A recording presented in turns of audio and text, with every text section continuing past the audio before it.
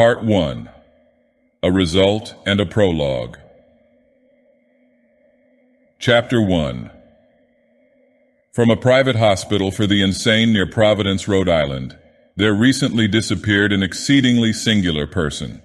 He bore the name of Charles Dexter Ward, and was placed under restraint most reluctantly by the grieving father who had watched his aberration grow from a mere eccentricity to a dark mania involving both a possibility of murderous tendencies and a profound and peculiar change in the apparent contents of his mind.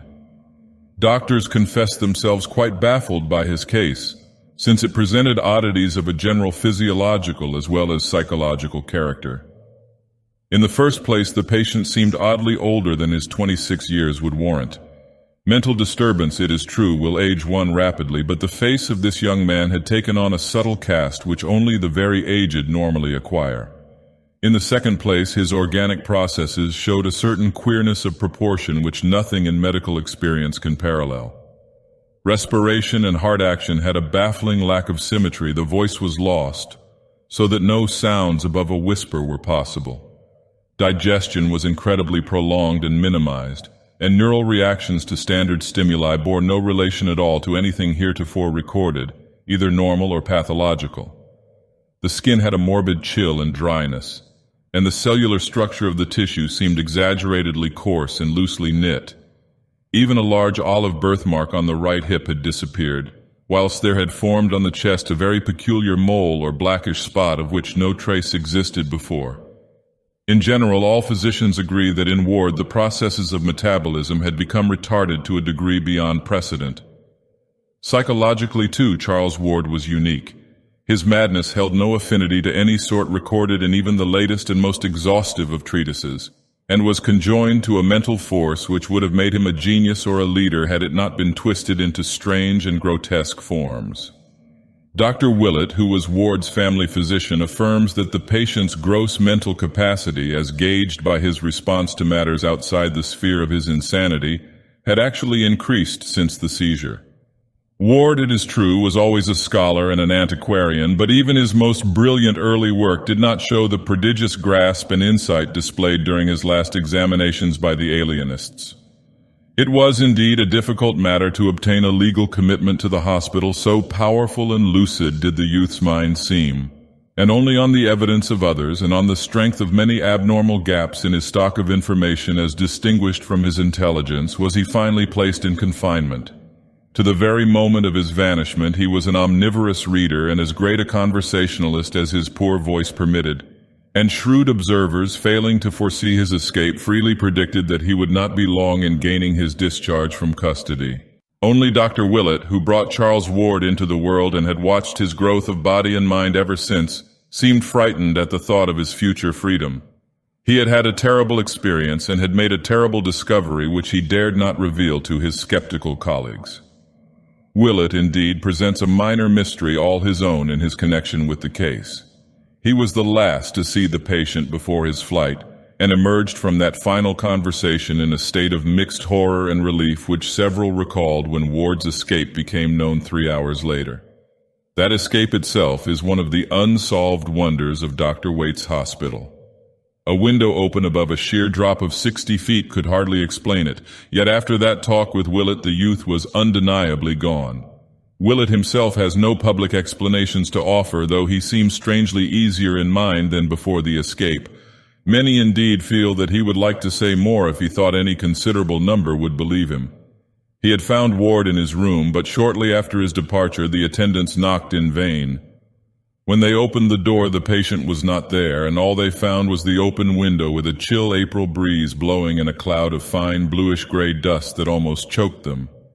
True, the dogs howled some time before, but that was while Willett was still present, and they had caught nothing and shown no disturbance later on.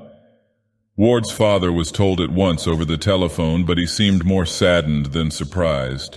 By the time Dr. Waite called in person, Dr. Willett had been talking with him, and both disavowed any knowledge or complicity in the escape. Only from certain closely confidential friends of Willett and the senior Ward have any clues been gained, and even these are too wildly fantastic for general credence. The one fact which remains is that up to the present time no trace of the missing madman has been unearthed. Charles Ward was an antiquarian from infancy, no doubt gaining his taste from the venerable town around him, and from the relics of the past which filled every corner of his parents' old mansion in Prospect Street on the crest of the hill. With the years his devotion to ancient things increased, so that history, genealogy, and the study of colonial architecture, furniture, and craftsmanship at length crowded everything else from his sphere of interests. These tastes are important to remember in considering his madness, for although they do not form its absolute nucleus, they play a prominent part in its superficial form. The gaps of information which the alienists noticed were all related to modern matters, and were invariably offset by a correspondingly excessive though outwardly concealed knowledge of bygone matters as brought out by adroit questioning, so that one would have fancied the patient literally transferred to a former age through some obscure sort of auto-hypnosis. The odd thing was that Ward seemed no longer interested in the antiquities he knew so well. He had, it appears, lost his regard for them through sheer familiarity, and all his final efforts were obviously bent toward mastering those common facts of the modern world which had been so totally and unmistakably expunged from his brain. That this wholesale deletion had occurred he did his best to hide, but it was clear to all who watched him that his whole program of reading and conversation was determined by a frantic wish to imbibe such knowledge of his own life and of the ordinary practical and cultural background of the 20th century as ought to have been his by virtue of his birth in 1902 and his education in the schools of our own time. Alienists are now wondering how, in view of his vitally impaired range of data, the escaped patient manages to cope with the complicated world of today, the dominant opinion being that he is lying low in some humble and unexacting position till his stock of modern information can be brought up to the normal. The beginning of Ward's madness is a matter of dispute among alienists. Dr. Lyman, the eminent Boston authority, places it in 1919 or 1920, during the boy's last year at the Moses Brown School, when he suddenly turned from the study of the past to the study of the occult and refused to qualify for college on the ground that he had individual researches of much greater importance to make. This is certainly borne out by Ward's altered habits at the time, especially by his continual search through town records and among old burying grounds for a certain grave dug in 1771. The grave of an ancestor named Joseph Curwen, some of whose papers he professed to have found behind the paneling of a very old house in Olney Court on Stamper's Hill, which Curwen was known to have built and occupied. It is, broadly speaking, undeniable that the winter of 1919-20 saw a great change in Ward, whereby he abruptly stopped his general antiquarian pursuits and embarked on a desperate delving into occult subjects both at home and abroad, varied only by this strangely persistent search for his forefather's grave. From this opinion, however, Dr. Willett substantially dissents, basing his verdict on his close and continuous knowledge of the patient, and on certain frightful investigations and discoveries which he made toward the last. Those investigations and discoveries have left their mark upon him, so that his voice trembles when he tells them and his hand trembles when he tries to write of them. Willett admits that the change of 1919-20 would ordinarily appear to mark the beginning of a progressive decadence which culminated in the horrible and uncanny alienation of 1928, but believes from personal observation that a finer distinction must be made. Granting freely that the boy was always ill-balanced temperamentally and prone to be unduly susceptible and enthusiastic in his responses to phenomena around him, he refuses to concede that the early alteration marked the actual passage from sanity to madness, crediting instead Ward's own statement that he had discovered or rediscovered something whose effect on human thought was likely to be marvelous and profound. The true madness, he is certain, came with a later change, after the Curwen portrait and the ancient papers had been unearthed, after a trip to strange foreign places had been made, and some terrible invocations chanted under strange and secret circumstances, after certain answers to these invocations had been plainly indicated, and a frantic letter penned under agonizing and inexplicable conditions, after the wave of vampirism and the ominous Pawtuxet gossip, and after the patient's memory commenced to exclude contemporary images whilst his physical aspect underwent the subtle modifications so many subsequently noticed. It was only about this time, Willett points out with much acuteness, that the nightmare qualities became indubitably linked with Ward, and the doctor feels shudderingly sure that enough solid evidence exists to sustain the youth's claim regarding his crucial discovery. In the first place, 2 workmen of high intelligence saw Joseph Curwen's ancient papers found. Secondly, the boy once showed Dr. Willett those papers and a page of the Curwen diary, and each of the documents had every appearance of genuineness. The hole where Ward claimed to have found them was long a visible reality, and Willett had a very convincing final glimpse of them in surroundings which can scarcely be believed and can never perhaps be proved. Then there were the mysteries and coincidences of the Orne and Hutchinson letters, and the problem of the Curwen penmanship, and of what the detectives brought to light about Dr. Allen. These things and the terrible message in medieval minuscules found in Willett's pocket when he gained consciousness after his shocking experience.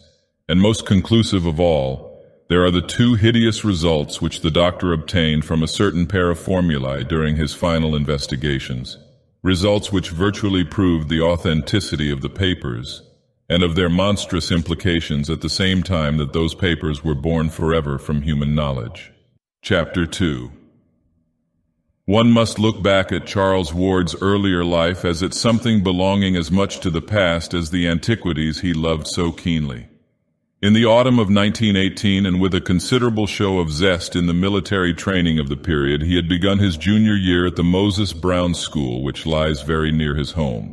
The old main building, erected in 1819, had always charmed his youthful antiquarian sense, and the spacious park in which the academy is set appealed to his sharp eye for landscape. His social activities were few, and his hours were spent mainly at home, in rambling walks, in his classes and drills, and in pursuit of antiquarian and genealogical data at the City Hall, the State House, the Public Library, the Athenaeum, the Historical Society, the John Carter Brown and John Hay Libraries of Brown University, and the newly opened Shepley Library in Benefit Street. One may picture him yet as he was in those days, tall, slim, and blond, with studious eyes and a slight droop, dressed somewhat carelessly and giving a dominant impression of harmless awkwardness rather than attractiveness. His walks were always adventures in antiquity, during which he managed to recapture from the myriad relics of a glamorous old city a vivid and connected picture of the centuries before. His home was a great Georgian mansion atop the well-nigh precipitous hill that rises just east of the river, and from the rear windows of its rambling wings he could look dizzily out over all the clustered spires, domes, roofs, and skyscraper summits of the lower town to the purple hills of the countryside beyond. Here he was born, and from the lovely classic porch of the double-bayed brick facade his nurse had first wheeled him in his carriage. Past the little white farmhouse of 200 years before that the town had long ago overtaken, and on toward the stately colleges along the shady, sumptuous street, whose old square brick mansions and smaller wooden houses with narrow, heavy-columned Doric porches dreamed solid and exclusive amidst their generous yards and gardens. He had been wheeled, too, along sleepy Congdon Street, one tier lower down on the steep hill, and with all its eastern homes on high terraces. The small wooden houses averaged a greater age here, for it was up this hill that the growing town had climbed, and in these rides he had imbibed something of the color of a quaint colonial village.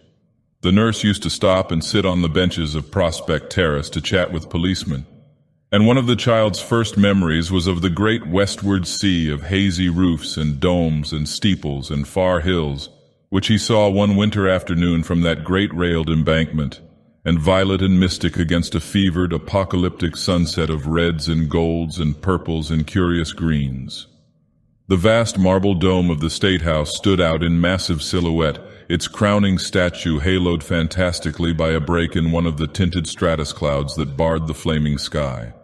When he was larger, his famous walks began, first with his impatiently dragged nurse and then alone in dreamy meditation. Farther and farther down that almost perpendicular hill he would venture, each time reaching older and quainter levels of the ancient city.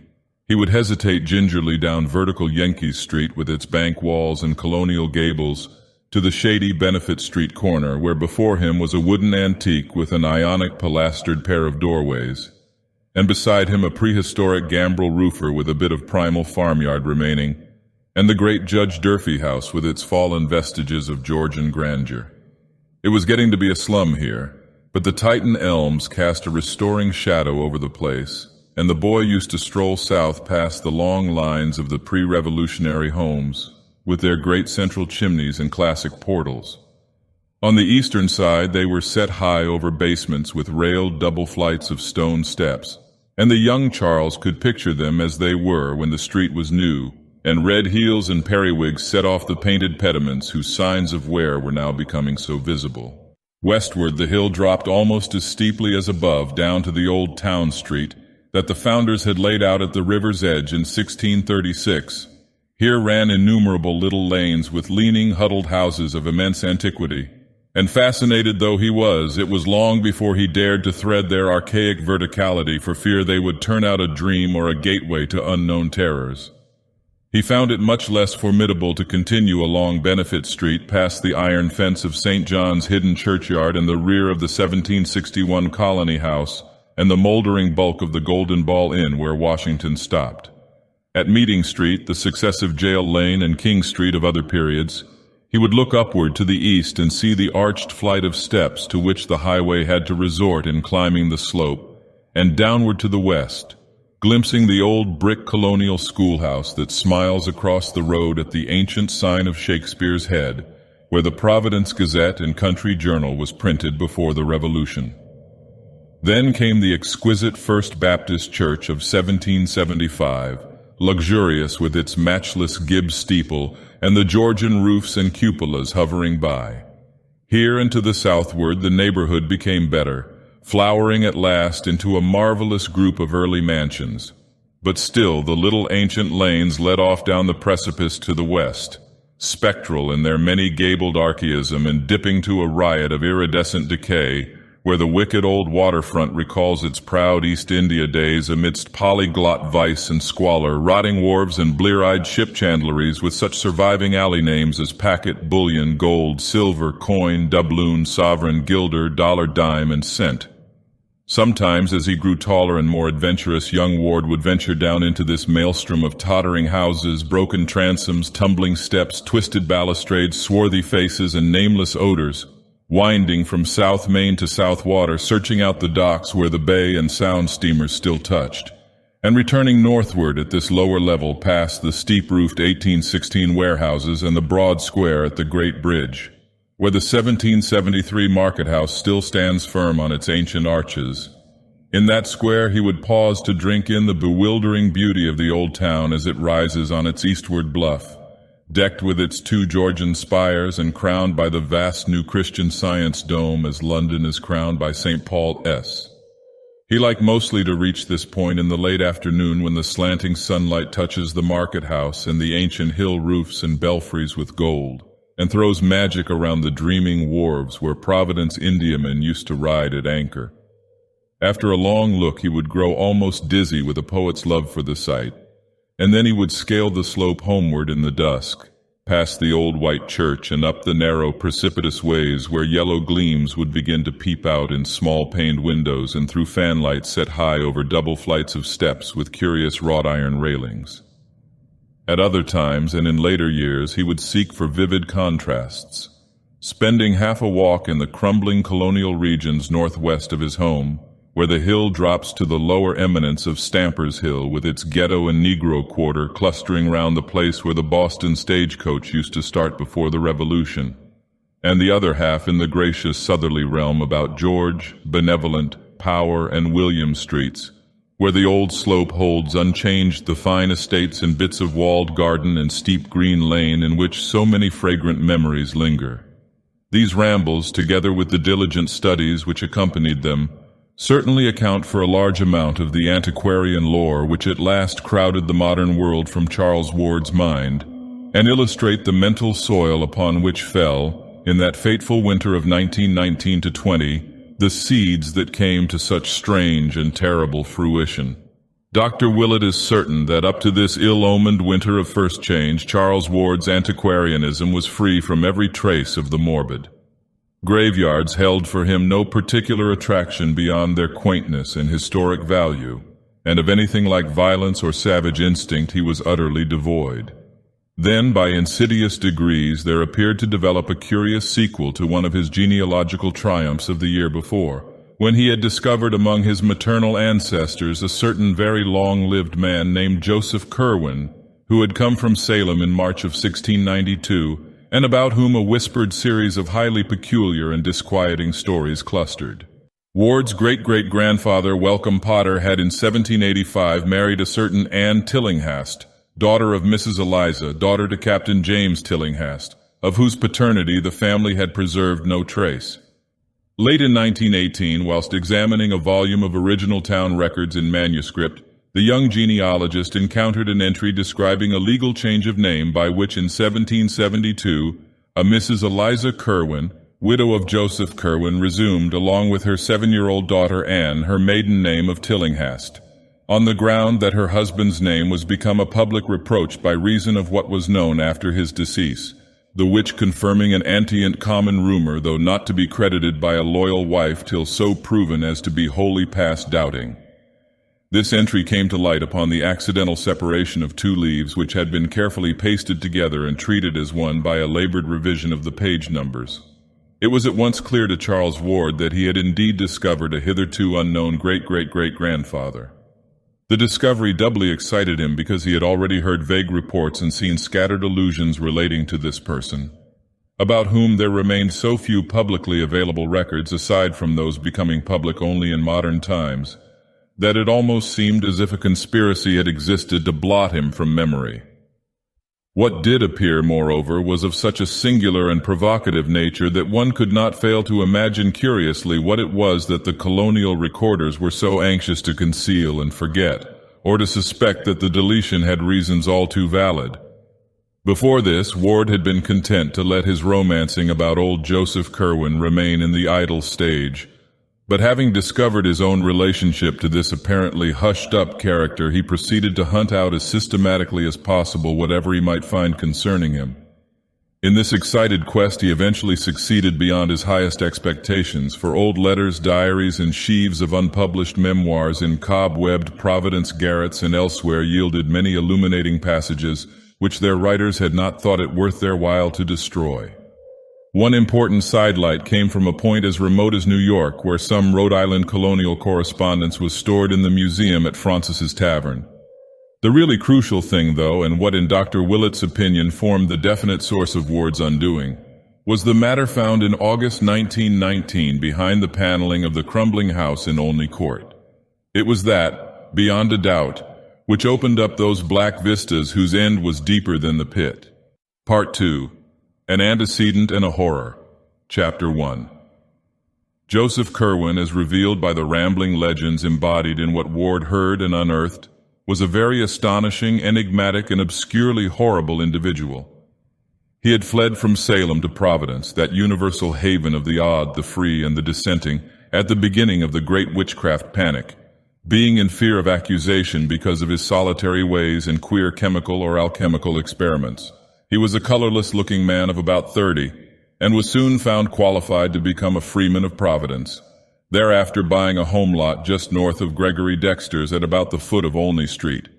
His house was built on Stamper's Hill west of the town street in what later became Olney Court, and in 1761 he replaced this with a larger one on the same site, which is still standing. Now, the first odd thing about Joseph Curwen was that he did not seem to grow much older than he had been on his arrival.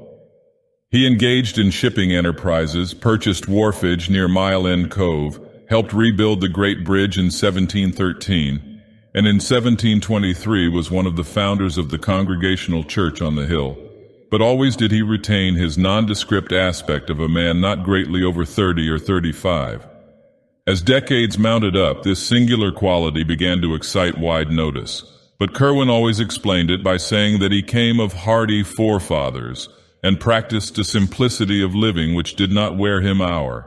How such simplicity could be reconciled with the inexplicable comings and goings of the secretive merchant, and with the queer gleaming of his windows at all hours of night, was not very clear to the townsfolk, and they were prone to assign other reasons for his continued youth and longevity. It was held for the most part that Curwen's incessant mixings and boilings of chemicals had much to do with his condition. Gossip spoke of the strange substances he brought from London and the Indies on his ships, or purchased in Newport, Boston, and New York.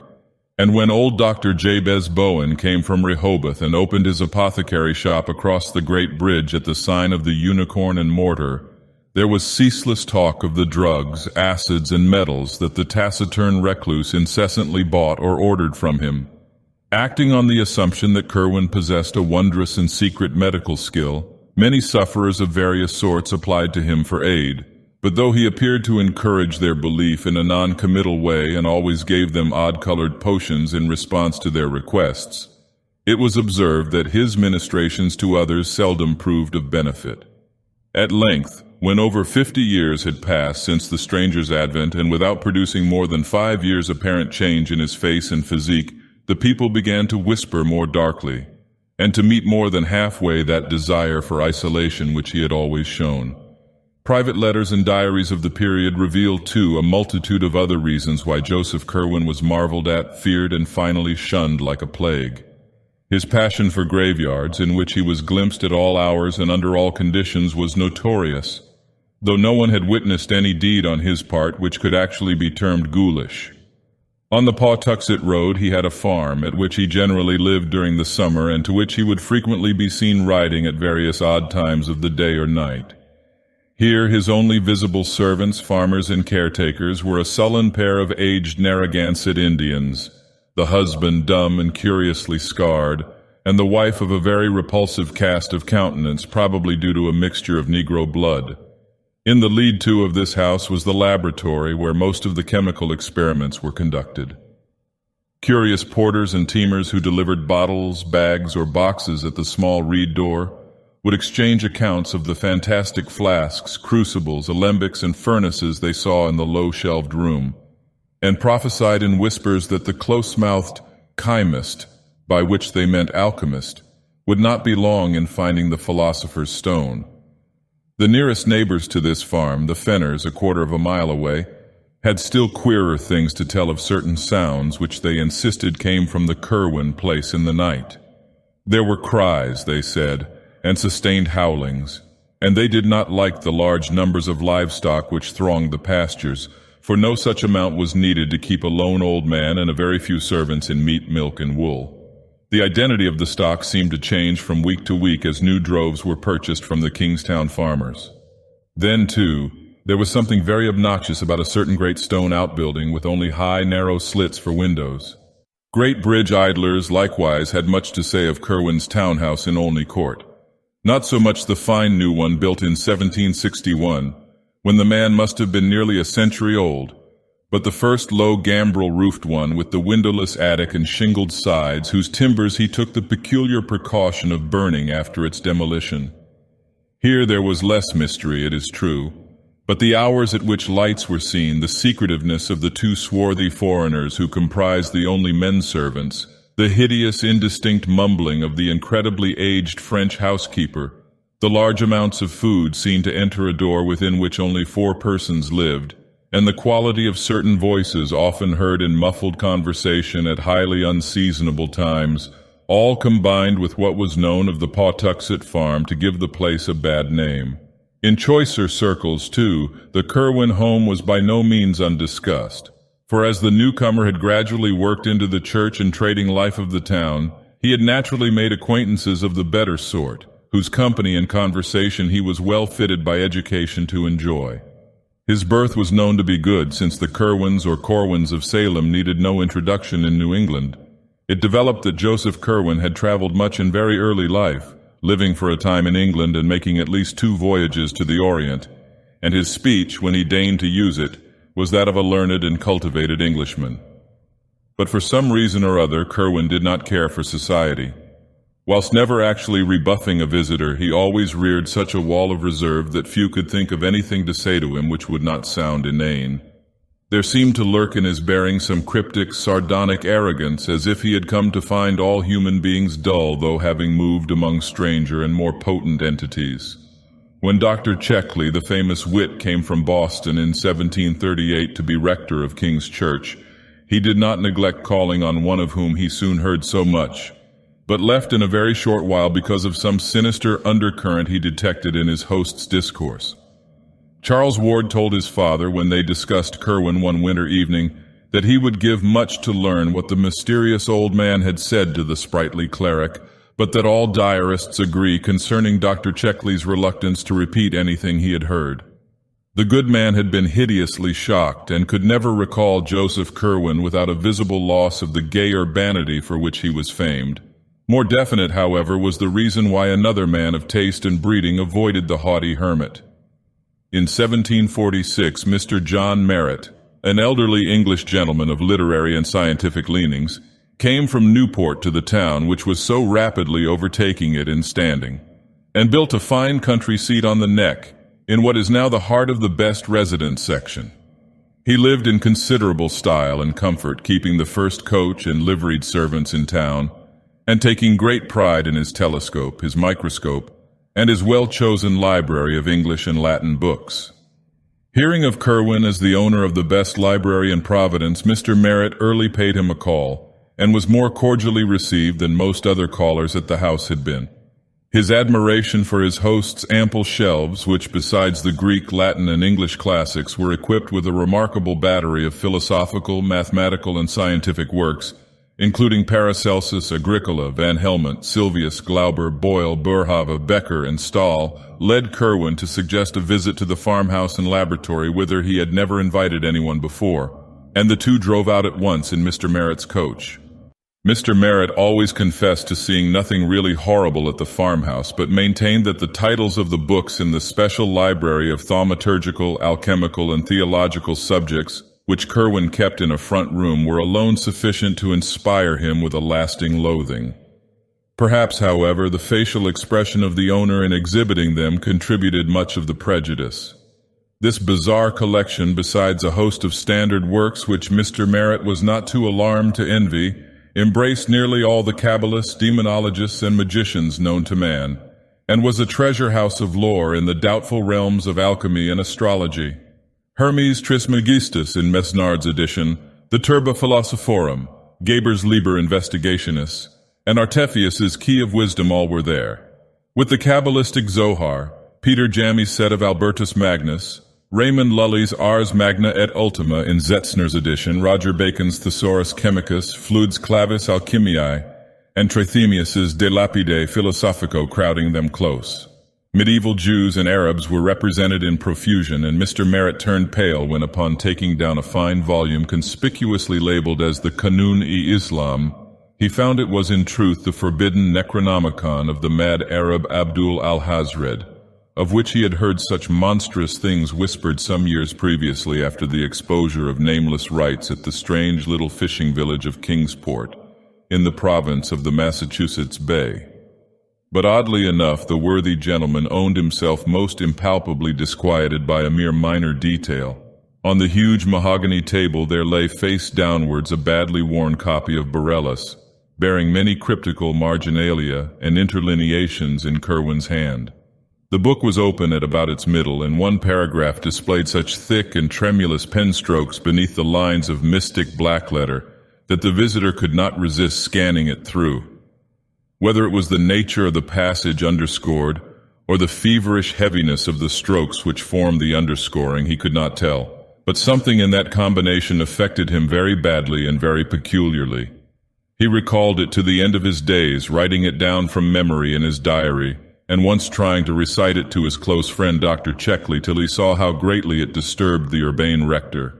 It read, "The essential salties of animals may be so prepared and preserved that an ingenious man may have the whole Ark of Noah in his own study, and raise the fine shape of an animal out of its ashes at his pleasure, and by the like method from the essential salts of humane dust, a philosopher may, without any criminal necromancy, call up the shape of any dead ancestor from the dust, whereinto his body has been incinerated." It was near the docks along the southerly part of the town street, however, that the worst things were muttered about Joseph Curwen. Sailors are superstitious folk, and the seasoned salts who man the infinite rum, slave, and molasses sloops, the rakish privateers, and the great brigs of the Browns, Crawfords, and Tillinghasts, All made strange furtive signs of protection when they saw the slim, deceptively young-looking figure with its yellow hair and slight stoop entering the Kerwin warehouse in Doubloon Street, or talking with captains and supercargoes on the Long Quay, where the Kerwin ships rode restlessly.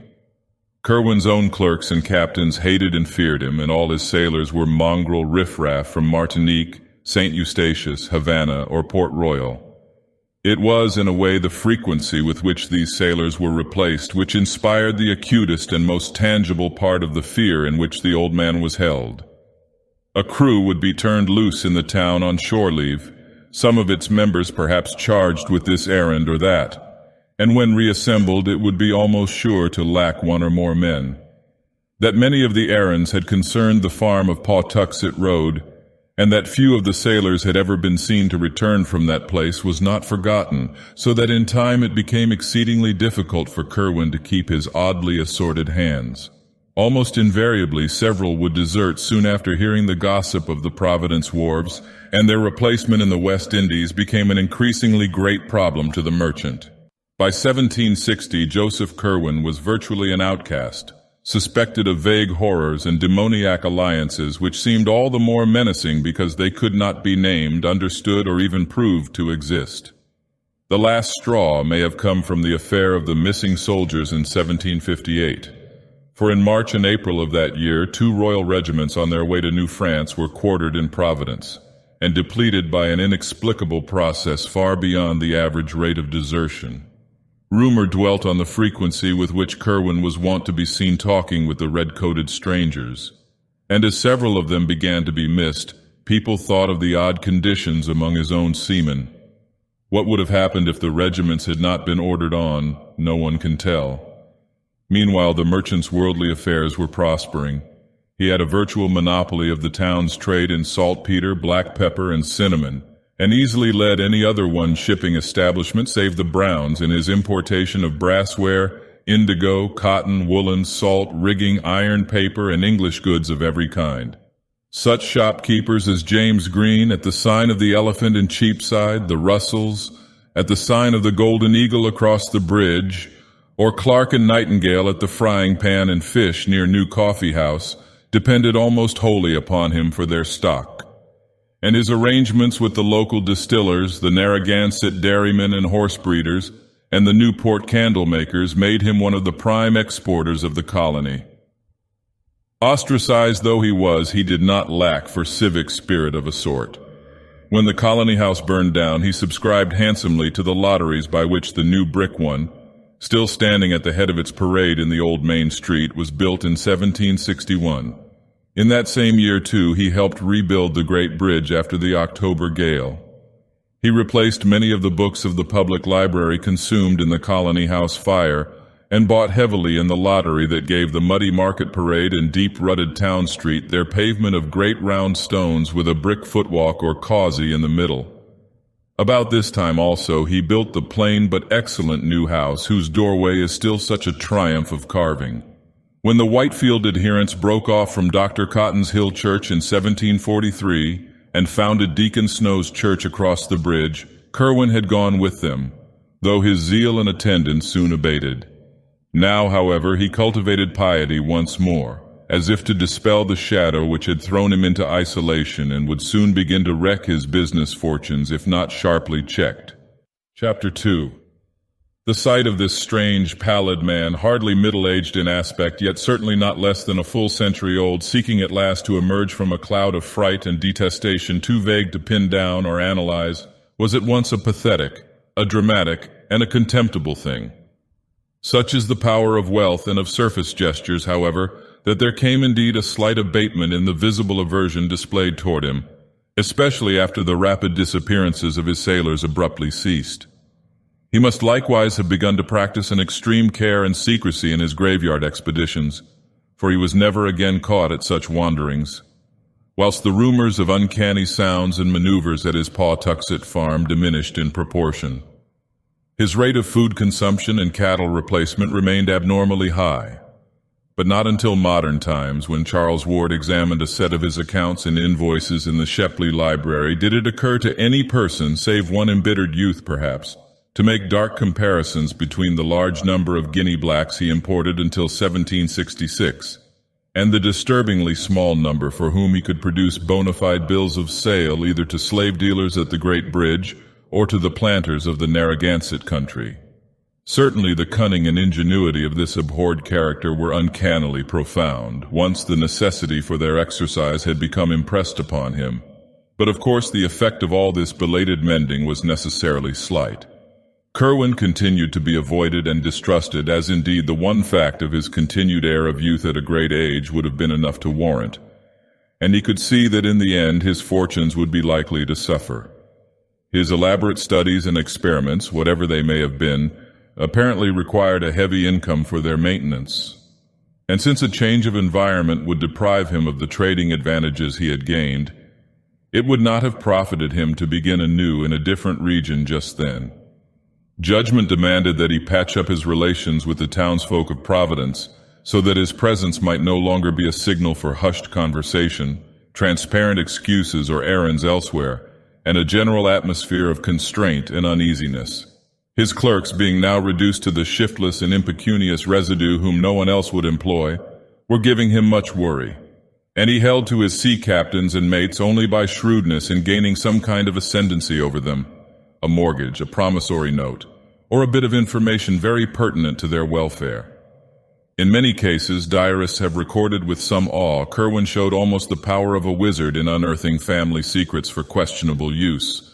During the final 5 years of his life, it seemed as though only direct talks with the long dead could possibly have furnished some of the data which he had so glibly at his tongue's end. About this time, the crafty scholar hit upon a last desperate expedient to regain his footing in the community. Hitherto a complete hermit, he now determined to contract an advantageous marriage, securing as a bride some lady whose unquestioned position would make all ostracism of his home impossible.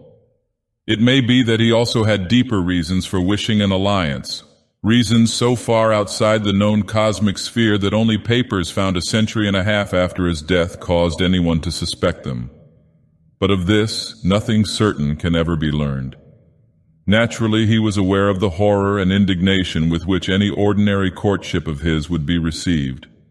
Hence, he looked about for some likely candidate upon whose parents he might exert a suitable pressure. Such candidates, he found, were not at all easy to discover, since he had very particular requirements in the way of beauty, accomplishments, and social security. At length his survey narrowed down to the household of one of his best and oldest ship captains, a widower of high birth and unblemished standing named Duty Tillinghast, whose only daughter Eliza seemed dowered with every conceivable advantage save prospects as an heiress. Captain Tillinghast was completely under the domination of Curwen, and consented, after a terrible interview in his cupolaed house on Powers Lane Hill, to sanction the blasphemous alliance. Eliza Tillinghast was at that time 18 years of age, and had been reared as gently as the reduced circumstances of her father permitted. She had attended Stephen Jackson's school opposite the courthouse parade, and had been diligently instructed by her mother before the latter's death of smallpox in 1757 in all the arts and refinements of domestic life. A sampler of hers, worked in 1753 at the age of 9, may still be found in the rooms of the Rhode Island Historical Society. After her mother's death, she had kept the house, aided only by one old black woman.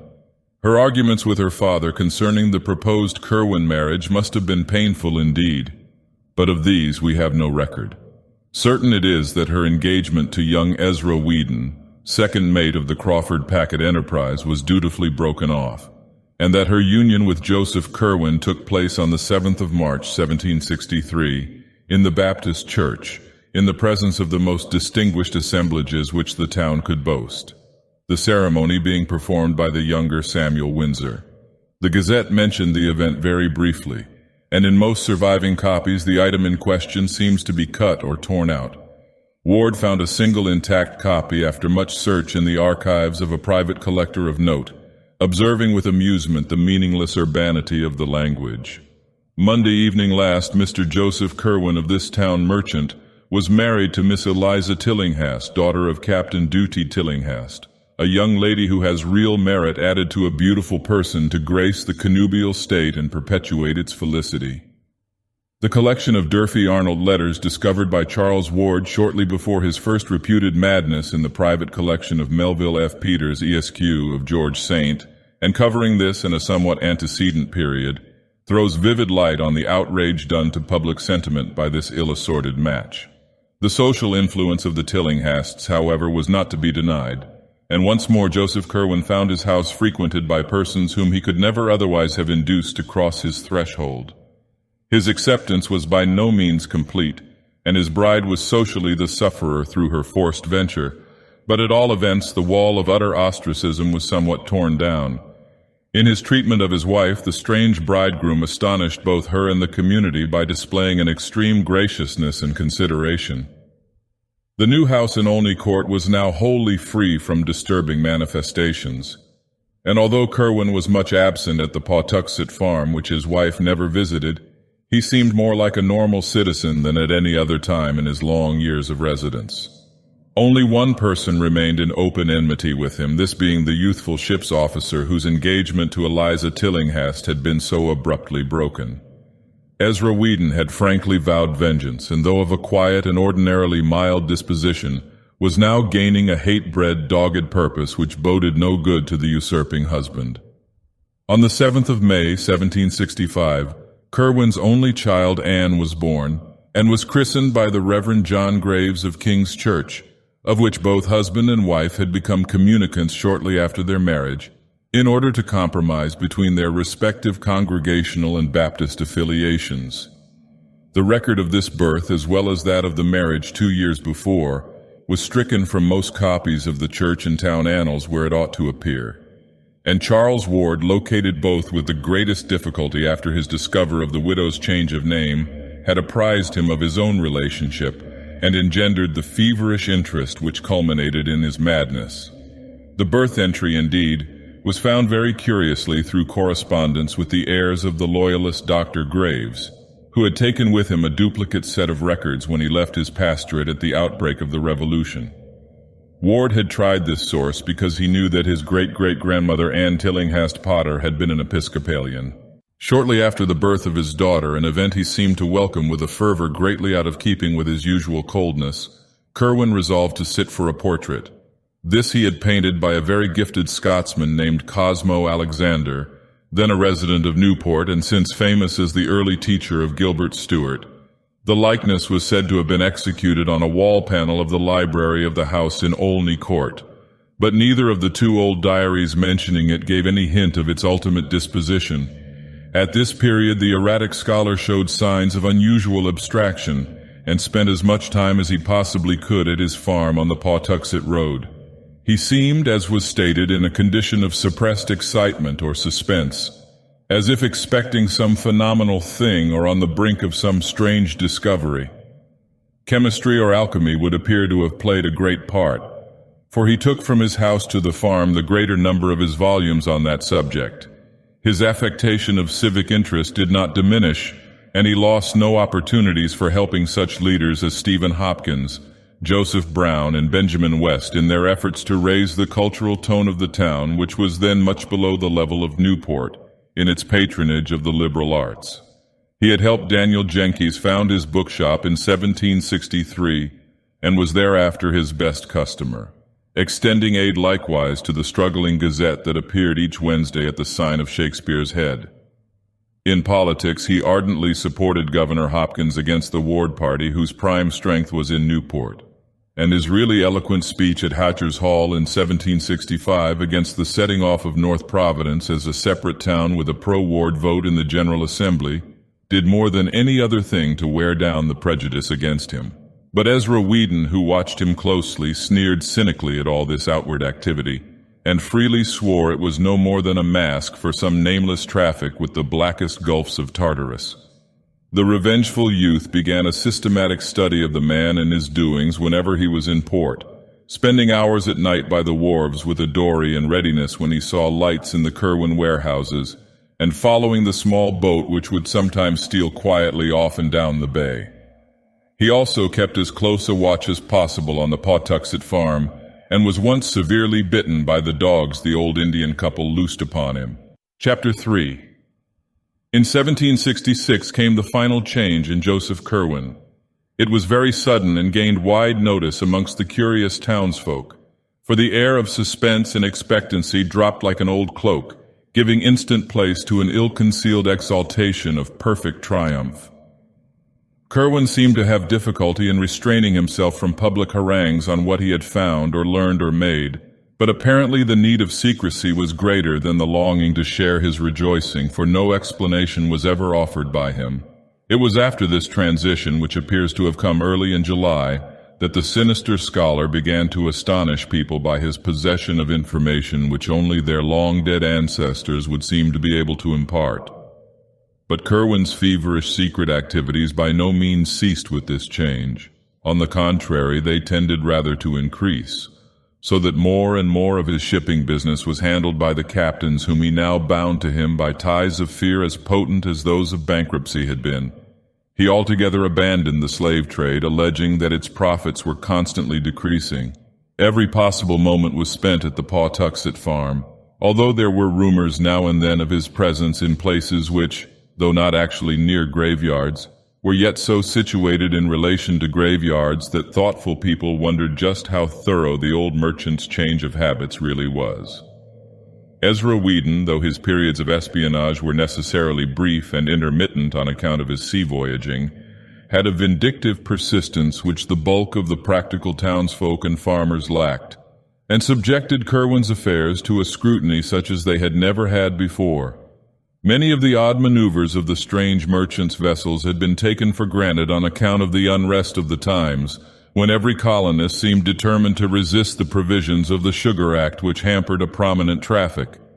Smuggling and evasion were the rule in Narragansett Bay, and nocturnal landings of illicit cargoes were continuous commonplaces. But Whedon, night after night following the lighters or small sloops which he saw steal off from the Curwen warehouses at the Town Street docks, soon felt assured that it was not merely His Majesty's armed ships which the sinister skulker was anxious to avoid. Prior to the change in 1766, these boats had for the most part contained chained Negroes, who were carried down and across the bay and landed at an obscure point on the shore just north of Pawtuxet, being afterward driven up the bluff and across country to the Curwen farm, where they were locked in that enormous stone outbuilding which had only 5 high narrow slits for windows. After that change, however, the whole program was altered. Importation of slaves ceased at once, and for a time Curwen abandoned his midnight sailings. Then, about the spring of 1767, a new policy appeared. Once more the lighters grew wont to put out from the black, silent docks, and this time they would go down the bay some distance, perhaps as far as Namquit Point, where they would meet and receive cargo from strange ships of considerable size and widely varied appearance. Curwen's sailors would then deposit this cargo at the usual point on the shore and transport it overland to the farm, locking it in the same cryptical stone building which had formerly received the Negroes. The cargo consisted almost wholly of boxes and cases, of which a large proportion were oblong and heavy and disturbingly suggestive of coffins. Whedon always watched the farm with unremitting assiduity, visiting it each night for long periods, and seldom letting a week go by without a sight, except when the ground bore a footprint revealing snow. Even then he would often walk as close as possible in the traveled road or on the ice of the neighboring river to see what tracks others might have left. Finding his own vigils interrupted by nautical duties, he hired a tavern companion named Eleazar Smith to continue the survey during his absence, and between them the two could have set in motion some extraordinary rumors. That they did not do so was only because they knew the effect of publicity would be to warn their quarry and make further progress impossible. Instead, they wished to learn something definite before taking any action. What they did learn must have been startling indeed, and Charles Ward spoke many times to his parents of his regret at Whedon's later burning of his notebooks. All that can be told of their discoveries is what Eleazar Smith jotted down in a none-too-coherent diary, and what other diarists and letter writers have timidly repeated from the statements which they finally made, and according to which the farm was only the outer shell of some vast and revolting menace, of a scope and depth too profound and intangible for more than shadowy comprehension. It is gathered that Whedon and Smith became early convinced that a great series of tunnels and catacombs, inhabited by a very sizable staff of persons besides the old Indian and his wife, underlay the farm. The house was an old peaked relic of the middle 17th century with enormous stacked chimney and diamond-paned lattice windows, the laboratory being in a lean-to toward the north, where the roof came nearly to the ground. This building stood clear of any other, yet judging by the different voices heard at odd times within, it must have been accessible through secret passages beneath. These voices, before 1766, were mere mumblings and Negro whisperings and frenzied screams, coupled with curious chants or invocations. After that date, however, they assumed a very singular and terrible cast as they ran the gamut betwixt dronings of dull acquiescence and explosions of frantic pain or fury, rumblings of conversations and whines of entreaty, pantings of eagerness and shouts of protest. They appeared to be in different languages, all known to Kerwin, whose rasping accents were frequently distinguishable in reply, reproof, or threatening. Sometimes it seemed that several persons must be in the house, Kerwin, certain captives, and the guards of those captives. There were voices of a sort that neither Whedon nor Smith had ever heard before, despite their wide knowledge of foreign parts, and many that they did seem to place as belonging to this or that nationality. The nature of the conversation seemed always a kind of catechism, as if Kerwin were extorting some sort of information from terrified or rebellious prisoners.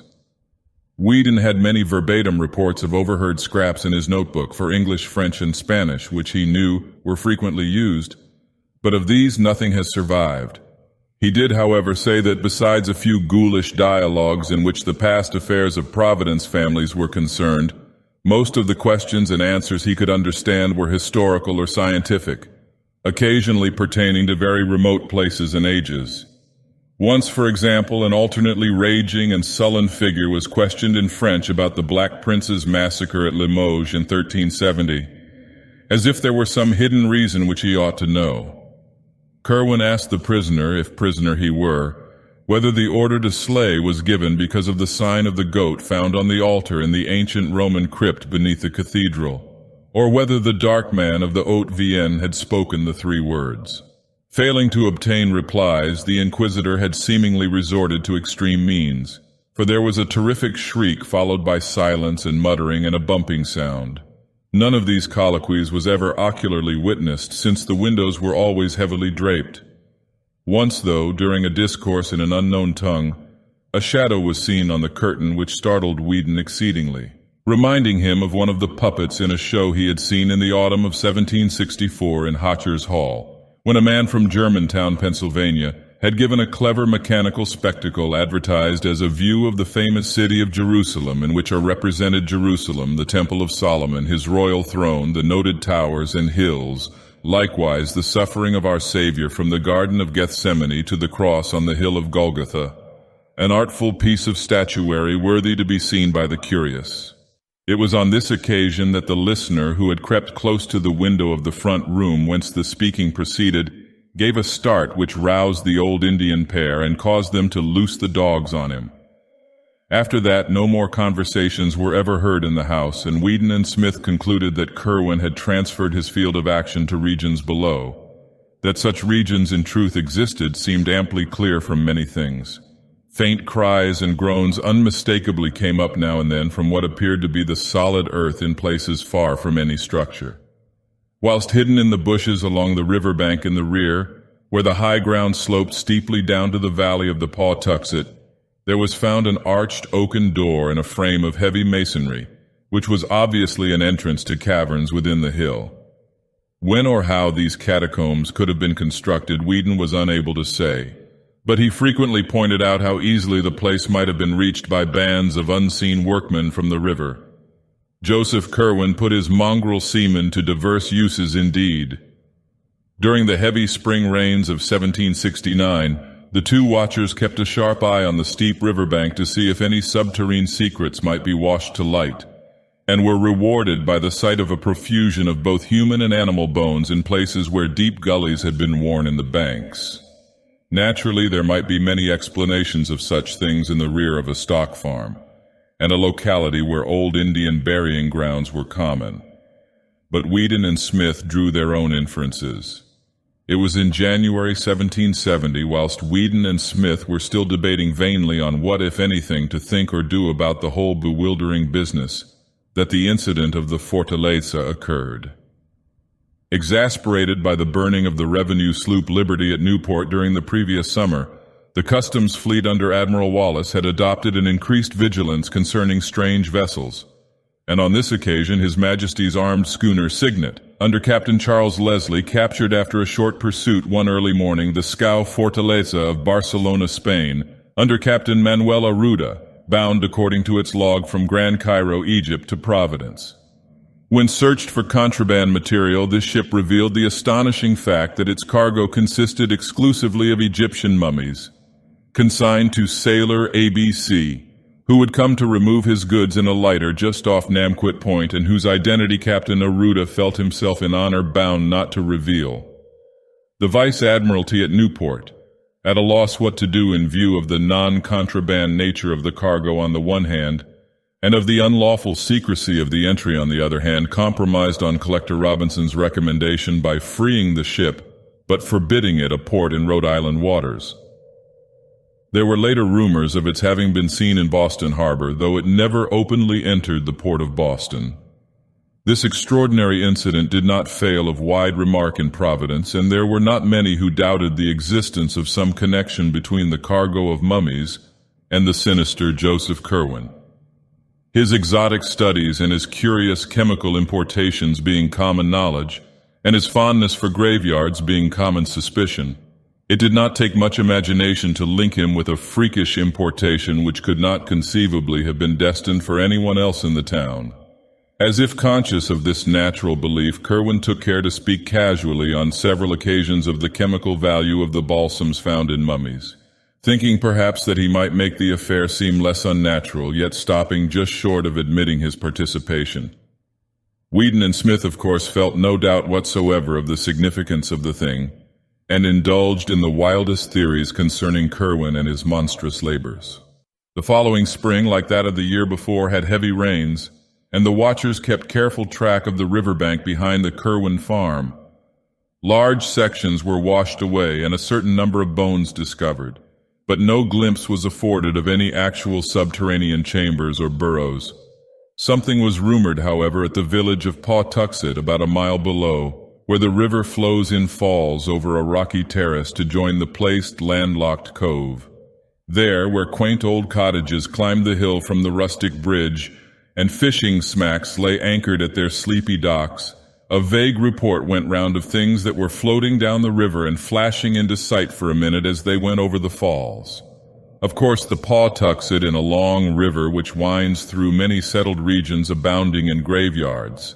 And of course the spring rains had been very heavy, but the fisher folk about the bridge did not like the wild way that one of the things stared as it shot down to the still waters below, or the way that another half cried out, although its condition had greatly departed from that of objects which normally cried out. That rumor sent Smith, for Whedon was just then at sea, in haste to the riverbank behind the farm, where surely enough there remained the evidence of an extensive cave-in. There was, however, no trace of a passage into the steep bank, for the miniature avalanche had left behind a solid wall of mixed earth and shrubbery from aloft. Smith went to the extent of some experimental digging, but was deterred by lack of success, or perhaps by fear of possible success. It is interesting to speculate on what the persistent and revengeful Whedon would have done had he been ashore at the time. Chapter 4. By the autumn of 1770, Whedon decided that the time was ripe to tell others of his discoveries, for he had a large number of facts to link together and a second eyewitness to refute the possible charge that jealousy and vindictiveness had spurred his fancy. As his first confidant, he selected Captain James Matthewson of the Enterprise, who on the one hand knew him well enough not to doubt his veracity, and on the other hand was sufficiently influential in the town to be heard in turn with respect. The colloquy took place in an upper room of Sabin's Tavern near the docks, with Smith present to corroborate virtually every statement, and it could be seen that Captain Matthewson was tremendously impressed. Like nearly everyone else in the town, he had had black suspicions of his own anent Joseph Curwen, Hence, it needed only this confirmation and enlargement of data to convince him absolutely. At the end of the conference, he was very grave and enjoined strict silence upon the two younger men. He would, he said, transmit the information separately to some 10 or so of the most learned and prominent citizens of Providence, ascertaining their views and following whatever advice they might have to offer. Secrecy would probably be essential in any case, for this was no matter that the town constables or militia could cope with. And above all else, the excitable crowd must be kept in ignorance, lest there be enacted in these already troublous times a repetition of that frightful Salem panic of less than a century before, which had first brought Kerwin hither. The right persons to tell, he believed, would be Dr. Benjamin West, whose pamphlet on the late transit of Venus proved him a scholar and keen thinker. Reverend James Manning, president of the college, which had just moved up from Warren and was temporarily housed in the new King Street schoolhouse, awaiting the completion of its building on the hill above Presbyterian Lane. Ex-Governor Stephen Hopkins, who had been a member of the Philosophical Society at Newport and was a man of very broad perceptions. John Carter, publisher of the Gazette. All four of the Brown brothers, John, Joseph, Nicholas, and Moses, who formed the recognized local magnates and of whom Joseph was an amateur scientist of parts. Old Dr. Jabez Bowen, whose erudition was considerable and who had much first-hand knowledge of Kerwin's odd purchases. And Captain Abraham Whipple, a privateersman of phenomenal boldness and energy who could be counted on to lead in any active measures needed.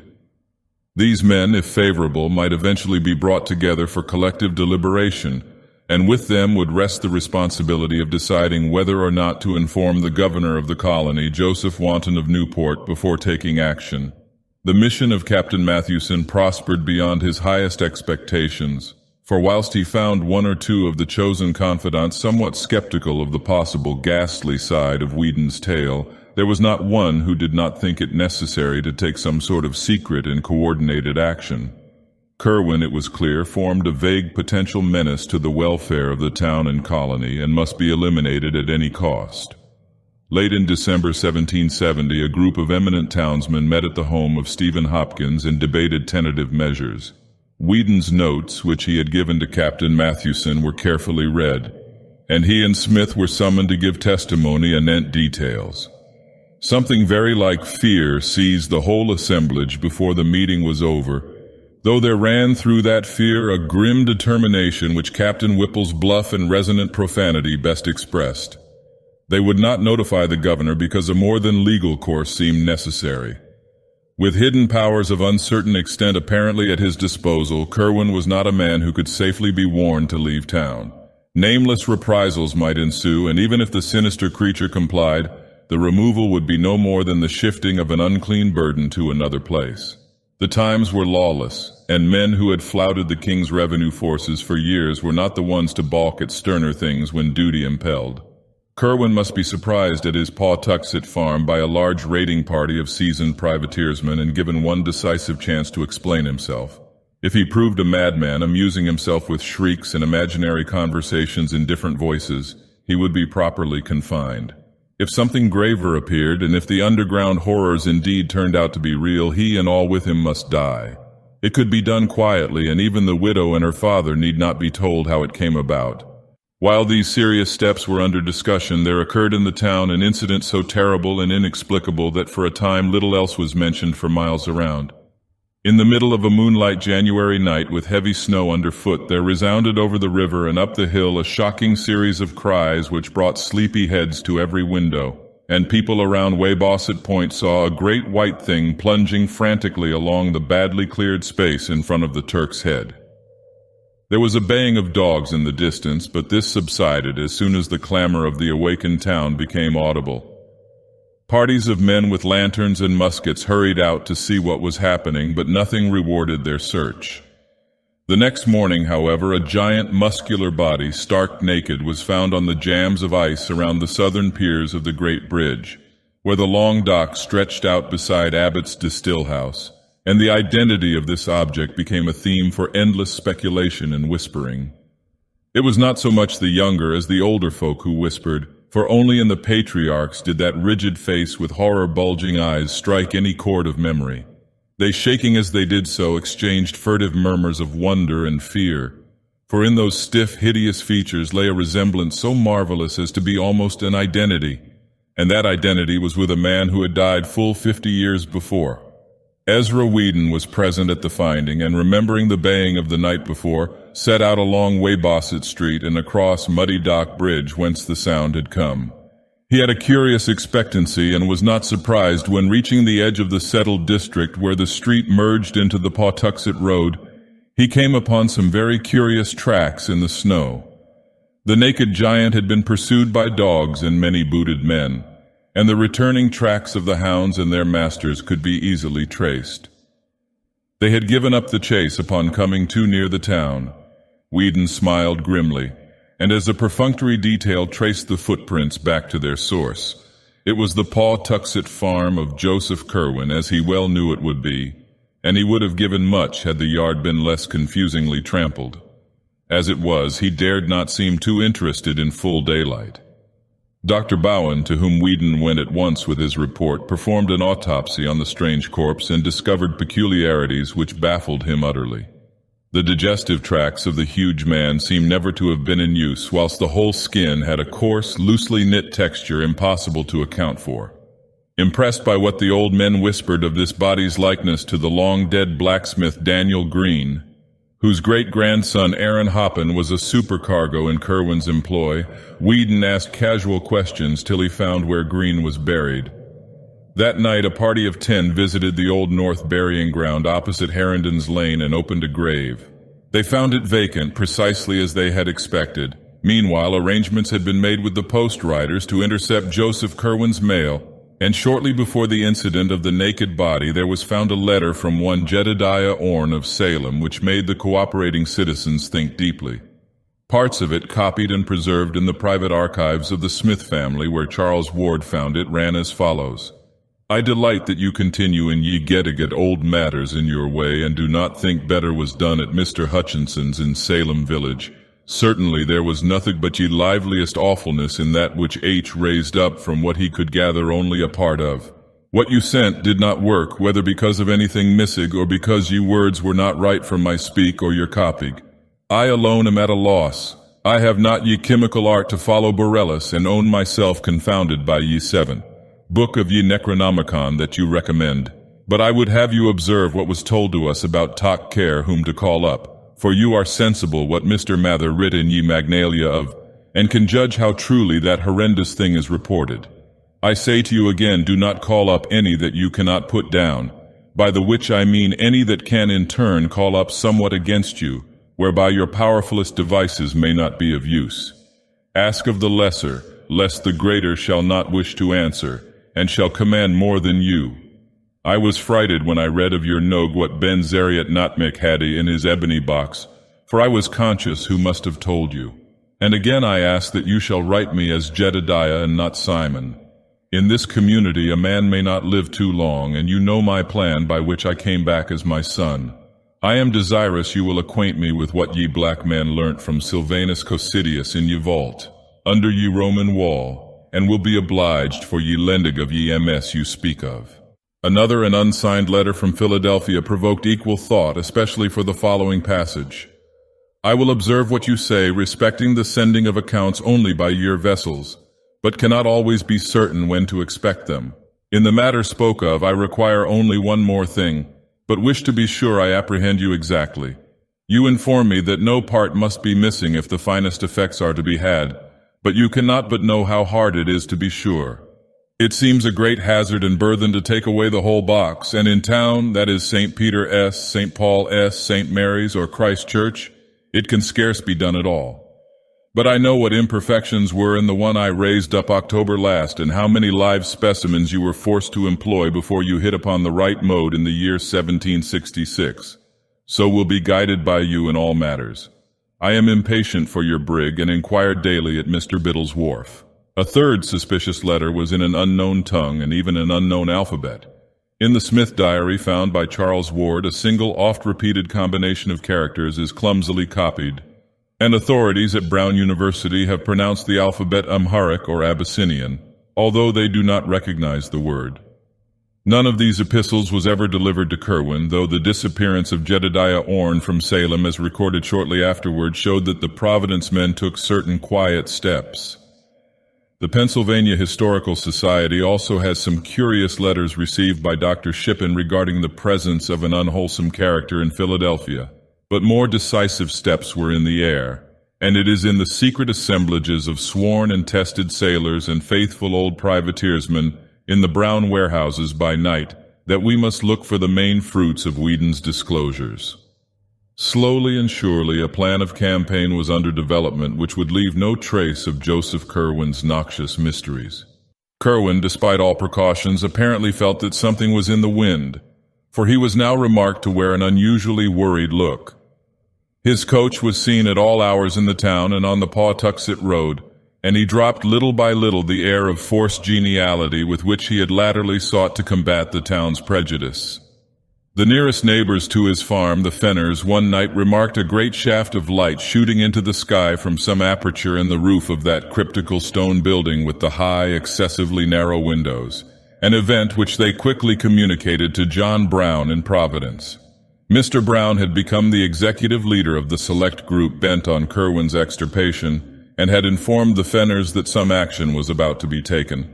This he deemed needful because of the impossibility of their not witnessing the final raid, and he explained his course by saying that Kerwin was known to be a spy of the customs officers at Newport, against whom the hand of every Providence skipper, merchant, and farmer was openly or clandestinely raised. Whether the ruse was wholly believed by neighbors who had seen so many queer things is not certain, but at any rate the Fenners were willing to connect any evil with a man of such queer ways. To them Mr. Brown had entrusted the duty of watching the Kerwin farmhouse, and of regularly reporting every incident which took place there. Chapter 5. The probability that Kerwin was on guard and attempting unusual things, as suggested by the odd shaft of light, precipitated at last the action so carefully devised by the band of serious citizens. According to the Smith Diary, a company of about 100 men met at 10 p.m. on Friday, April 12, 1771, in the great room of Thurston's Tavern at the sign of the Golden Lion on Weybosset Point across the bridge. Of the guiding group of prominent men, in addition to the leader John Brown, there were present Dr. Bowen, with his case of surgical instruments, President Manning without the great periwig, the largest in the colonies for which he was noted, Governor Hopkins, wrapped in his dark cloak and accompanied by his seafaring brother Esic, whom he had initiated at the last moment with the permission of the rest, John Carter, Captain Mathewson, and Captain Whipple, who was to lead the actual raiding party. These chiefs conferred apart in a rear chamber, after which Captain Whipple emerged to the great room and gave the gathered seamen their last oaths and instructions. Eleazar Smith was with the leaders as they sat in the rear apartment awaiting the arrival of Ezra Whedon, whose duty was to keep track of Kerwin and report the departure of his coach for the farm. About 10:30 a heavy rumble was heard on the great bridge, followed by the sound of a coach in the street outside. And at that hour there was no need of waiting for Whedon in order to know that the doomed man had set out for his last night of unhallowed wizardry. A moment later, as the receding coach clattered faintly over the muddy dock bridge, Whedon appeared, and the raiders fell silently into military order in the street, shouldering the firelocks, fowling pieces, or whaling harpoons which they had with them. Whedon and Smith were with the party, and of the deliberating citizens there were present for active service Captain Whipple, the leader, Captain Esic Hopkins, John Carter, President Manning, Captain Mathewson, and Dr. Bowen, together with Moses Brown, who had come up at the 11th hour, though absent from the preliminary session in the tavern. All these freemen and their 100 sailors began the long march without delay, grim and a trifle apprehensive as they left the muddy dock behind and mounted the gentle rise of Broad Street toward the Pawtuxet Road. Just beyond Elder Snow's church, some of the men turned back to take a parting look at Providence lying outspread under the early spring stars. Steeples and gables rose dark and shapely, and salt breezes swept up gently from the cove north of the bridge. Vega was climbing above the great hill across the water, whose crest of trees was broken by the roofline of the unfinished college edifice. At the foot of that hill, and along the narrow mounting lanes of its side, the old town dreamed, Old Providence, for whose safety and sanity so monstrous and colossal a blasphemy was about to be wiped out. An hour and a quarter later the raiders arrived, as previously agreed, at the Fenner farmhouse, where they heard a final report on their intended victim. He had reached his farm over half an hour before, and the strange light had soon afterward shot once more into the sky, but there were no lights in any visible windows. This was always the case of late. Even as this news was given, another great glare arose toward the south, and the party realized that they had indeed come close to the scene of awesome and unnatural wonders. Captain Whipple now ordered his force to separate into 3 divisions, one of 20 men under Eleazar Smith to strike across to the shore and guard the landing place against possible reinforcements for Kerwin until summoned by a messenger for desperate service. A second of 20 men under Captain Esek Hopkins to steal down into the river valley behind the Kerwin farm and demolish with axes or gunpowder the oaken door in the high, steep bank, and the third to close in on the house and adjacent buildings themselves. Of this division, 1/3 was to be led by Captain Mathewson to the cryptical stone edifice with high, narrow windows, another third to follow Captain Whipple himself to the main farmhouse, and the remaining third to preserve a circle around the whole group of buildings until summoned by a final emergency signal. The river party would break down the hillside door at the sound of a single whistle blast, then wait and capture anything which might issue from the regions within. At the sound of 2 whistle blasts, it would advance through the aperture to oppose the enemy or join the rest of the raiding contingent. The party at the stone building would accept these respective signals in an analogous manner, forcing an entrance at the first and at the second, descending whatever passage into the ground might be discovered, and joining the general or focal warfare expected to take place within the caverns. A third or emergency signal of 3 blasts would summon the immediate reserve from its general guard duty, its 20 men dividing equally and entering the unknown depths through both farmhouse and stone building. Captain Whipple's belief in the existence of catacombs was absolute, and he took no alternative into consideration when making his plans. He had with him a whistle of great power and shrillness, and did not fear any upsetting or misunderstanding of signals. The final reserve at the landing, of course, was nearly out of the whistle's range, hence would require a special messenger if needed for help. Moses Brown and John Carter went with Captain Hopkins to the riverbank, while President Manning was detailed with Captain Mathewson to the stone building. Dr. Bowen with Ezra Whedon remained in Captain Whipple's party, which was to storm the farmhouse itself. The attack was to begin as soon as a messenger from Captain Hopkins had joined Captain Whipple to notify him of the river party's readiness. The leader would then deliver the loud single blast, and the various advance parties would commence their simultaneous attack on 3 points. Shortly before 1 a.m., the 3 divisions left the Fenner farmhouse, one to guard the landing, another to seek the river valley and the hillside door, and the third to subdivide and attend to the actual buildings of the Kerwin farm. Eleazar Smith, who accompanied the shore-guarding party, records in his diary an uneventful march and a long wait on the bluff by the bay, broken once by what seemed to be the distant sound of the signal whistle, and again by a peculiar muffled blend of roaring and crying and a powder blast which seemed to come from the same direction. Later on, one man thought he caught some distant gunshots, and still later Smith himself felt the throb of titanic and thunderous words resounding in upper air.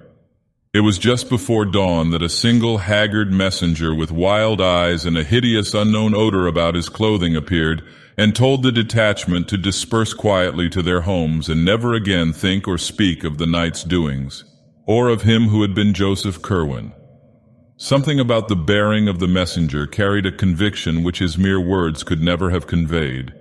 For though he was a seaman well known to many of them, there was something obscurely lost or gained in his soul which set him forevermore apart. It was the same later on when they met other old companions who had gone into that zone of horror. Most of them had lost or gained something imponderable and indescribable. They had seen or heard or felt something which was not for human creatures, and could not forget it. From them there was never any gossip, for to even the commonest of mortal instincts there are terrible boundaries. And from that single messenger the party at the shore caught a nameless awe which almost sealed their own lips. Very few are the rumors which ever came from any of them, and Eleazar Smith's diary is the only written record which has survived from that whole expedition which set forth from the sign of the Golden Lion under the stars. Charles Ward, however, discovered another vague sidelight in some Fenner correspondence which he found in New London, where he knew another branch of the family had lived. It seems that the Fenners, from whose house the doomed farm was distantly visible, had watched the departing columns of raiders, and had heard very clearly the angry barking of the Kerwin dogs, followed by the first shrill blast which precipitated the attack. This blast had been followed by a repetition of the great shaft of light from the stone building, and in another moment, after a quick sounding of the second signal ordering a general invasion, there had come a subdued prattle of musketry, followed by a horrible roaring cry, which the correspondent Luke Fenner had represented in his epistle by the characters "Whoa-ra-wah." This cry, however, had possessed a quality which no mere writing could convey, and the correspondent mentions that his mother fainted completely at the sound. It was later repeated less loudly, and further but more muffled evidences of gunfire ensued, together with a loud explosion of powder from the direction of the river. About an hour afterward, all the dogs began to bark frightfully, and there were vague ground rumblings so marked that the candlesticks tottered on the mantelpiece. A strong smell of sulfur was noted, and Luke Fenner's father declared that he heard the third or emergency whistle signal, though the others failed to detect it. Muffled musketry sounded again, followed by a deep scream, less piercing but even more horrible than those which had preceded it. A kind of throaty, nastily plastic cough or gurgle whose quality as a scream must have come more from its continuity and psychological import than from its actual acoustic value. Then the flaming thing burst into sight at a point where the Kerwin farm ought to lie, and the human cries of desperate and frightened men were heard. Muskets flashed and cracked, and the flaming thing fell to the ground. A second flaming thing appeared, and a shriek of human origin was plainly distinguished. Fenner wrote that he could even gather a few words belched in frenzy. "Almighty, protect thy lamb." Then there were more shots, and the second flaming thing fell. After that came silence for about 3/4 of an hour, at the end of which time little Arthur Fenner, Luke's brother, exclaimed that he saw a red fog going up to the stars from the accursed farm in the distance. No one but the child can testify to this, but Luke admits the significant coincidence implied by the panic of almost convulsive fright, which at the same moment arched the backs and stiffened the fur of the 3 cats then within the room. 5 minutes later a chill wind blew up, and the air became suffused with an intolerable stench that only the strong freshness of the sea could have prevented its being noticed by the shore party or by any wakeful souls in the Pawtuxet village. This stench was nothing which any of the Fenners had ever encountered before, and produced a kind of clutching, amorphous fear beyond that of the tomb or the charnel house. Close upon it came the awful voice which no hapless hearer will ever be able to forget. It thundered out of the sky like a doom, and windows rattled as its echoes died away. It was deep and musical, powerful as a bass organ, but evil as the forbidden books of the Arabs. What it said no man can tell, for it spoke in an unknown tongue, but this is the writing Luke Fenner set down to portray the demoniac intonations. Des mes jeshe bon dosafe duvema enitamos. Not till the year 1919 did any soul link this crude transcript with anything else in mortal knowledge, but Charles Ward paled as he recognized what Mirandola had denounced in Shudders as the ultimate horror among black magic's incantations. An unmistakable human shout or deep chorus scream seemed to answer this malign wonder from the Kerwin farm, after which the unknown stench grew complex with an added odor equally intolerable. A wailing distinctly different from the scream now burst out and was protracted ululantly in rising and falling paroxysms. At times it became almost articulate, though no auditor could trace any definite words, and at one point it seemed to verge toward the confines of diabolic and hysterical laughter. Then a yell of utter, ultimate fright and stark madness wrenched from scores of human throats, a yell which came strong and clear despite the depth from which it must have burst, after which darkness and silence ruled all things. Spirals of acrid smoke ascended to blot out the stars, though no flames appeared and no buildings were observed to be gone or injured on the following day. Toward dawn, 2 frightened messengers with monstrous and unplaceable odors saturating their clothing knocked at the Fenner door and requested a keg of rum, for which they paid very well indeed. One of them told the family that the affair of Joseph Kerwin was over, and that the events of the night were not to be mentioned again. Arrogant as the order seemed, the aspect of him who gave it took away all resentment and lent it a fearsome authority, so that only these furtive letters of Luke Fenner, which he urged his Connecticut relative to destroy, remained to tell what was seen and heard. The non-compliance of that relative, whereby the letters were saved after all, has alone kept the matter from a merciful oblivion. Charles Ward had one detail to add as a result of a long canvass of Pawtuxet residents for ancestral traditions. Old Charles Slocum of that village said that there was known to his grandfather a queer rumor concerning a charred, distorted body found in the fields a week after the death of Joseph Kerwin was announced. What kept the talk alive was the notion that this body, so far as could be seen in its burnt and twisted condition, was neither thoroughly human nor wholly allied to any animal which Pawtuxet folk had ever seen or read about. Chapter 6. Not one man who participated in that terrible raid could ever be induced to say a word concerning it, and every fragment of the vague data which survives comes from those outside the final fighting party. There is something frightful in the care with which these actual raiders destroyed each scrap which bore the least allusion to the matter. 8 sailors had been killed, but although their bodies were not produced, their families were satisfied with the statement that a clash with customs officers had occurred. The same statement also covered the numerous cases of wounds, all of which were extensively bandaged and treated only by Dr. Jabez Bowen, who had accompanied the party. Hardest to explain was the nameless odor clinging to all the raiders, a thing which was discussed for weeks. Of the citizen leaders, Captain Whipple and Moses Brown were most severely hurt, and letters of their wives testify the bewilderment which their reticence and close guarding of their bandages produced. Psychologically, every participant was aged, sobered, and shaken. It is fortunate that they were all strong men of action and simple orthodox religionists, for with more subtle introspectiveness and mental complexity they would have fared ill indeed. President Manning was the most disturbed, but even he outgrew the darkest shadow and smothered memories and prayers. Every man of those leaders had a stirring part to play in later years, and it is perhaps fortunate that this is so. Little more than a 12-month afterward, Captain Whipple led the mob who burnt the revenue ship Gaspee, and in this bold act we may trace one step in the blotting out of unwholesome images. There was delivered to the widow of Joseph Kerwin a sealed leaden coffin of curious design, obviously found ready on the spot when needed, in which she was told her husband's body lay.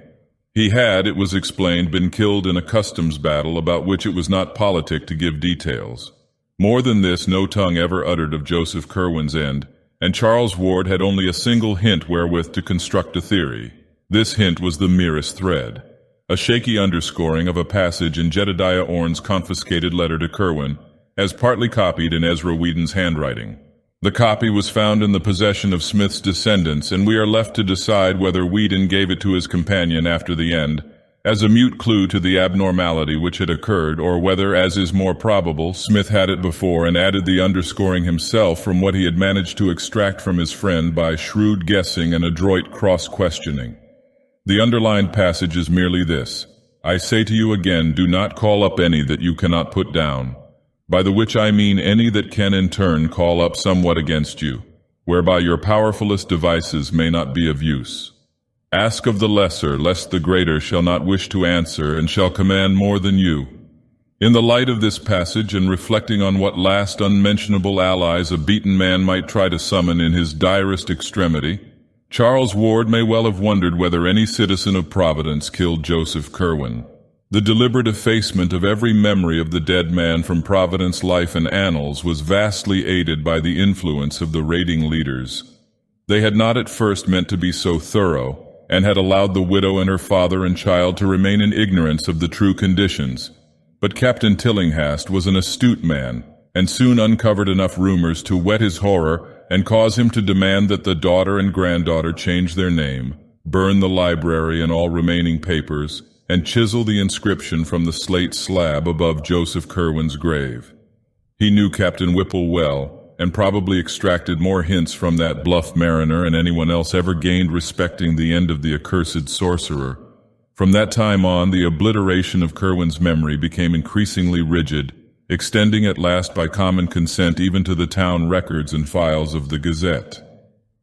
It can be compared in spirit only to the hush that lay on Oscar Wilde's name for a decade after his disgrace, and in extent only to the fate of that sinful king of Runazar in Lord Dunsany's tale, whom the gods decided must not only cease to be, but must cease ever to have been. Mrs. Tillinghast, as the widow became known after 1772, sold the house in Olney Court and resided with her father in Powers Lane till her death in 1817. The farm at Pawtuxet, shunned by every living soul, remained to moulder through the years, and seemed to decay with unaccountable rapidity. By 1780 only the stone and brickwork were standing, and by 1800 even these had fallen to shapeless heaps. None ventured to pierce the tangled shrubbery on the river bank behind which the hillside door may have lain, nor did any try to frame a definite image of the scenes amidst which Joseph Curwen departed from the horrors he had wrought. Only robust old Captain Whipple was heard by alert listeners to mutter once in a while to himself, "Pox on that," but he had no business to laugh while he screamed. 'Twas as though the damned had summoned up his sleeve.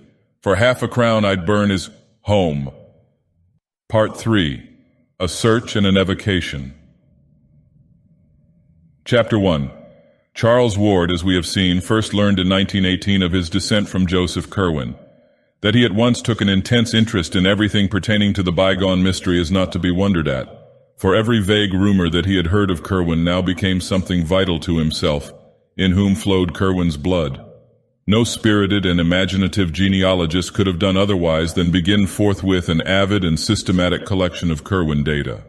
In his first delvings there was not the slightest attempt at secrecy, so that even Dr. Lyman hesitates to date the youth's madness from any period before the close of 1919. He talked freely with his family, though his mother was not particularly pleased to own an ancestor like Curwen, and with the officials of the various museums and libraries he visited. In applying to private families for records thought to be in their possession, he made no concealment of his object, and shared the somewhat amused skepticism with which the accounts of the old diarists and letter writers were regarded. He often expressed a keen wonder as to what really had taken place a century and a half before at the Pawtuxet farmhouse, whose site he vainly tried to find, and what Joseph Curwen really had been. When he came across the Smith diary and archives and encountered the letter from Jedediah Orne, he decided to visit Salem and look up Curwen's early activities and connections there, which he did during the Easter vacation of 1919.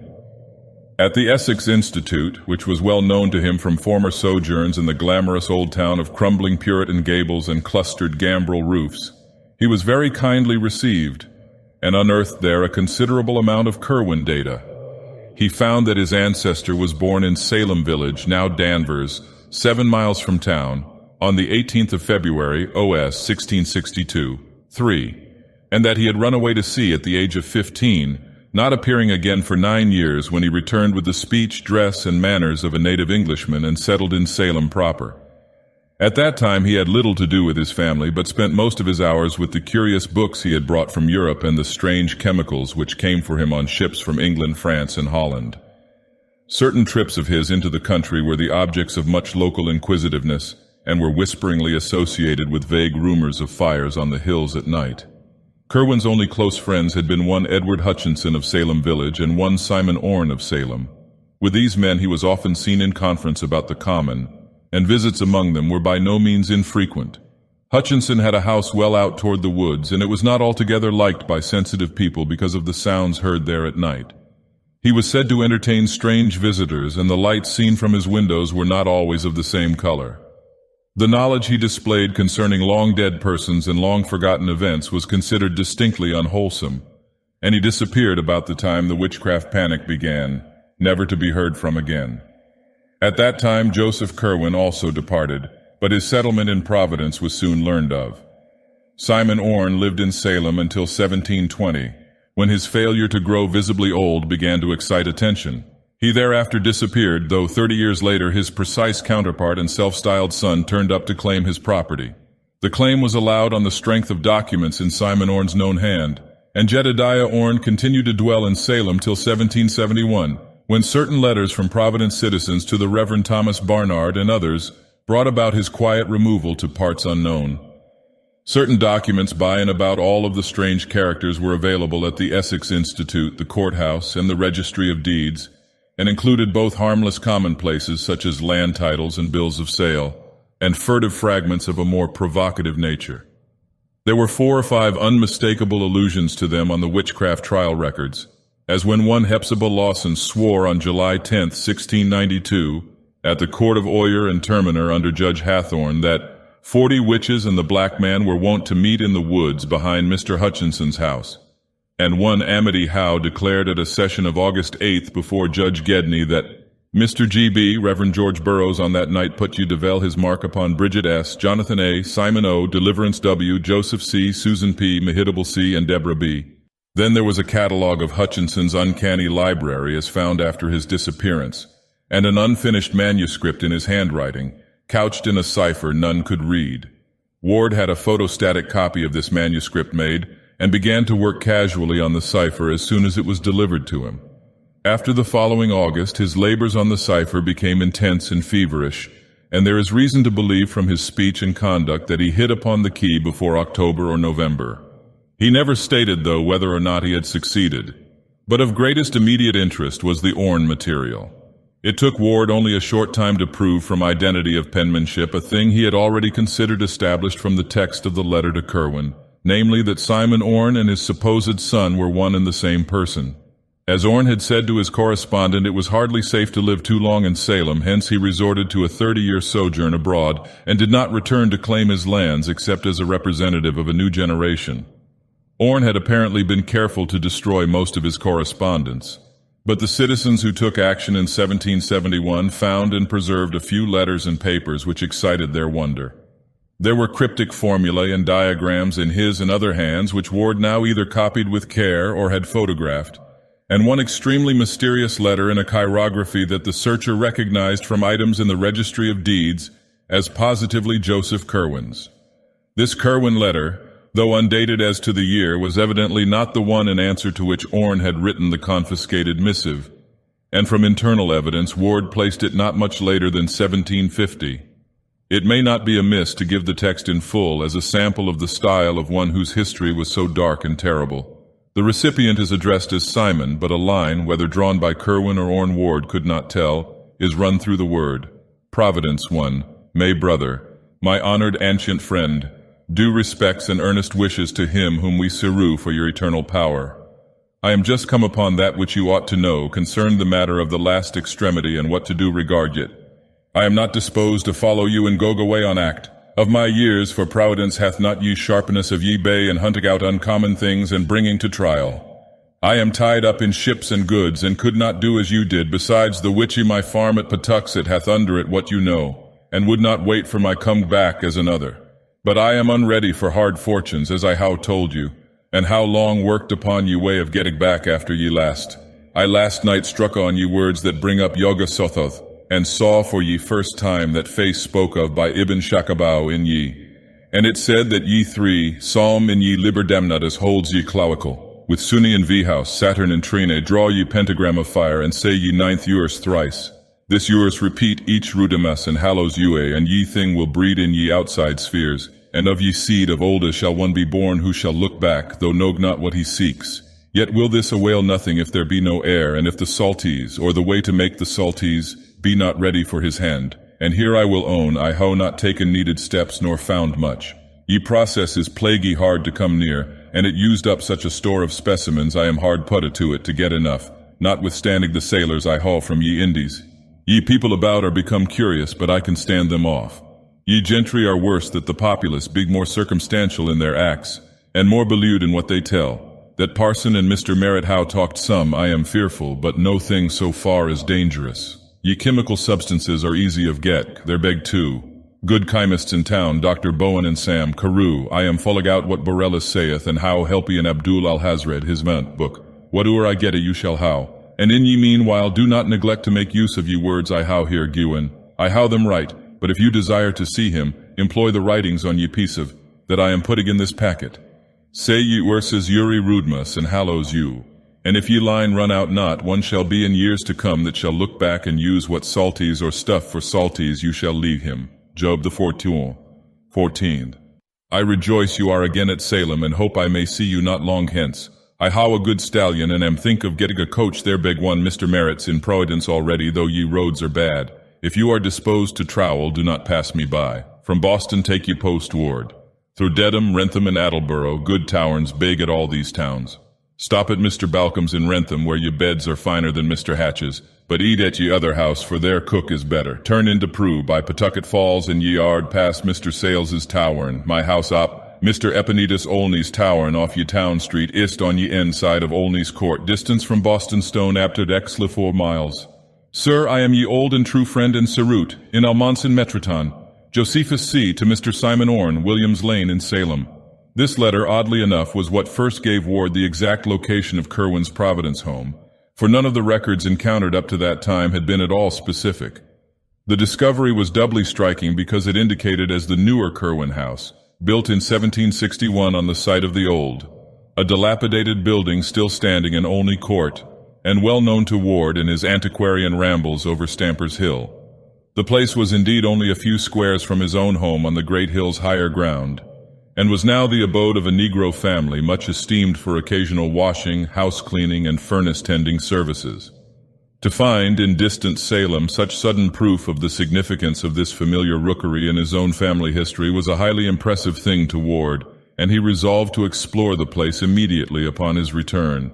The more mystical phases of the letter, which he took to be some extravagant kind of symbolism, frankly baffled him, though he noted with a thrill of curiosity that the biblical passage referred to, Job 14:14, was the familiar verse, "If a man die, shall he live again?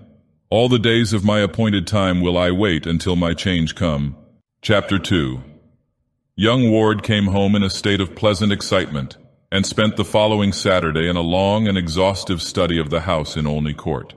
The place, now crumbling with age, had never been a mansion, but was a modest 2.5-story wooden townhouse of the familiar Providence colonial type, with plain peaked roof, large central chimney, and artistically carved doorway with rayed fanlight, triangular pediment, and trim Doric pilasters. It had suffered but little alteration externally, and Ward felt he was gazing on something very close to the sinister matters of his quest. The present Negro inhabitants were known to him, and he was very courteously shown about the interior by old Asa and his stout wife Hannah. Here there was more change than the outside indicated, and Ward saw with regret that fully half of the fine scroll and urn overmantels and shell-carved cupboard linings were gone, whilst most of the fine wainscoting and Balection molding was marked, hacked, and gouged, or covered up altogether with cheap wallpaper. In general, the survey did not yield as much as Ward had somehow expected, but it was at least exciting to stand within the ancestral walls which had housed such a man of horror as Joseph Kerwin. He saw with a thrill that a monogram had been very carefully effaced from the ancient brass knocker. From then until after the close of school, Ward spent his time on the photostatic copy of the Hutchinson cipher and the accumulation of local Kerwin data. The former still proved unyielding, but of the latter he obtained so much and so many clues to similar data elsewhere that he was ready by July to make a trip to New London and New York to consult old letters whose presence in those places was indicated. This trip was very fruitful, for it brought him the Fenner letters with their terrible description of the Pawtuxet farmhouse raid, and the Nightingale Talbot letters in which he learned of the portrait painted on a panel of the Kerwin Library. This matter of the portrait interested him particularly, since he would have given much to know just what Joseph Kerwin looked like, and he decided to make a second search of the house in Olney Court to see if there might not be some trace of the ancient features beneath peeling coats of later paint or layers of moldy wallpaper. Early in August that search took place, and Ward went carefully over the walls of every room sizable enough to have been by any possibility the library of the evil builder.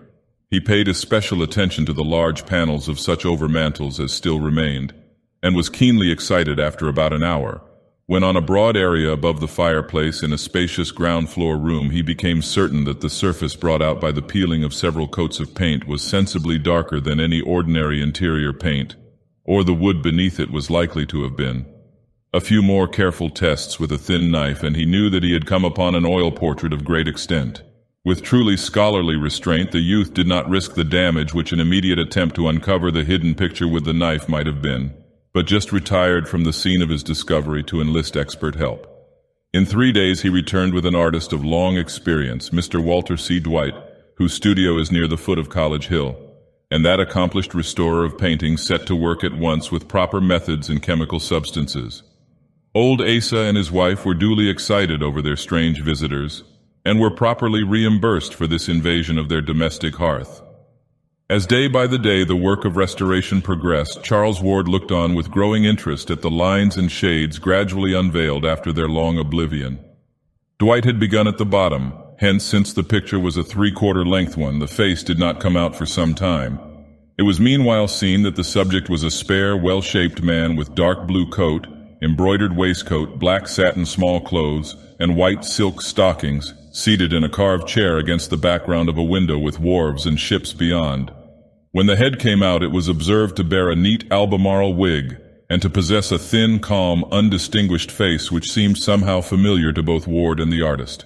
Only at the very last, though, did the restorer and his client begin to grasp with astonishment at the details of that lean, pallid visage, and to recognize with a touch of awe the dramatic trick which heredity had played. For it took the final bath of oil and the final stroke of the delicate scraper to bring out fully the expression which centuries had hidden, and to confront the bewildered Charles Dexter Ward, dweller in the past, with his own living features in the countenance of his horrible great-great-great-grandfather. Ward brought his parents to see the marvel he had uncovered, and his father at once determined to purchase the picture despite its execution on stationary paneling. The resemblance to the boy, despite an appearance of rather great age, was marvelous. And it could be seen that through some trick of atavism the physical contours of Joseph Curwen had found precise duplication after a century and a half. Mrs. Ward's resemblance to her ancestor was not at all marked, though she could recall relatives who had some of the facial characteristics shared by her son and by the bygone Curwen. She did not relish the discovery and told her husband that he had better burn the picture instead of bringing it home.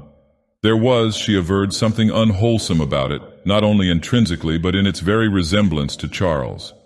Mr. Ward, however, was a practical man of power and affairs, a cotton manufacturer with extensive mills at River Point in the Pawtuxet Valley, and not one to listen to feminine scruples. The picture impressed him mightily with its likeness to his son, and he believed the boy deserved it as a present. In this opinion, it is needless to say, Charles most heartily concurred.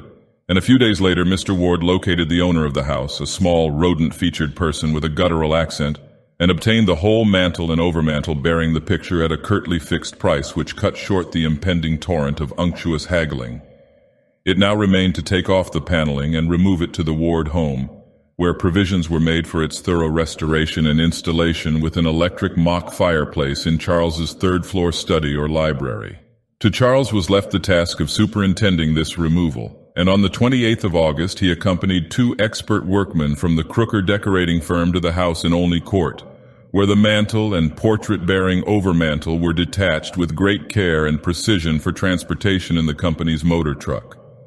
There was left a space of exposed brickwork marking the chimney's course, and in this young Ward observed a cubical recess about a foot square, which must have lain directly behind the head of the portrait. Curious as to what such a space might mean or contain, the youth approached and looked within, finding beneath the deep coatings of dust and soot some loose yellowed papers, a crude, thick copybook, and a few moldering textile shreds which may have formed the ribbon binding the rest together. Blowing away the bulk of the dirt and cinders, he took up the book and looked at the bold inscription on its cover. It was in a hand which he had learned to recognize at the Essex Institute, and proclaimed the volume as the Journal and Notes of Jos. Curwen, Gent of Providence Plantations, late of Salem.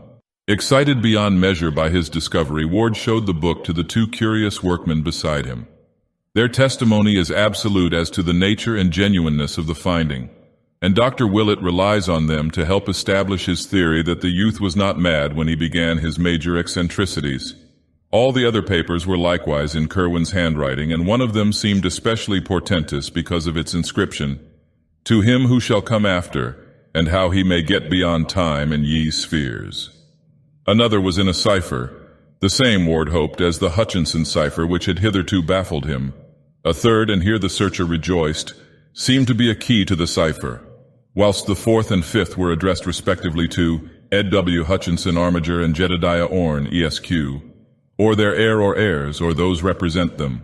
The 6th and last was inscribed, Joseph Curwen, His Life and Travels betten ye, years 1678 and 1687, of whither he voyaged, where he stayed, whom he saw, and what he learnt. Chapter 3. We have now reached the point from which the more academic school of alienists date Charles Ward's madness. Upon his discovery, the youth had looked immediately at a few of the inner pages of the book and manuscripts, and had evidently seen something which impressed him tremendously. Indeed, in showing the titles to the workmen, he appeared to guard the text itself with peculiar care, and to labor under a perturbation for which even the antiquarian and genealogical significance of the find could hardly account. Upon returning home, he broke the news with an almost embarrassed air, as if he wished to convey an idea of its supreme importance without having to exhibit the evidence itself. He did not even show the titles to his parents, but simply told them that he had found some documents in Joseph Curwen's handwriting, mostly in cipher, which would have to be studied very carefully before yielding up their true meaning. It is unlikely that he would have shown what he did to the workmen had it not been for their unconcealed curiosity. As it was, he doubtless wished to avoid any display of peculiar reticence which would increase their discussion of the matter. That night Charles Ward sat up in his room reading the newfound book and papers, and when day came he did not desist. His meals, on his urgent request when his mother called to see what was amiss, were sent up to him, and in the afternoon he appeared only briefly when the men came to install the Curwen picture and mantelpiece in his study. The next night he slept in snatches in his clothes, meanwhile wrestling feverishly with the unraveling of the cipher manuscript. In the morning his mother saw that he was at work on the photostatic copy of the Hutchinson cipher, which he had frequently shown her before, but in response to her query he said that the Curwen key could not be applied to it. That afternoon he abandoned his work and watched the men fascinatedly as they finished their installation of the picture with its woodwork above a cleverly realistic electric log, setting the mock fireplace and overmantel a little out from the north wall as if a chimney existed, and boxing in the sides with paneling to match the rooms. The front panel holding the picture was sawn and hinged to allow cupboard space behind it. After the workman went, he moved his work into the study and sat down before it with his eyes half on the cipher and half on the portrait, which stared back at him like a year-adding and century-recalling mirror. His parents, subsequently recalling his conduct at this period, give interesting details anent the policy of concealment which he practiced. Before servants he seldom hid any paper which he might by studying, since he rightly assumed that Curwen's intricate and archaic chirography would be too much for them. With his parents, however, he was more circumspect, and unless the manuscript in question were a cipher or a mere mass of cryptic symbols and unknown ideographs, as that entitled, "To him who shall come after," etc., seemed to be, he would cover it with some convenient paper until his caller had departed. At night he kept the papers under lock and key in an antique cabinet of his, where he also placed them whenever he left the room. He soon resumed fairly regular hours and habits, except that his long walks and other outside interests seemed to cease. The opening of school, where he now began his senior year, seemed a great bore to him, and he frequently asserted his determination never to bother with college. He had, he said, important special investigations to make, which would provide him with more avenues toward knowledge and the humanities than any university which the world could boast. Naturally, only one who had always been more or less studious, eccentric, and solitary could have pursued this course for many days without attracting notice. Ward, however, was constitutionally a scholar and a hermit. Hence his parents were less surprised than regretful at the close confinement and secrecy he adopted. At the same time, both his father and mother thought it odd that he would show them no scrap of his treasure trove, nor give any connected account of such data as he had deciphered. This reticence he explained away as due to a wish to wait until he might announce some connected revelation. But as the weeks passed without further disclosures, there began to grow up between the youth and his family a kind of constraint, intensified in his mother's case by her manifest disapproval of all Curwen delvings. During October, Ward began visiting the libraries again, but no longer for the antiquarian matter of his former days. Witchcraft and magic, occultism and demonology were what he sought now, and when Providence sources proved unfruitful, he would take the train for Boston and tap the wealth of the great library in Copley Square, the Widener Library at Harvard, or the Zion Research Library in Brookline, where certain rare works on biblical subjects are available. He bought extensively, and fitted up a whole additional set of shelves in his study for newly acquired works on uncanny subjects. While during the Christmas holidays he made a round of out-of-town trips, including one to Salem to consult certain records at the Essex Institute. About the middle of January 1920 there entered wards bearing an element of triumph which he did not explain, and he was no more found at work upon the Hutchinson cipher. Instead, he inaugurated a dual policy of chemical research and record scanning, fitting up for the one a laboratory in the unused attic of the house, and for the latter haunting all the sources of vital statistics in Providence. Local dealers in drugs and scientific supplies, later questioned, gave astonishingly queer and meaningless catalogs of the substances and instruments he purchased. But clerks at the State House, the City Hall, and the various libraries agree as to the definite object of his second interest. He was searching intensely and feverishly for the grave of Joseph Curwen, from whose slate slab an older generation had so wisely blotted the name. Little by little there grew upon the Ward family the conviction that something was wrong. Charles had had freaks and changes of minor interest before, but this growing secrecy and absorption in strange pursuits was unlike even him. His schoolwork was the merest pretense, and although he failed in no test, it could be seen that the older application had all vanished. He had other concernments now, and when not in his new laboratory with a score of obsolete alchemical books, could be found either poring over old burial records downtown or glued to his volumes of occult lore in his study, where the startlingly, one almost fancied increasingly, similar features of Joseph Curwen stared blandly at him from the great overmantel on the north wall. Late in March, Ward added to his archive searching a ghoulish series of rambles about the various ancient cemeteries of the city. The cause appeared later when it was learned from City Hall clerks that he had probably found an important clue. His quest had suddenly shifted from the grave of Joseph Curwen to that of one Napthali Field, and this shift was explained when, upon going over the files that he had been over, the investigators actually found a fragmentary record of Curwen's burial which had escaped the general obliteration, and which stated that the curious leaden coffin had been interred 10 feet S and 5 feet W of Napthali Field's grave in which the lack of a specified burying ground in the surviving entry greatly complicated the search, and Napthali Field's grave seemed as elusive as that of Curwen. But here no systematic effacement had existed, and one might reasonably be expected to stumble on the stone itself even if its record had perished. Hence the rambles, from which St. John's, the former King's churchyard, and the ancient congregational burying ground in the midst of Swan Point Cemetery were excluded, since other statistics had shown that the only Napthali Field, albeit 1729, whose grave could have been meant had been a Baptist. Chapter 4. It was toward May when Dr. Willett, at the request of the senior ward and fortified with all the Curwen data which the family had gleaned from Charles in his non-secretive days, talked with the young man. The interview was of little value or conclusiveness, for Willett felt at every moment that Charles was thorough master of himself and in touch with matters of real importance, but it at least forced the secretive youth to offer some rational explanation of his recent demeanor. Of a pallid, impassive type, not easily showing embarrassment, Ward seemed quite ready to discuss his pursuits, though not to reveal their object. He stated that the papers of his ancestor had contained some remarkable secrets of early scientific knowledge, for the most part in cipher, of an apparent scope comparable only to the discoveries of Friar Bacon and perhaps surpassing even those. They were, however, meaningless except when correlated with a body of learning now wholly obsolete, so that their immediate presentation to a world equipped only with modern science would rob them of all impressiveness and dramatic significance. To take their vivid place in the history of human thought, they must first be correlated by one familiar with the background out of which they evolved. And to this task of correlation Ward was now devoting himself.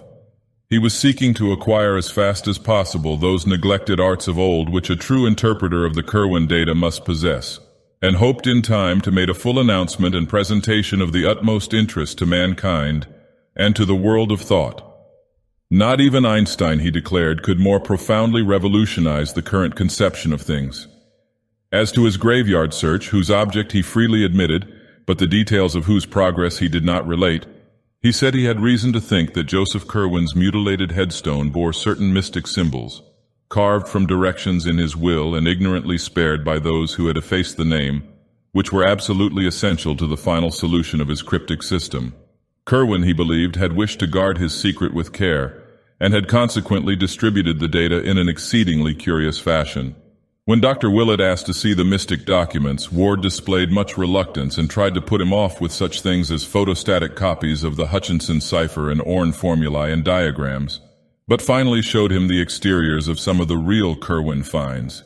The journal and notes, the cipher, title and cipher also, and the formula-filled message to him who shall come after, and let him glance inside such as were in obscure characters.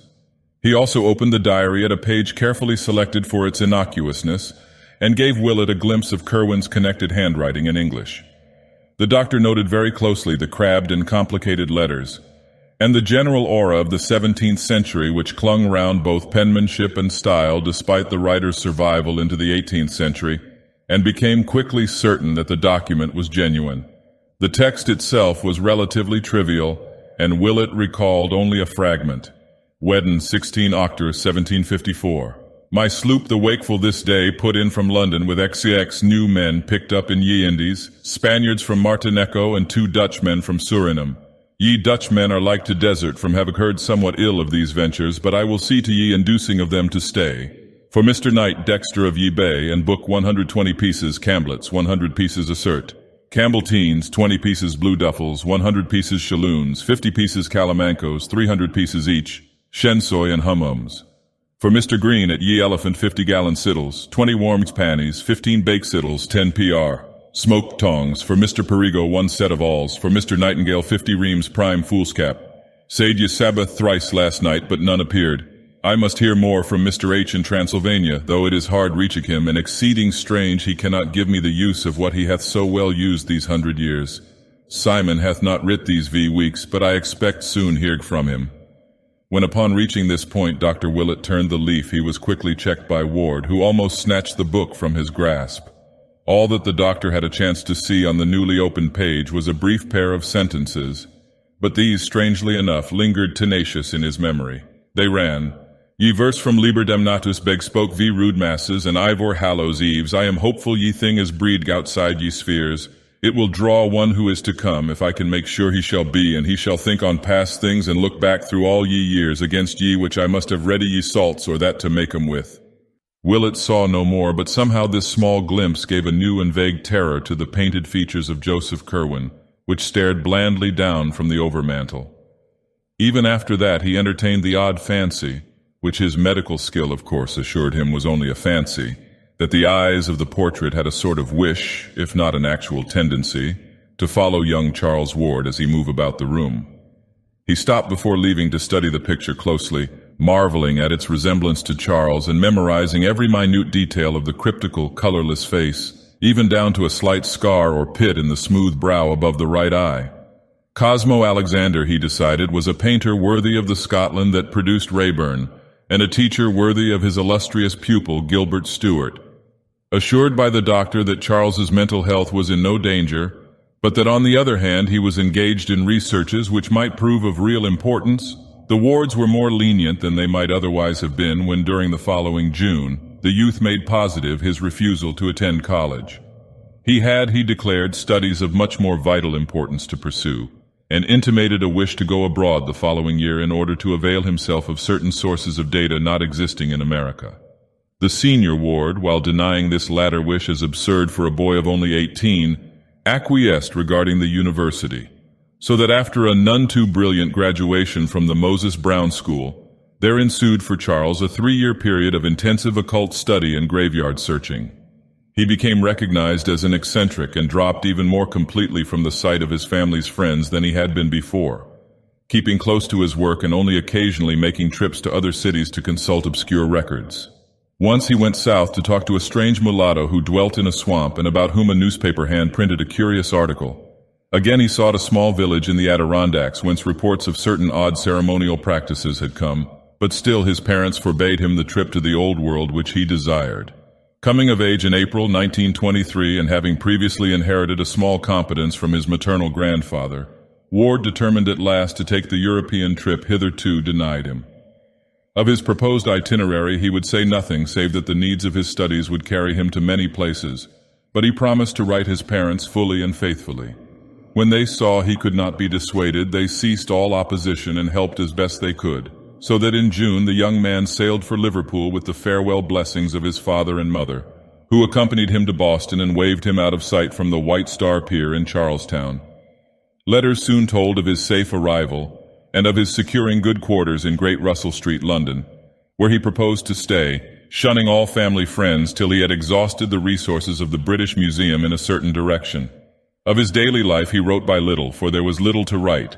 Study and experiment consumed all his time, and he mentioned a laboratory which he had established in one of his rooms. That he said nothing of antiquarian rambles in the glamorous old city with its luring skyline of ancient domes and steeples, and its tangles of roads and alleys whose mystic convolutions and sudden vistas alternately beckon and surprise, was taken by his parents as a good index of the degree to which his new interests had engrossed his mind. In June 1924, a brief note told of his departure for Paris, to which he had before made 1 or 2 flying trips for material in the Bibliothèque Nationale. For 3 months thereafter he sent only postal cards, giving an address in the Rue Saint-Jacques and referring to a special search among rare manuscripts in the library of an unnamed private collector. He avoided acquaintances, and no tourists brought back reports of having seen him. Then came a silence, and in October the wards received a picture card from Prague, Czechoslovakia, stating that Charles was in that ancient town for the purpose of conferring with a certain very aged man supposed to be the last living possessor of some very curious medieval information. He gave an address in the Neustadt and announced no move till the following January, when he dropped several cards from Vienna telling of his passage through that city on the way toward a more easterly region whither one of his correspondents and fellow delvers into the occult had invited him. The next card was from Klausenburg in Transylvania, and told of Ward's progress toward his destination. He was going to visit a Baron Ferenczi, whose estate lay in the mountains east of Racus, and was to be addressed at Racus in the care of that nobleman. Another card from Racus a week later saying that his host's carriage had met him and that he was leaving the village for the mountains was his last message for a considerable time. Indeed, he did reply to his parents' frequent letters until May, when he wrote to discourage the plan of his mother for a meeting in London, Paris, or Rome during the summer when the elder Wards were planning to travel to Europe. His researches, he said, were such that he could not leave his present quarters, while the situation of Baron Ferenczi's castle did not favor visits. It was on a crag in the dark wooded mountains, and the region was so shunned by the country folk that normal people could not help feeling ill at ease. Moreover, the Baron was not a person likely to appeal to correct and conservative New England gentlefolk. His aspect and manners had idiosyncrasies, and his age was so great as to be disquieting. It would be better, Charles said, if his parents would wait for his return to Providence, which could scarcely be far distant.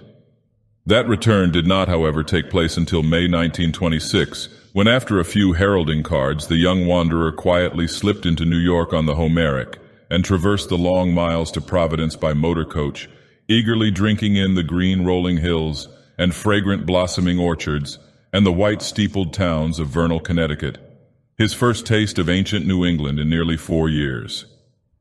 When the coach crossed the Pawcatuck and entered Rhode Island amidst the fairy goldenness of a late spring afternoon, his heart beat with quickened force, and the entry to Providence along Reservoir and Elmwood Avenues was a breathless and wonderful thing, despite the depths of forbidden lore to which he had delved. At the high square where Broad, Weybosset, and Empire Streets join, he saw before and below him in the fire of sunset the pleasant remembered houses and domes and steeples of the old town, and his head swam curiously as the vehicle rolled down to the terminal behind the Biltmore, bringing into view the great dome and soft roof-pierced greenery of the ancient hill across the river, and the tall colonial spire of the First Baptist Church limned pink in the magic evening against the fresh springtime verdure of its precipitous background. Old Providence! It was this place and the mysterious forces of its long, continuous history which had brought him into being and which had drawn him back toward marvels and secrets whose boundaries no prophet might fix. Here lay the arcana, wondrous or dreadful as the case may be, for which all his years of travel and application had been preparing him. A taxicab whirled him through Post Office Square with its glimpse of the river, the old market house, and the head of the bay, and up the steep curved slope of Waterman Street to Prospect, where the vast gleaming dome and sunset-flushed Ionic columns of the Christian Science Church beckoned northward. Then 8 squares past the fine old estates his childish eyes had known, and the quaint brick sidewalks so often trodden by his youthful feet. and at last the little white overtaken farmhouse on the right, on the left the classic Adam porch and stately facade of the great brick house where he was born. It was twilight, and Charles Dexter Ward had come home. Chapter 5. A school of alienists slightly less academic than Dr. Lyman's assigned to Ward's European trip the beginning of his true madness. Admitting that he was sane when he started, they believe that his conduct upon returning implies a disastrous change, but even to this claim Dr. Willett refuses to concede. There was, he insists, something later, and the queerness of the youth at this stage he attributes to the practice of rituals learned abroad. Odd enough things, to be sure, but by no means implying mental aberration on the part of their celebrant. Ward himself, though visibly aged and hardened, was still normal in his general reactions, and in several talks with Dr. Willett displayed a balance which no madman, even an incipient one, could feign continuously for long. What elicited the notion of insanity at this period were the sounds heard at all hours from Ward's attic laboratory, in which he kept himself most of the time. There were chantings and repetitions and thunderous declamations in uncanny rhythms, and although these sounds were always in Ward's own voice, there was something in the quality of that voice, and in the accents of the formulae it pronounced, which could not but chill the blood of every hearer. It was noticed that Nig, the venerable and beloved black cat of the household, bristled and arched his back perceptibly when certain of the tones were heard. The odors occasionally wafted from the laboratory were likewise exceedingly strange. Sometimes they were very noxious, but more often they were aromatic, with a haunting, elusive quality which seemed to have the power of inducing fantastic images. People who smelled them had a tendency to glimpse momentary mirages of enormous vistas, with strange hills or endless avenues of sphinxes and hippogriffs stretching off into infinite distance. Ward did not resume his old-time rambles, but applied himself diligently to the strange books he had brought home, and to equally strange delvings within his quarters, explaining that European sources had greatly enlarged the possibilities of his work, and promising great revelations in the years to come. His older aspect increased to a startling degree his resemblance to the Curwen portrait in his library, and Dr. Willett would often pause by the latter after a call, marveling at the virtual identity, and reflecting that only the small pit above the picture's right eye now remained to differentiate the long-dead wizard from the living youth. These calls of Willett's, undertaken at the request of the senior Wards, were curious affairs. Ward at no time repulsed the doctor, but the latter saw that he could never reach the young man's inner psychology. Frequently he noted peculiar things about little wax images of grotesque design on the shelves or tables, and the half-erased remnants of circles, triangles, and pentagrams in chalk or charcoal on the cleared central space of the large room. And always in the night those rhythms and incantations thundered till it became very difficult to keep servants or suppress furtive talk of Charles's madness. In January 1927, a peculiar incident occurred. One night about midnight, as Charles was chanting a ritual whose weird cadence echoed unpleasantly through the house below, there came a sudden gust of chill wind from the bay, and a faint, obscure trembling of the earth which everyone in the neighborhood noted. At the same time, the cat exhibited phenomenal traces of fright, while dogs bayed for as much as a mile around. This was the prelude to a sharp thunderstorm, anomalous for the season, which brought with it such a crash that Mr. and Mrs. Ward believed the house had been struck. They rushed upstairs to see what damage had been done, but Charles met them at the door to the attic, pale, resolute, and portentous, with an almost fearsome combination of triumph and seriousness on his face. He assured them that the house had not really been struck, and that the storm would soon be over. They paused, and looking through a window saw that he was indeed right, for the lightning flashed farther and farther off, whilst the trees ceased to bend in the strange frigid gust from the water. The thunder sank to a sort of dull mumbling chuckle and finally died away. Stars came out, and the stamp of triumph on Charles Ward's face crystallized into a very singular expression. For 2 months or more after this incident, Ward was less confined than usual to his laboratory. He exhibited a curious interest in the weather, and made odd inquiries about the date of the spring thawing of the ground. One night late in March he left the house after midnight and did not return till almost morning, when his mother, being wakeful, heard a rumbling motor draw up to the carriage entrance. Muffled oaths could be distinguished, and Mrs. Ward, rising and going to the window, saw 4 dark figures removing a long, heavy box from a truck at Charles's direction and carrying it within by the side door. She heard labored breathing and ponderous footfalls on the stairs, and finally a dull thumping in the attic. after which the footfalls descended again, and the four reappeared outside and drove off in their truck. The next day Charles resumed his strict attic seclusion, drawing down the dark shades of his laboratory windows and appearing to be working on some metal substance. He would open the door to no one and steadfastly refused all proffered food. About noon a wrenching sound followed by a terrible cry and a fall were heard, but when Mrs. Ward rapped at the door, her son at length answered faintly and told her that nothing had gone amiss. The hideous and indescribable stench now welling out was absolutely harmless and unfortunately necessary. Solitude was the one prime essential, and he would appear later for dinner. That afternoon, after the conclusion of some odd hissing sounds which came from behind the locked portal, he did finally appear, wearing an extremely haggard aspect and forbidding anyone to enter the laboratory upon any pretext. This indeed proved the beginning of a new policy of secrecy, for never afterward was any other person permitted to visit either the mysterious garret workroom or the adjacent storeroom which he cleaned out, furnished roughly, and added to his inviolable private domain as a sleeping apartment. Here he lived, with books brought up from his library beneath, till the time he purchased the Pawtuxet bungalow and moved to it all his scientific effects. In the evening Charles secured the paper before the rest of the family and damaged part of it through an apparent accident.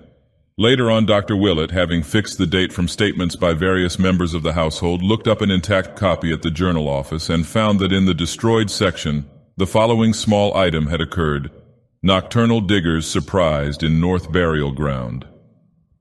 Robert Hart, night watchman at the North Burial Ground this morning, discovered a party of several men with a motor truck in the oldest part of the cemetery, but apparently frightened them off before they had accomplished whatever their object may have been. The discovery took place at about 4 o'clock, when Hart's attention was attracted by the sound of a motor outside his shelter. Investigating, he saw a large truck on the main drive several rods away, but could not reach it before the noise of his feet on the gravel had revealed his approach. The men hastily placed a large box in the truck and drove away toward the street before they could be overtaken. And since no known grave was disturbed, Hart believes that this box was an object which they wished to bury. The diggers must have been at work for a long while before detection, for Hart found an enormous hole dug at a considerable distance back from the roadway in the lot of a massa field, where most of the old stones have long ago disappeared. The hole, a place as large and deep as a grave, was empty, and did not coincide with any interment mentioned in the cemetery records. Sergt. Riley of the second station viewed the spot and gave the opinion that the hole was dug by bootleggers rather gruesomely and ingeniously seeking a safe cache for liquor in a place not likely to be disturbed. In reply to questions, Hart said he thought the escaping truck had headed up Rochambeau Avenue, though he could not be sure. During the next few days, Charles Ward was seldom seen by his family.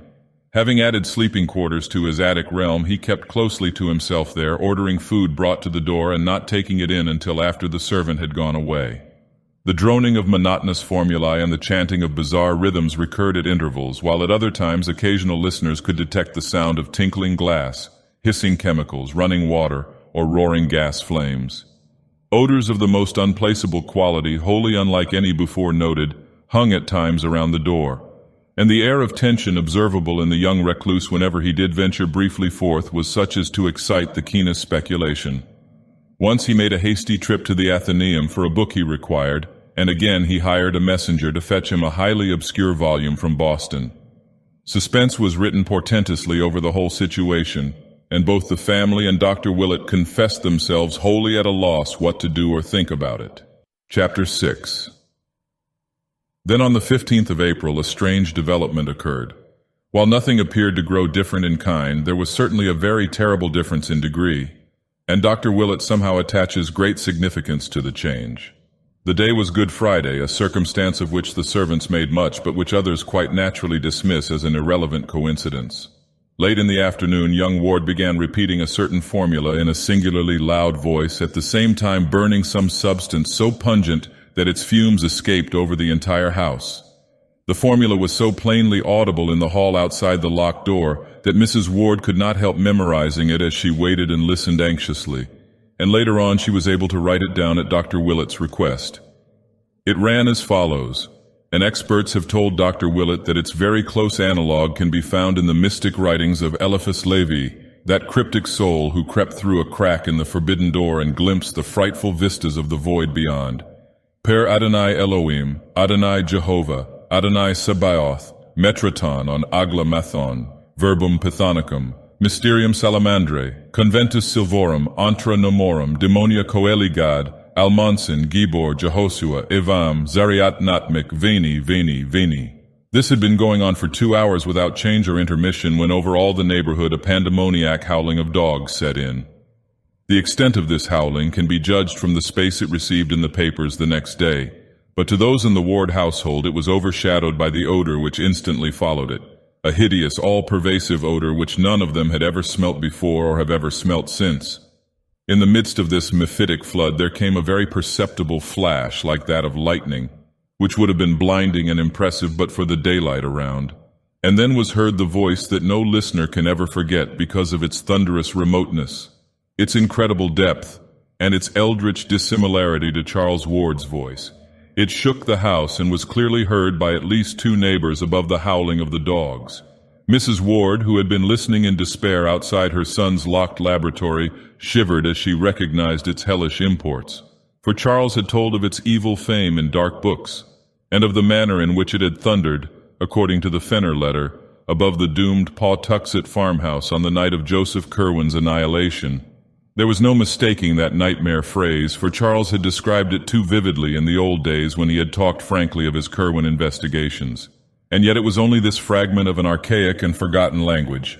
Dies mis jesche buen dosef duvema enitamaus. Close upon this thundering there came a momentary darkening of the daylight, though sunset was still an hour distant, and then a puff of added odor different from the first, but equally unknown and intolerable. Charles was chanting again now, and his mother could hear syllables that sounded like Yinash Yog Sothoth He Lugeb Throdag, ending in a Ya, whose maniacal force mounted in an ear-splitting crescendo. A second later, all previous memories were effaced by the wailing scream which burst out with frantic explosiveness and gradually changed form to a paroxysm of diabolic and hysterical laughter. Mrs. Ward, with the mingled fear and blind courage of maternity, advanced and knocked affrightedly at the concealing panels, but obtained no sign of recognition. She knocked again, but paused nervelessly as a second shriek arose, this one unmistakably in the familiar voice of her son, and sounding concurrently with the still bursting cachinnations of that other voice. Presently she fainted, although she is still unable to recall the precise and immediate cause. Memory sometimes makes merciful deletions. Mr. Ward returned from the business section at about 6:15, and not finding his wife downstairs, was told by the frightened servants that she was probably watching at Charles's door, from which the sounds had been far stranger than ever before. Mounting the stairs at once, he saw Mrs. Ward stretched out at full length on the floor of the corridor outside the laboratory, and realizing that she had fainted, hastened to fetch a glass of water from a set bowl in a neighboring alcove. Dashing the cold fluid in her face, he was heartened to observe an immediate response on her part, and was watching the bewildered opening of her eyes when a chill shot through him and threatened to reduce him to the very state from which she was emerging. For the seemingly silent laboratory was not as silent as it had appeared to be, but held the murmurs of a tense, muffled conversation in tones too low for comprehension, yet of a quality profoundly disturbing to the soul. It was not, of course, new for Charles to mutter formulae, but this muttering was definitely different. It was so palpably a dialogue, or imitation of a dialogue, with the regular alteration of inflection suggesting question and answer, statement and response. One voice was undisguisedly that of Charles, but the other had a depth and hollowness which the youth's best powers of ceremonial mimicry had scarcely approached before. There was something hideous, blasphemous, and abnormal about it, and but for a cry from his recovering wife which cleared his mind by arousing his protective instincts, it is not likely that Theodore Howland Ward could have maintained for nearly a year more his old boast that he had never fainted. As it was, he seized his wife in his arms and bore her quickly downstairs before she could notice the voices which had so horribly disturbed him. Even so, however, he was not quick enough to escape catching something himself which caused him to stagger dangerously with his burden. For Mrs. Ward's cry had evidently been heard by others than he, and there had come in response to it from behind the locked door the first distinguishable words which that masked and terrible colloquy had yielded. They were merely an excited caution in Charles's own voice, but somehow their implications held a nameless fright for the father who overheard them. The phrase was just this: "Shh, right." Mr. and Mrs. Ward conferred at some length after dinner, and the former resolved to have a firm and serious talk with Charles that very night. No matter how important the object, such conduct could no longer be permitted, for these latest developments transcended every limit of sanity and formed a menace to the order and nervous well-being of the entire household. The youth must indeed have taken complete leave of his senses, since only downright madness could have prompted the wild screams and imaginary conversations in assumed voices which the present day had brought forth. All this must be stopped, or Mrs. Ward would be made ill, and the keeping of servants become an impossibility. Mr. Ward rose at the close of the meal and started upstairs for Charles's laboratory. On the third floor, however, he paused at the sounds which he heard proceeding from the now disused library of his son. Books were apparently being flung about and papers wildly rustled, and upon stepping to the door Mr. Ward beheld the youth within, excitedly assembling a vast armful of literary matter of every size and shape. Charles's aspect was very drawn and haggard, and he dropped his entire load with a start at the sound of his father's voice. At the elder man's command he sat down, and for some time listened to the admonitions he had so long deserved. There was no scene. At the end of the lecture he agreed that his father was right, and that his noises, mutterings, incantations, and chemical odors were indeed inexcusable nuisances. He agreed to a policy of great quiet, though insisting on a prolongation of his extreme privacy. Much of his future work, he said, was in any case purely book research, and he could obtain quarters elsewhere for any such vocal rituals as might be necessary at a later stage. For the fright and fainting of his mother he expressed the keenest contrition, and explained that the conversation later heard was part of an elaborate symbolism designed to create a certain mental atmosphere. His use of abstruse technical terms somewhat bewildered Mr. Ward, but the parting impression was one of undeniable sanity and poise despite a mysterious tension of the utmost gravity. The interview was really quite inconclusive, and as Charles picked up his armful and left the room, Mr. Ward hardly knew what to make of the entire business. It was as mysterious as the death of poor old Nig, whose stiffening form had been found an hour before in the basement, with staring eyes and fear-distorted mouth. Driven by some vague detective instinct, the bewildered parent now glanced curiously at the vacant shelves to see what his son had taken up to the attic. The youth's library was plainly and rigidly classified, so that one might tell at a glance the books, or at least the kind of books, which had been withdrawn. On this occasion, Mr. Ward was astonished to find that nothing of the occult or the antiquarian, beyond what had been previously removed, was missing. These new withdrawals were all modern items: histories, scientific treatises, geographies, manuals of literature, philosophic works, and certain contemporary newspapers and magazines. It was a very curious shift from Charles Ward's recent run of reading, and the father paused in a growing vortex of perplexity and an engulfing sense of strangeness. The strangeness was a very poignant sensation, and almost clawed at his chest as he strove to see just what was wrong around him. Something was indeed wrong, and tangibly as well as spiritually so. Ever since he had been in this room, he had known that something was amiss, and at last it dawned upon him what it was. On the north wall rose still the ancient carved overmantel from the house in Olney Court, but to the cracked and precariously restored oils of the large Curwen portrait disaster had come. Time and unequal heating had done their work at last, and at some time since the room's last cleaning the worst had happened.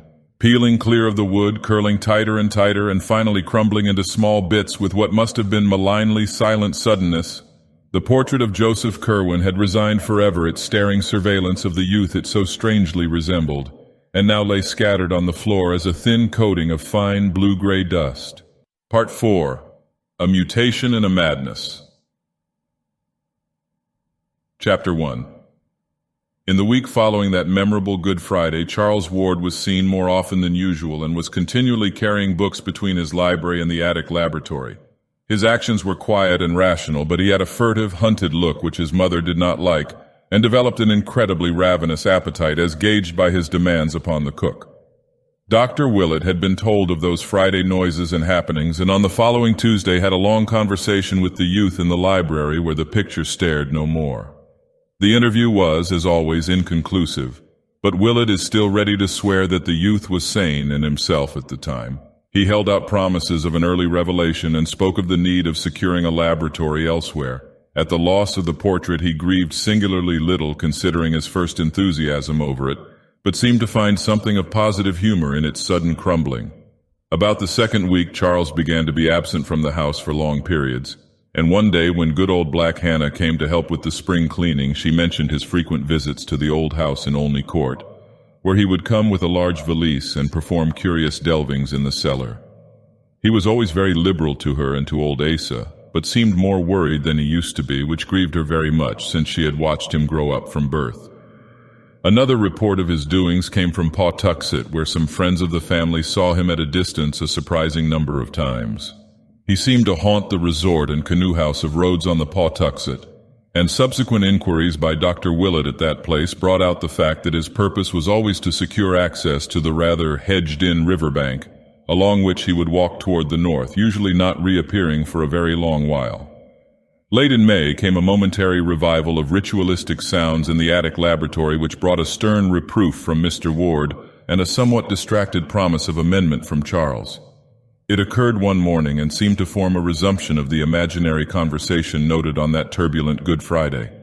The youth was arguing or remonstrating hotly with himself, for there suddenly burst forth a perfectly distinguishable series of clashing shouts in differentiated tones, like alternate demands and denials, which caused Mrs. Ward to run upstairs and listen at the door.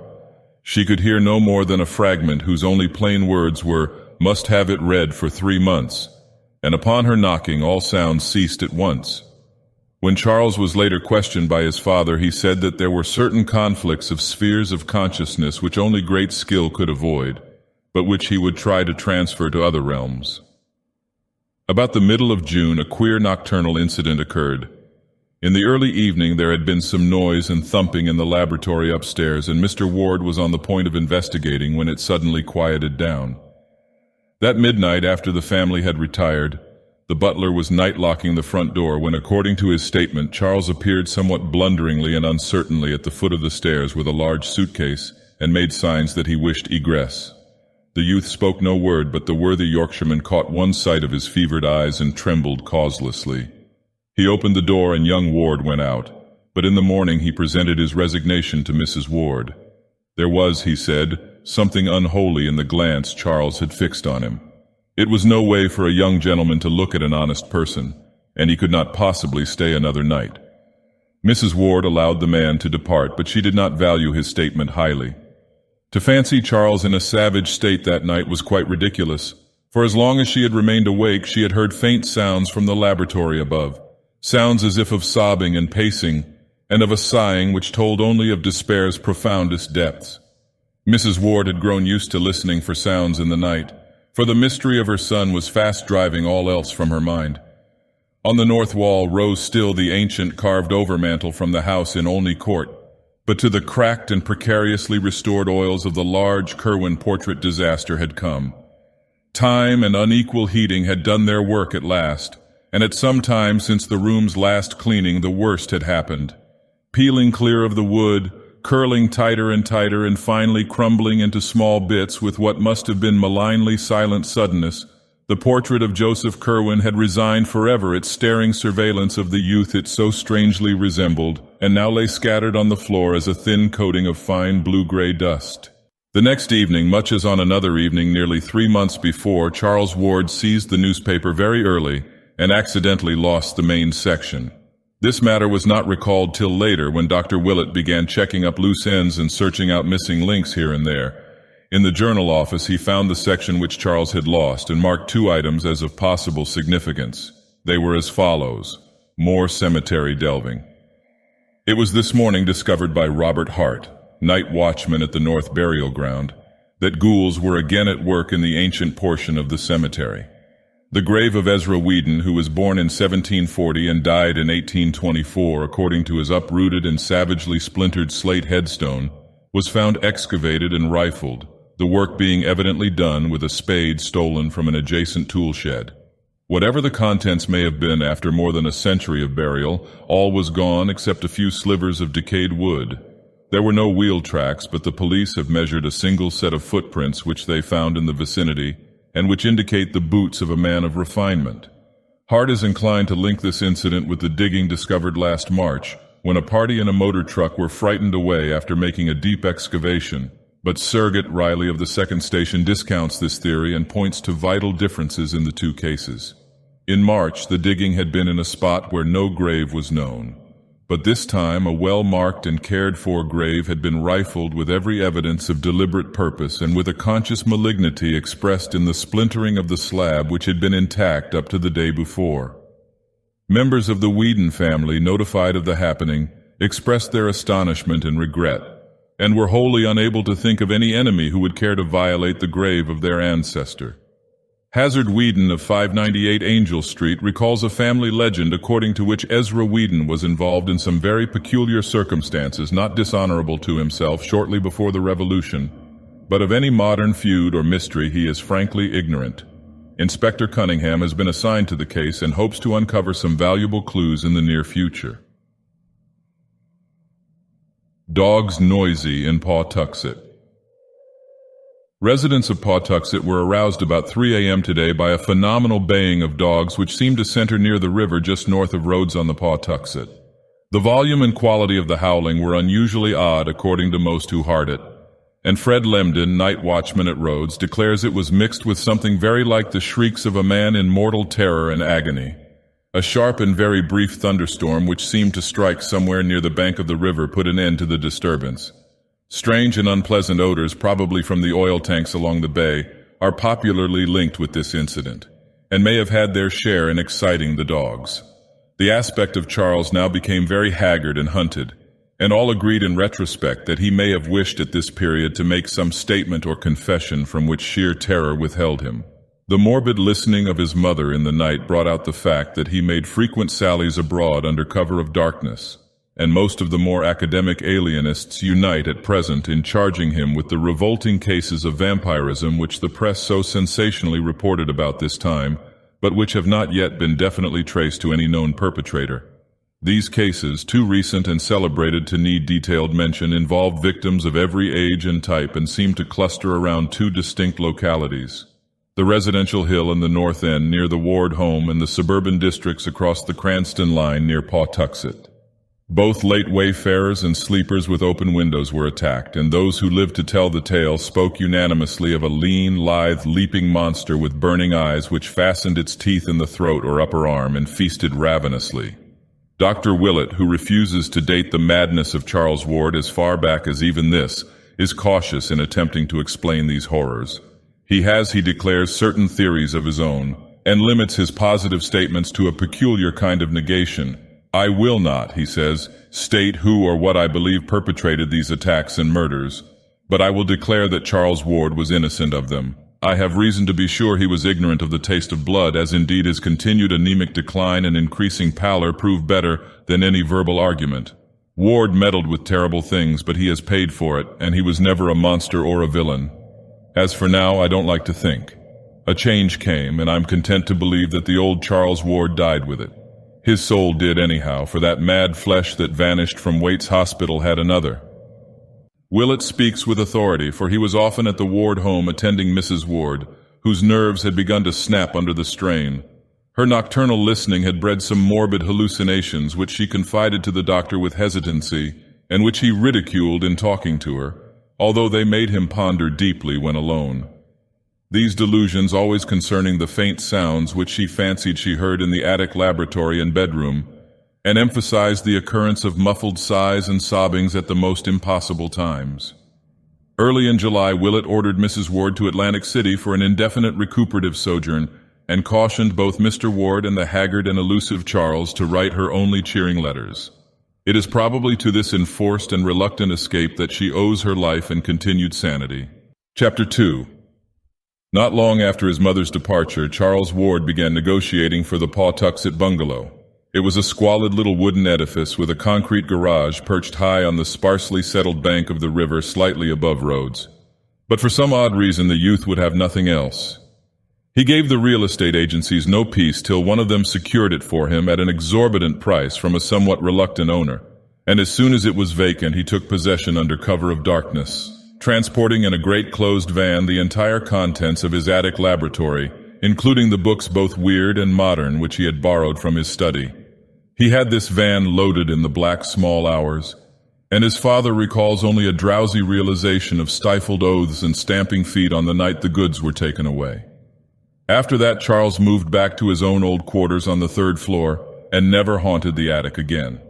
To the Pawtuxet bungalow, Charles transferred all the secrecy with which he had surrounded his attic realm, save that he now appeared to have two sharers of his mysteries. A villainous-looking Portuguese half-caste from the South Main St. waterfront, who acted as a servant, and a thin, scholarly stranger with dark glasses and a stubbly full beard of dyed aspect, whose status was evidently that of a colleague. Neighbors vainly tried to engage these odd persons in conversation. The mulatto Gomez spoke very little English, and the bearded man, who gave his name as Dr. Allen, voluntarily followed his example. Ward himself tried to be more affable, but succeeded only in provoking curiosity with his rambling accounts of chemical research. Before long, queer tales began to circulate regarding the all-night burning of lights, and somewhat later, after this burning had suddenly ceased, there rose still queerer tales of disproportionate orders of meat from the butchers and of the muffled shouting, declamation, rhythmic chanting, and screaming supposed to come from some very cellar below the place.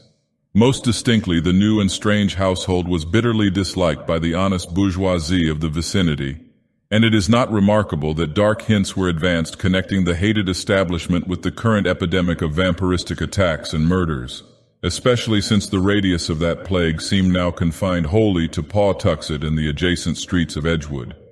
Ward spent most of his time at the bungalow, but slept occasionally at home and was still reckoned a dweller beneath his father's roof.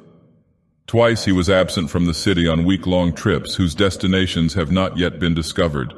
He grew steadily paler and more emaciated even than before, and lacked some of his former assurance when repeating to Dr. Willett his old story of vital research and future revelations.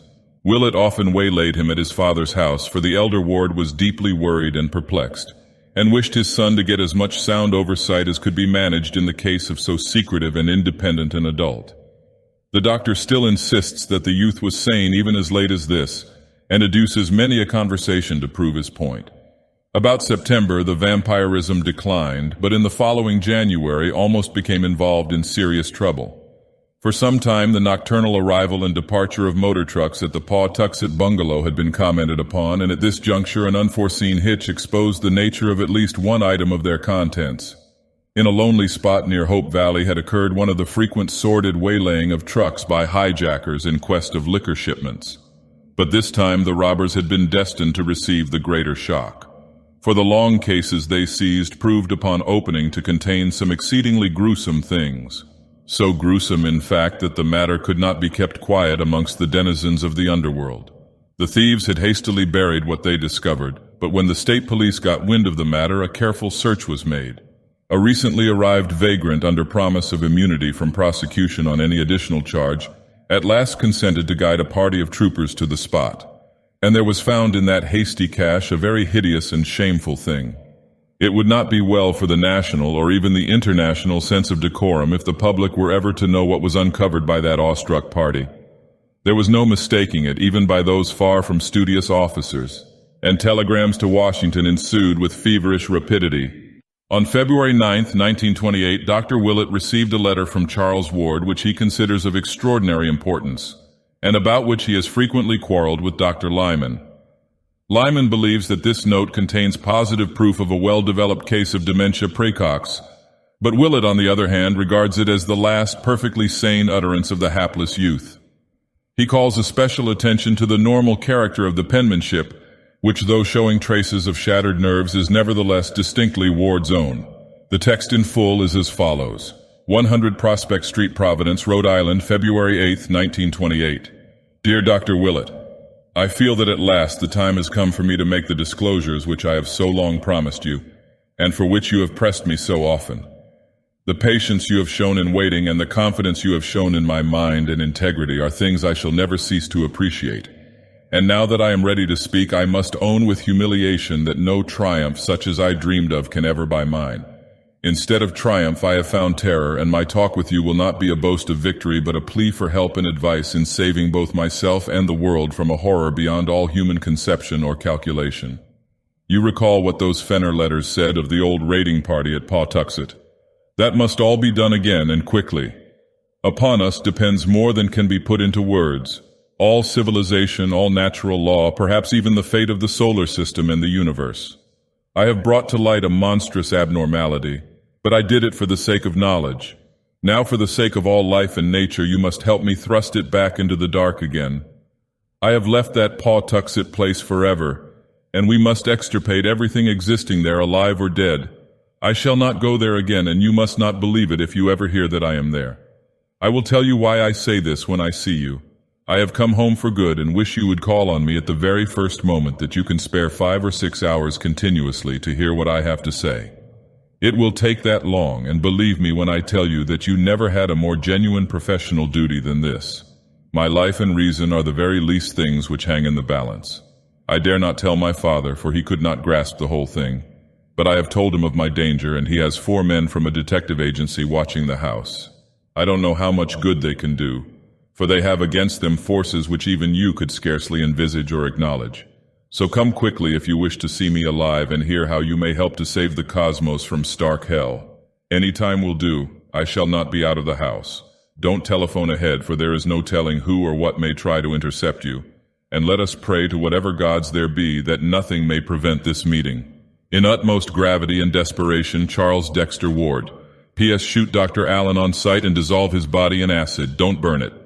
Dr. Willett received this note about 10:30 a.m., and immediately arranged to spare the whole late afternoon and evening for the momentous talk, letting it extend on into the night as long as might be necessary. He planned to arrive about 4 o'clock, and through all the intervening hours was so engulfed in every sort of wild speculation that most of his tasks were very mechanically performed. Maniacal as the letter would have sounded to a stranger, Willett had seen too much of Charles Ward's oddities to dismiss it as sheer raving. That something very subtle, ancient, and horrible was hovering about he felt quite sure, and the reference to Dr. Allen could almost be comprehended in view of what Pawtuxet gossip said of Ward's enigmatical colleague. Willett had never seen the man, but had heard much of his aspect and bearing, and could not but wonder what sort of eyes those much-discussed dark glasses might conceal. Promptly at 4, Dr. Willett presented himself at the Ward residence, but found to his annoyance that Charles had not adhered to his determination to remain indoors. The guards were there, but said that the young man seemed to have lost part of his timidity. He had that morning done much apparently frightened arguing and protesting over the telephone, one of the detectives said, replying to some unknown voice with phrases such as, "I am very tired and must rest a while. I can't receive anyone for some time. You'll have to excuse me. Please postpone decisive action till we can arrange some sort of compromise. Or I am very sorry, but I must take a complete vacation from everything. I'll talk with you later." Then, apparently gaining boldness through meditation, he had slipped out so quietly that no one had seen him depart or knew that he had gone until he returned about 1 o'clock and entered the house without a word. He had gone upstairs, where a bit of his fear must have surged back, for he was heard to cry out in a highly terrified fashion upon entering his library, afterward trailing off into a kind of choking gasp. When, however, the butler had gone to inquire what the trouble was, he had appeared at the door with a great show of boldness, and had silently gestured the man away in a manner that terrified him unaccountably. Then he had evidently done some rearranging of his shelves, for a great clattering and thumping and creaking ensued, after which he had reappeared and left at once. Willett inquired whether or not any message had been left, but was told that there was none. The butler seemed queerly disturbed about something in Charles's appearance and manner, and asked solicitously if there was much hope for a cure of his disordered nerves. For almost 2 hours Dr. Willett waited vainly in Charles Ward's library, watching the dusty shelves with their wide gaps where books had been removed, and smiling grimly at the paneled overmantel on the north wall, whence a year before the suave features of old Joseph Curwen had looked mildly down. After a time the shadows began to gather, and the sunset cheer gave place to a vague growing terror which flew shadow-like before the night. Mr. Ward finally arrived and showed much surprise and anger at his son's absence after all the pains which had been taken to guard him. He had not known of Charles's appointment and promised to notify Willett when the youth returned. In bidding the doctor good night, he expressed his utter perplexity at his son's condition and urged his caller to do all he could to restore the boy to normal poise. Willett was glad to escape from that library, for something frightful and unholy seemed to haunt it, as if the vanished picture had left behind a legacy of evil. He had never liked that picture, and even now, strong-nerved though he was, there lurked a quality in its vacant panel which made him feel an urgent need to get out into the pure air as soon as possible. Chapter 3. The next morning Willett received a message from the senior ward saying that Charles was still absent. Mr. Ward mentioned that Dr. Allen had telephoned him to say that Charles would remain at Pawtuxet for some time and that he must not be disturbed. This was necessary because Allen himself was suddenly called away for an indefinite period, leaving the researches in need of Charles's constant oversight. Charles sent his best wishes and regretted any bother his abrupt change of plans might have caused. Listening to this message, Mr. Ward heard Dr. Allen's voice for the first time, and it seemed to excite some vague and elusive memory which could not be actually placed, but which was disturbing to the point of fearfulness. Faced by these baffling and contradictory reports, Dr. Willett was frankly at a loss what to do. The frantic earnestness of Charles's note was not to be denied, yet what could one think of its writer's immediate violation of his own expressed policy? Young Ward had written that his delvings had become blasphemous and menacing, that they and his bearded colleague must be extirpated at any cost, and that he himself would never return to their final scene. Yet according to latest advices he had forgotten all this and was back in the thick of the mystery. Common sense bade one leave the youth alone with his freakishness, yet some deeper instinct would not permit the impression of that frenzied letter to subside. Willett read it over again and could not make its essence sound as empty and insane as both its bombastic verbiage and its lack of fulfillment would seem to imply. Its terror was too profound and real, and in conjunction with what the doctor already knew evoked too vivid hints of monstrosities from beyond time and space to permit of any cynical explanation. There were nameless horrors abroad, and no matter how little one might be able to get at them, one ought to stand prepared for any sort of action at any time. For over a week Dr. Willett pondered on the dilemma which seemed thrust upon him, and became more and more inclined to pay Charles a call at the Pawtuxet bungalow.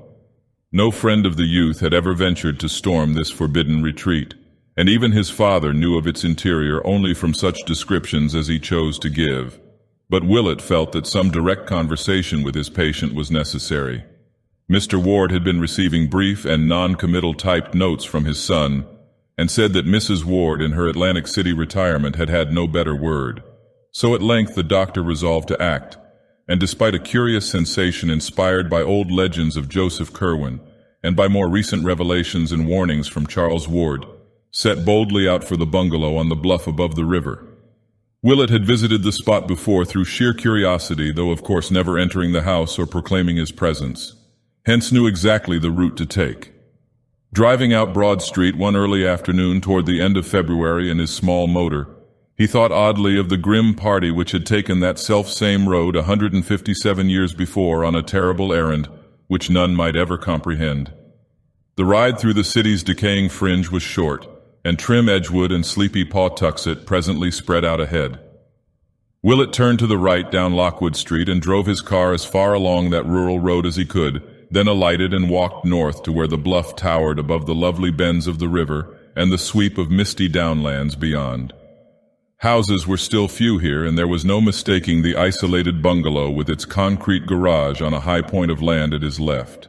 Stepping briskly up the neglected gravel walk, he rapped at the door with a firm hand and spoke without a tremor to the evil Portuguese mulatto who opened it to the width of a crack. He must, he said, see Charles Ward at once on vitally important business. No excuse would be accepted, and a repulse would mean only a full report of the matter to the elder Ward. The mulatto still hesitated and pushed against the door when Willett attempted to open it, but the doctor merely raised his voice and renewed his demands. Then there came from the dark interior a husky whisper which somehow chilled the hearer through and through, though he did not know why he feared it. "Let him in, Tony," it said. "We may as well talk now as ever." But disturbing as was the whisper, the greater fear was that which immediately followed. The floor creaked, and the speaker hove in sight, and the owner of those strange and resonant tones was seen to be no other than Charles Dexter Ward. The minuteness with which Dr. Willett recalled and recorded his conversation of that afternoon is due to the importance he assigns to this particular period. For at last he concedes a vital change in Charles Dexter Ward's mentality, and believes that the youth now spoke from a brain hopelessly alien to the brain whose growth he had watched for 26 years. Controversy with Dr. Lyman has compelled him to be very specific, And he definitely dates the madness of Charles Ward from the time the typewritten notes began to reach his parents. Those notes are not in Ward's normal style, not even in the style of that last frantic letter to Willett. Instead, they are strange and archaic, as if the snapping of the writer's mind had released a flood of tendencies and impressions picked up unconsciously through boyhood antiquarianism. There is an obvious effort to be modern, but the spirit and occasionally the language are those of the past. The past, too, was evident in Ward's every tone and gesture as he received the doctor in that shadowy bungalow.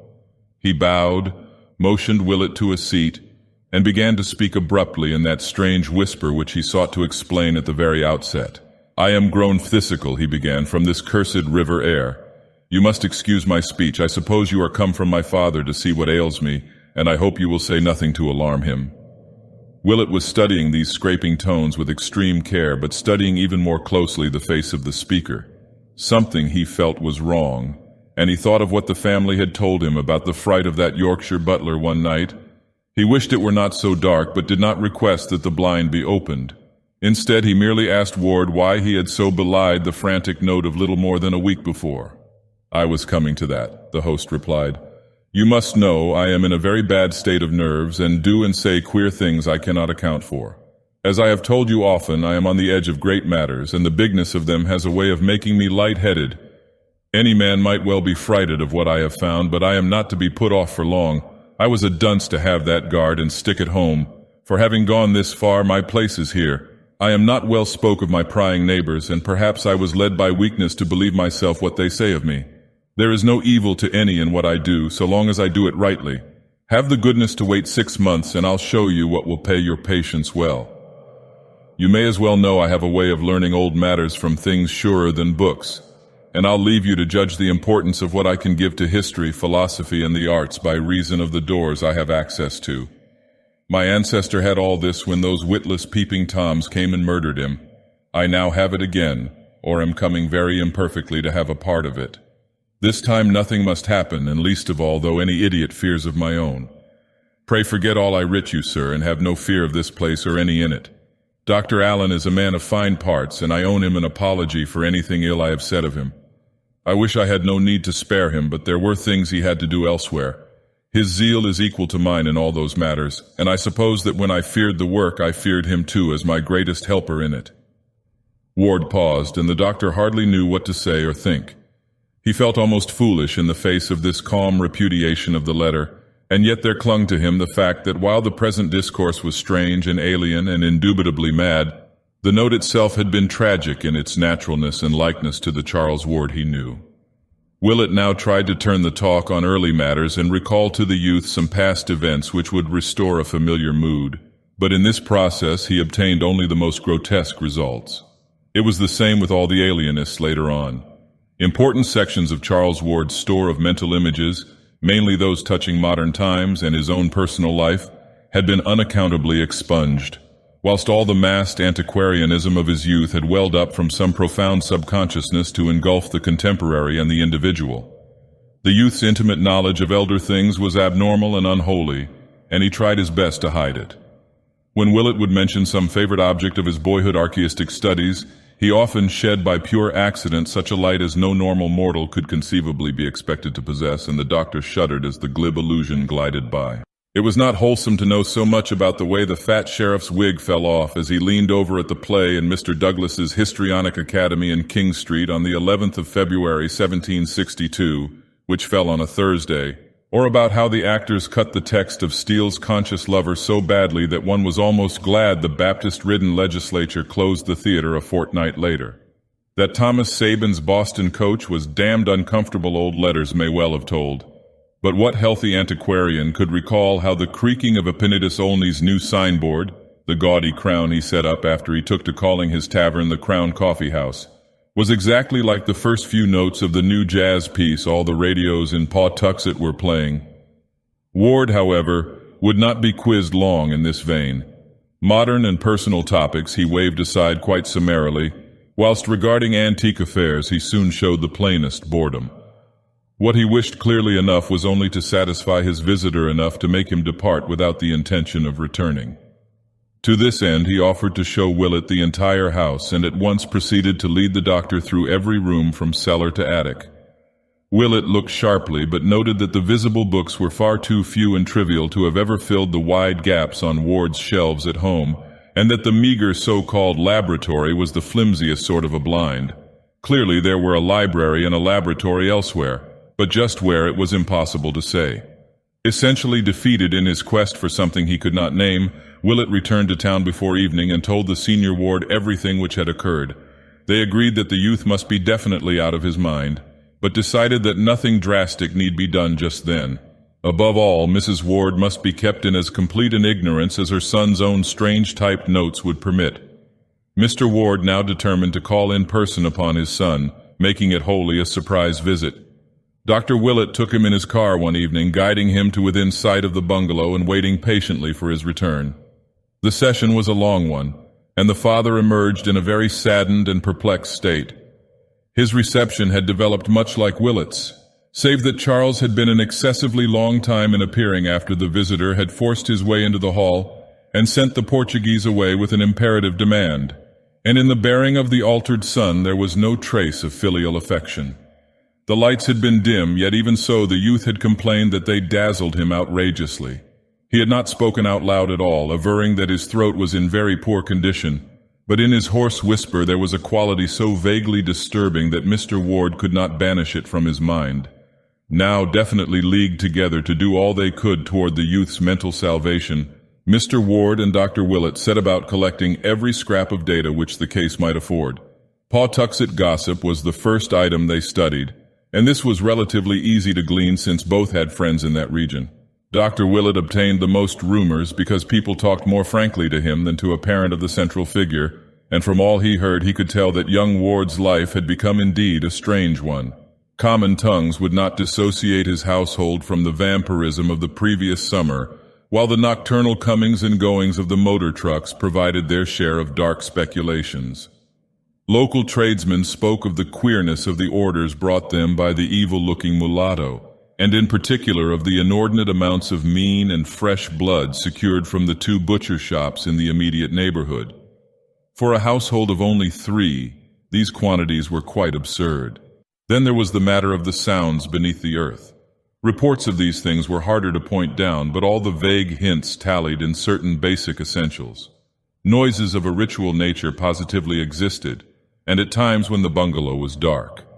They might, of course, have come from the known cellar, but rumor insisted that there were deeper and more spreading crypts. Recalling the ancient tales of Joseph Curwen's catacombs, and assuming for granted that the present bungalow had been selected because of its situation on the old Curwen site, as revealed in one of another of the documents found behind the picture, Willett and Mr. Ward gave this phase of the gossip much attention, and searched many times without success for the door in the riverbank which old manuscripts mentioned. As to popular opinions of the bungalow's various inhabitants, it was soon plain that the brava Portuguese was loathed. The bearded and spectacled Dr. Allen feared, and the pallid young scholar disliked to a profound degree. During the last week or 2, Ward had obviously changed much, abandoning his attempts at affability and speaking only in hoarse but oddly repellent whispers on the few occasions that he ventured forth. Such were the shreds and fragments gathered here and there, and over these Mr. Ward and Dr. Willett held many long and serious conferences. They strove to exercise deduction, induction, and constructive imagination to their utmost extent, and to correlate every known fact of Charles's later life, including the frantic letter which the doctor now showed the father, with the meager documentary evidence available concerning old Joseph Curwen. They would have given much for a glimpse of the papers Charles had found, for very clearly the key to the youth's madness lay in what he had learned of the ancient wizard and his doings. Chapter 4. And yet, after all, it was from no step of Mr. Ward's or Dr. Willett's that the next move in this singular case proceeded. The father and the physician, rebuffed and confused by a shadow too shapeless and intangible to combat, had rested uneasily on their oars while the typed notes of young Ward to his parents grew fewer and fewer. Then came the first of the month with its customary financial adjustments, and the clerks at certain banks began a peculiar shaking of heads and telephoning from one to the other. Officials who knew Charles Ward by sight went down to the bungalow to ask why every check of his appearing at this juncture was a clumsy forgery, and were reassured less than they ought to have been when the youth hoarsely explained that he had lately been so much affected by a nervous shock as to make normal writing impossible. He could, he said, from no written characters at all except with great difficulty, and could prove it by the fact that he had been forced to type all his recent letters, even those to his father and mother, who would bear out the assertion. What made the investigators pause in confusion was not this circumstance alone, for that was nothing unprecedented or fundamentally suspicious, nor even the Pawtuxet gossip of which one or two of them had caught echoes. It was the muddled discourse of the young man which nonplussed them, implying as it did a virtually total loss of memory concerning important monetary matters which he had had at his fingertips only a month or two before. Something was wrong, for despite the apparent coherence and rationality of his speech, there could be no normal reason for this ill-concealed blankness on vital points. Moreover, although none of these men knew Ward well, they could not help observing the change in his language and manner. They had heard he was an antiquarian, but even the most hopeless antiquarians do not make daily use of obsolete phraseology and gestures. Altogether, this combination of hoarseness, palsied hands, bad memory, and altered speech and bearing must represent some disturbance or malady of genuine gravity, which no doubt formed the basis of the prevailing odd rumors. And after their departure, the party of officials decided that a talk with the senior ward was imperative.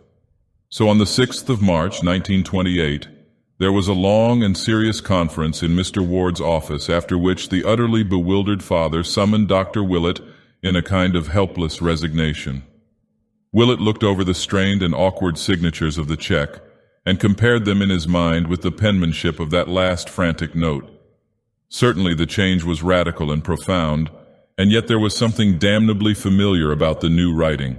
It had crabbed and archaic tendencies of a very curious sort, and seemed to result from a type of stroke utterly different from that which the youth had always used.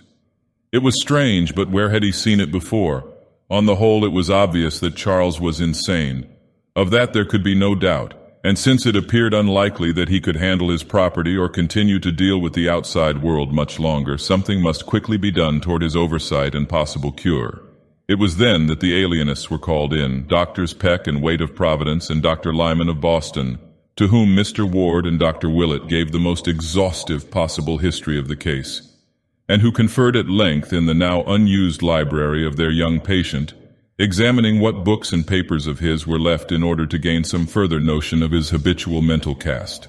After scanning this material and examining the ominous note to Willett, they all agreed that Charles Ward's studies had been enough to unseat, or at least to warp, any ordinary intellect, and wished most heartily that they could see his more intimate volumes and documents. But this latter they knew they could do, if at all, only after a scene at the bungalow itself. Willett now reviewed the whole case with febrile energy, it being at this time that he obtained the statements of the workmen who had seen Charles find the Kerwin documents, and that he collated the incidents of the destroyed newspaper items, looking up the latter at the Journal office. On Thursday, the 8th of March, Doctors Willett, Peck, Lyman, and Waite, accompanied by Mr. Ward, paid the youth their momentous call, making no concealment of their object and questioning the now acknowledged patient with extreme minuteness. Charles, although he was inordinately long in answering the summons and was still redolent of strange and noxious laboratory odors when he did finally make his agitated appearance, proved a far from recalcitrant subject, and admitted freely that his memory and balance had suffered somewhat from close application to abstruse studies. He offered no resistance when his removal to other quarters was insisted upon, and seemed indeed to display a high degree of intelligence as apart from mere memory. His conduct would have sent his interviewers away in bafflement had not the persistently archaic trend of his speech and unmistakable replacement of modern by ancient ideas in his consciousness marked him out as one definitely removed from the normal. Of his work he would say no more to the group of doctors than he had formerly said to his family and to Dr. Willett, and his frantic note of the previous month he dismissed as mere nerves and hysteria. He insisted that this shadowy bungalow possessed no library or laboratory beyond the visible ones, and waxed abstruse in explaining the absence from the house of such odors as now saturated all his clothing. Neighborhood gossip he attributed to nothing more than the cheap inventiveness of baffled curiosity. Of the whereabouts of Dr. Allen he said he did not feel at liberty to speak definitely, but assured his inquisitors that the bearded and spectacled man would return when needed. In paying off the stolid brava who resisted all questioning by the visitors, and enclosing the bungalow which still seemed to hold such nighted secrets, Ward showed no signs of nervousness save a barely noticed tendency to pause as though listening for something very faint. He was apparently animated by a calmly philosophic resignation, as if removal were the merest transient incident which would cause the least trouble if facilitated and disposed of once and for all. It was clear that he trusted to his obviously unimpaired keenness of absolute mentality to overcome all the embarrassments into which his twisted memory, his lost voice and handwriting, and his secretive and eccentric behavior had led him. His mother, it was agreed, was not to be told of the change, his father supplying typed notes in his name. Ward was taken to the restfully and picturesquely situated private hospital maintained by Dr. Waite on Connecticut Island in the Bay, and subjected to the closest scrutiny and questioning by all the physicians connected with the case. It was then that the physical oddities were noticed, the slackened metabolism, the altered skin, and the disproportionate neural reactions. Dr. Willett was the most perturbed of the various examiners, for he had attended Ward all his life and could appreciate with terrible keenness the extent of his physical disorganization. Even the familiar olive mark on his hip was gone, while on his chest was a great black mole or cicatrice which had never been there before, and which made Willett wonder whether the youth had ever submitted to any of the witch markings reputed to be inflicted at certain unwholesome nocturnal meetings in wild and lonely places.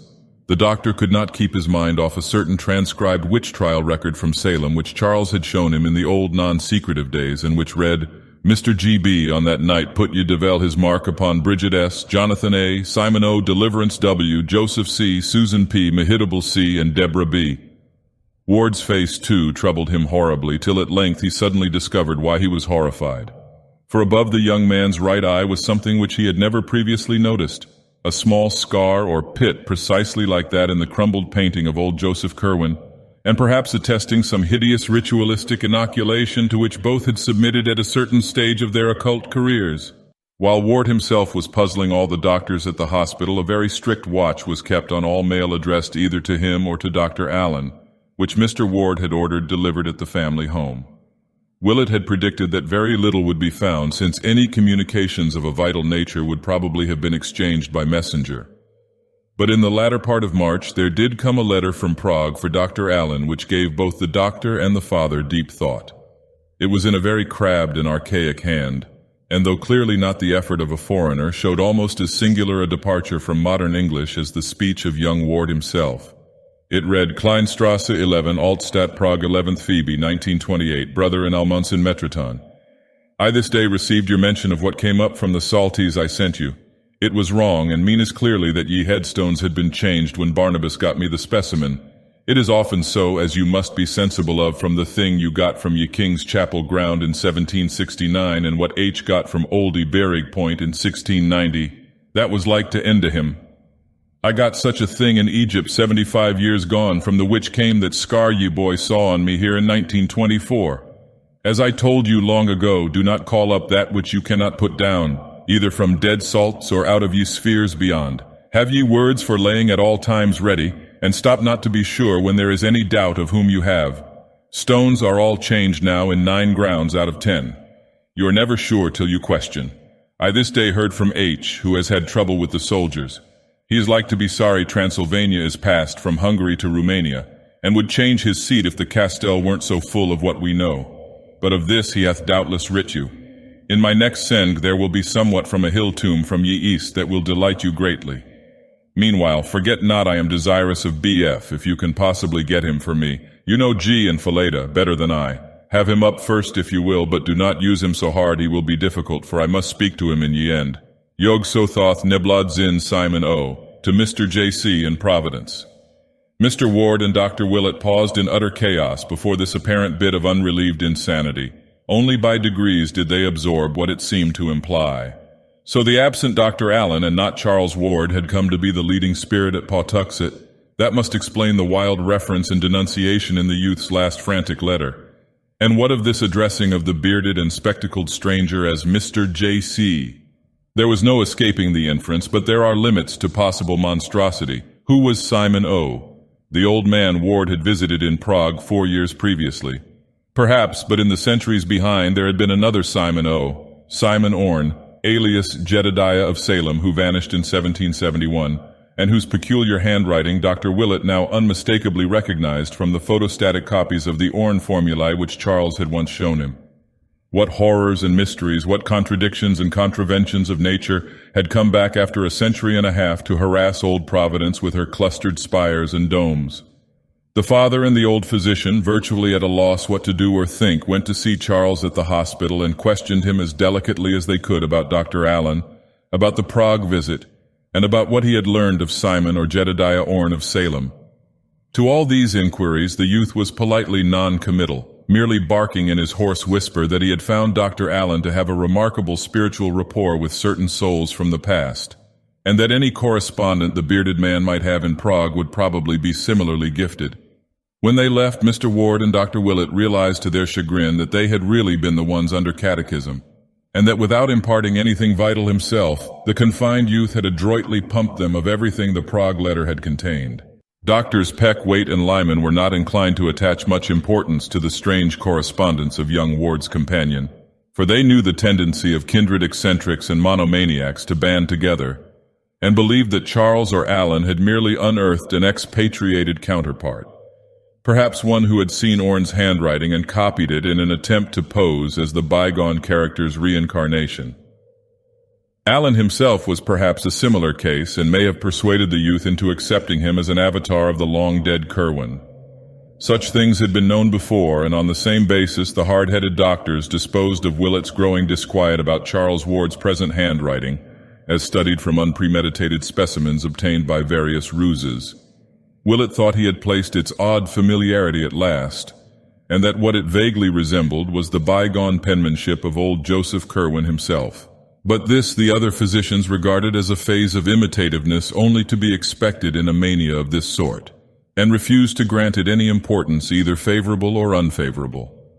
Recognizing this prosaic attitude in his colleagues, Willett advised Mr. Ward to keep to himself the letter which arrived for Dr. Allen on the 2nd of April from Rakes, Transylvania, in a handwriting so intensely and fundamentally like that of the Hutchinson cipher that both father and physician paused in awe before breaking the seal. This read as follows: Castle Ferency, the 7th of March, 1928. Dear C. Had a squad of 20 militia up to talk about what the country folk say. Must dig deeper and have less herd. These Romanians plague me damnably, being officious in particular where you could buy a Magyar off with a drink and food. Last month M got me ye sarcophagus of ye 5 sphinxes from ye Acropolis, where he whom I called up said it would be, and I have had 3 talks with what was therein inhumed. It will go to so in Prague directly, and thence to you. It is stubborn, but you know ye way with such. You show wisdom in having less about than before, for there was no need to keep the guards in shape and eke off their heads, and it made much to be found in case of trouble, as you too well know. You can now move and work elsewhere with no killed trouble if needful, though I hope no thing will soon force you to so bothersome a course. I rejoice that you traffic not so much with those outside, for there was ever a mortal peril in it, and you are sensible what it did when you asked protection of one not disposed to give it. You excel me in getting ye formulae, so another may say them with success, but Borellus fancied it would be so if just ye right words were had. Does ye boy use 'em often? I regret that he grows squeamish, as I feared he would when I had him here nigh 15 months, but am sensible you know how to deal with him. You can't say him down with ye formula, for that will work only upon such as ye other formula hath called up from Saltese. But you still have strong hands in knife and pistol, and graves are not hard to dig, nor acids loath to burn. O says you have promised him BFI must have him after. B goes to you soon, and may he give you what you wish of that dark thing below Memphis. Employ care in what you call up, and beware of ye boy. It will be ripe in a year's time to have up ye legions from underneath, and then there are no boundaries to what shall be Oris. Have confidence in what I say, for you know and I have had these 150 years more than you to consult these matters in. Nefru, Kanai Hadoth IDW, H, for J. Kerwin, Esquire Providence. But if Willett and Mr. Ward refrained from showing this letter to the alienists, they did not refrain from acting upon it themselves. No amount of learned sophistry could controvert the fact that the strangely bearded and spectacled Dr. Allen, of whom Charles's frantic letter had spoken as such a monstrous menace, was in close and sinister correspondence with 2 inexplicable creatures whom Ward had visited in his travels, and who plainly claimed to be survivals or avatars of Kerwin's old Salem colleagues, that he was regarding himself as the reincarnation of Joseph Kerwin, and that he entertained, or was at least advised to entertain, murderous designs against a boy who could scarcely be other than Charles Ward. There was organized horror afoot, and no matter who had started it, the missing Alan was by this time at the bottom of it. Therefore, thanking heaven that Charles was now safe in the hospital, Mr. Ward lost no time in engaging detectives to learn all they could of the cryptic, bearded doctor, finding whence he had come and what Pawtuxet knew of him, and if possible discovering his present whereabouts. Supplying the men with one of the bungalow keys which Charles yielded up, he urged them to explore Alan's vacant room, which had been identified when the patient's belongings had been packed, obtaining what clues they could from any effects he might have left about. Mr. Ward talked with the detectives in his son's old library, and they felt a marked relief when they left it at last, for there seemed to hover about the place a vague aura of evil. Perhaps it was what they had heard of the infamous old wizard whose picture had once stared from the paneled overmantel, and perhaps it was something different and irrelevant. But in any case, they all half-sensed an intangible miasma which centered in that carven vestige of an older dwelling, and which at times almost rose to the intensity of a material emanation. Part 5. A Nightmare and a Cataclysm. Chapter 1. And now swiftly followed that hideous experience which has left its indelible mark of fear on the soul of Marinus Bicknell Willett, and has added a decade to the visible age of one whose youth was even then far behind. Dr. Willett had conferred at length with Mr. Ward, and had come to an agreement with him on several points which both felt the alienists would ridicule. There was, they conceded, a terrible movement alive in the world whose direct connection with a necromancy even older than the Salem witchcraft could not be doubted. That at least 2 living men, and one other of whom they dared not think, were in absolute possession of minds or personalities which had functioned as early as 1690 or before, was likewise almost unassailably proved even in the face of all known natural laws. What these horrible creatures, and Charles Ward as well, were doing or trying to do seemed fairly clear from their letters and from every bit of light, both old and new, which had filtered in upon the case. They were robbing the tombs of all the ages, including those of the world's wisest and greatest men, in the hope of recovering from the bygone ashes some vestige of the consciousness and lore which had once animated and informed them. A hideous traffic was going on among these nightmare ghouls, whereby illustrious bones were bartered with the calm calculativeness of schoolboys swapping books. And from what was extorted from this centuried dust, there was anticipated a power and a wisdom beyond anything which the cosmos had ever seen concentered in one man or group. They had found unholy ways to keep their brains alive, either in the same body or different bodies, and had evidently achieved a way of tapping the consciousness of the dead whom they gathered together. There had, it seems, been some truth in chimerical old Borellus when he wrote of preparing from even the most antique remains certain essential salties, from which the shade of a long-dead living thing might be raised up. There was a formula for evoking such a shade and another for putting it down, and it had now been so perfected that it could be taught successfully. One must be careful about evocations, for the markers of old graves are not always accurate. Willett and Mr. Ward shivered as they passed from conclusion to conclusion. Things, presences or voices of some sort, could be drawn down from unknown places as well as from the grave. And in this process also one must be careful. Joseph Kerwin had indubitably evoked many forbidden things, and as for Charles, what might one think of him? What forces outside the spheres had reached him from Joseph Kerwin's day and turned his mind on forgotten things? He had been led to find certain directions, and he had used them.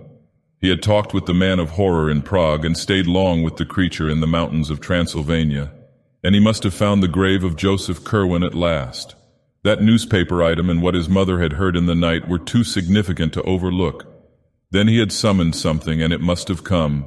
That mighty voice aloft on Good Friday and those different tones in the locked attic laboratory. What were they like with their depth and hollowness? Was there not here some awful foreshadowing of the dreaded stranger Dr. Allen with his spectral bass? Yes, that was what Mr. Ward had felt with vague horror in his single talk with the man, if man it were, over the telephone.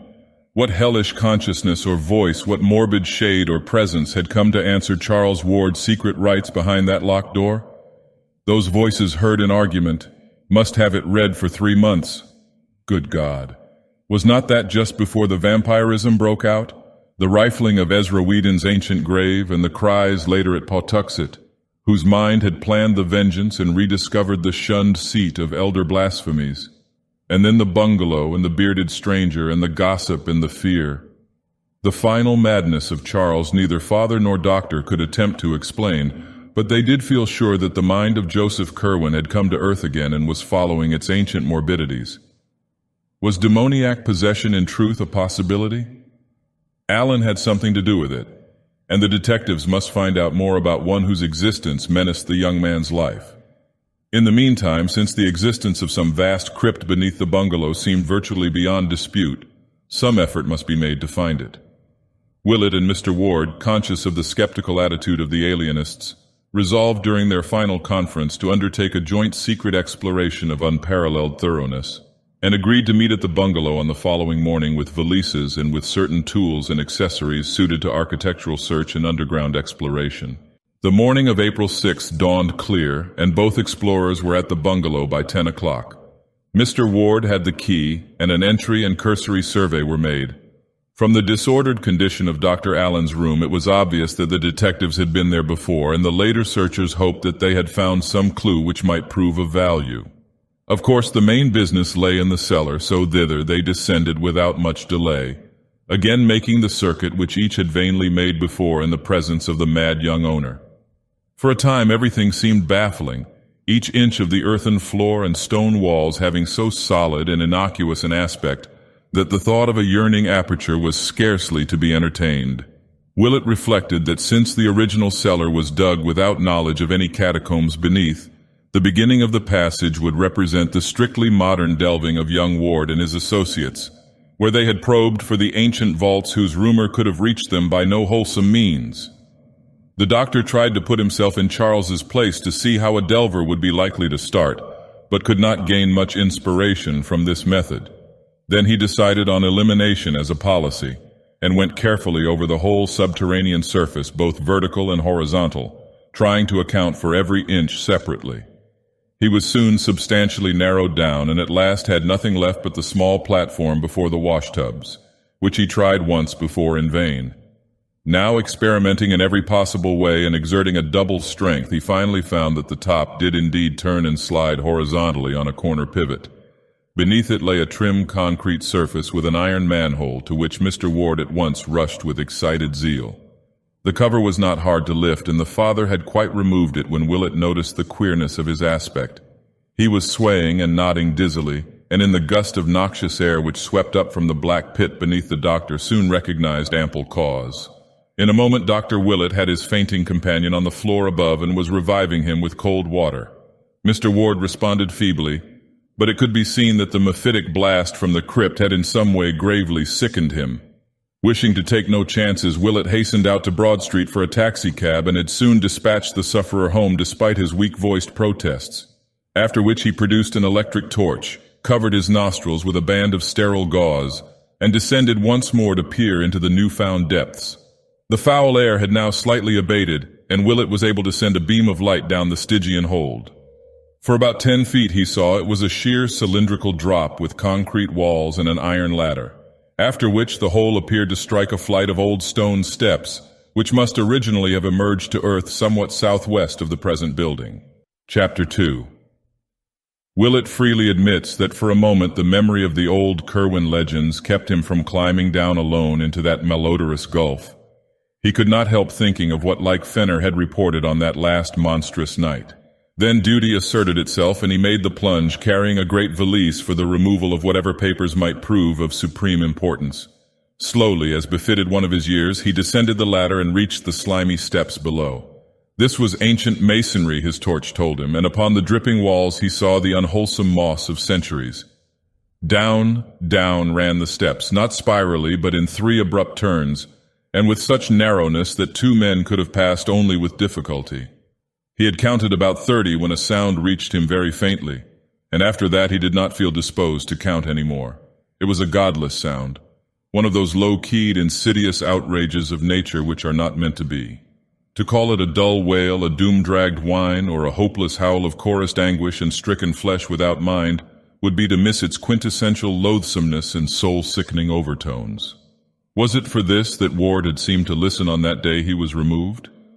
It was the most shocking thing that Willett had ever heard, and it continued from no determinate point as the doctor reached the bottom of the steps and cast his torchlight around on lofty corridor walls, surmounted by cyclopean vaulting and pierced by numberless black archways. The hall in which he stood was perhaps 14 feet high in the middle of the vaulting and 10 or 12 feet broad. Its pavement was of large, chipped flagstone, and its walls and roof were of dressed masonry.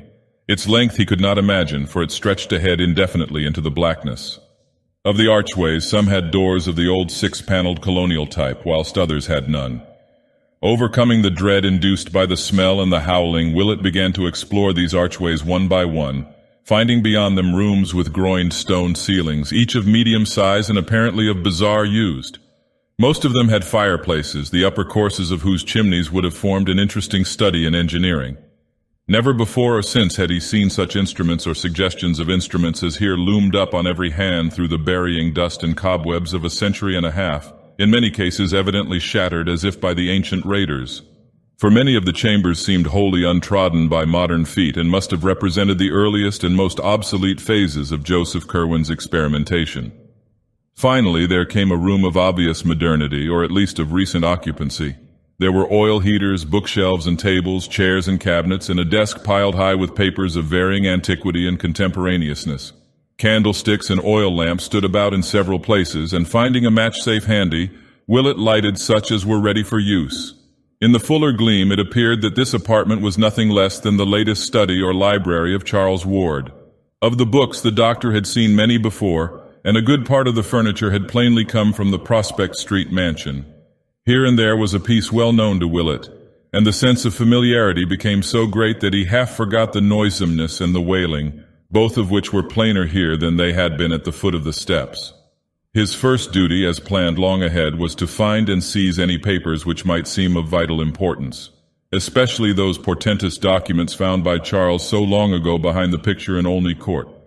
As he searched, he perceived how stupendous a task the final unraveling would be, for file on file was stuffed with papers in curious hands and bearing curious designs, so that months or even years might be needed for a thorough deciphering and editing. Once he found 3 large packets of letters with Prague and Racus postmarks, and in writing clearly recognizable as Orne's and Hutchinson's, all of which he took with him as part of the bundle to be removed in his valise. At last, in a locked mahogany cabinet once gracing the Ward home, Willett found the batch of old Curwen papers, recognizing them from the reluctant glimpse Charles had granted him so many years ago. The youth had evidently kept them together very much as they had been when first he found them, since all the titles recalled by the workmen were present except the papers addressed to Orne and Hutchinson, and the cipher with its key. Willett placed the entire lot in his valise and continued his examination of the files. Since young Ward's immediate condition was the greatest matter at stake, the closest searching was done among the most obviously recent matter, and in this abundance of contemporary manuscript one very baffling oddity was noted. The oddity was the slight amount in Charles's normal writing, which indeed included nothing more recent than 2 months before. On the other hand, there were literally reams of symbols and formulae, historical notes and philosophical comment, in a crabbed penmanship absolutely identical with the ancient script of Joseph Curwen, though of undeniably modern dating. Plainly, a part of the latter-day program had been a sedulous imitation of the old wizard's writing, which Charles seemed to have carried to a marvelous state of perfection. Of any third hand which might have been Alan's, there was not a trace. If he had indeed come to be the leader, he must have forced young Ward to act as his amanuensis.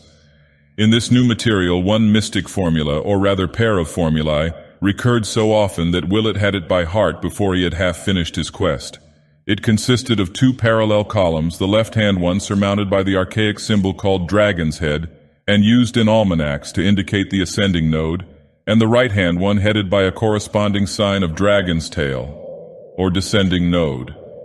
The appearance of the whole was something like this, and almost unconsciously the doctor realized that the second half was no more than the first, written syllabically backward, with the exception of the final monosyllables and of the odd name Yog-Sothoth, which he had come to recognize under various spellings from other things he had seen in connection with this horrible matter.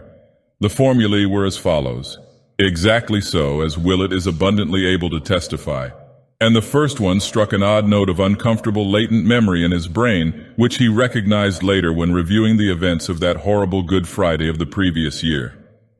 Yai Ngunga, Yog Sothoth, He Legeb, Phi Throdog, Wa, Ogthrod, If, Gebeli, Yog Sothoth, Ngung I, Zro. So haunting were these formulae, and so frequently did he come upon them that before the doctor knew it, he was repeating them under his breath.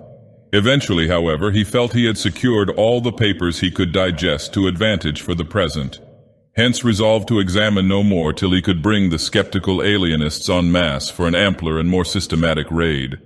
He had still to find the hidden laboratory, so, leaving his valise in the lighted room, he emerged again into the black noisome corridor whose vaulting echoed ceaseless with that dull and hideous whine.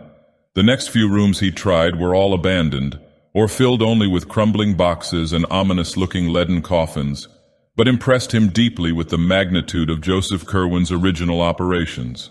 He thought of the slaves and seamen who had disappeared, of the graves which had been violated in every part of the world, and of what that final raiding party must have seen. And then he decided it was better not to think any more. Once a great stone staircase mounted at his right, and he deduced that this must have reached to one of the Curwen outbuildings, perhaps the famous stone edifice with the high slit-like windows, provided the steps he had descended had led from the steep-roofed farmhouse. Suddenly the walls seemed to fall away ahead, and the stench and the wailing grew stronger.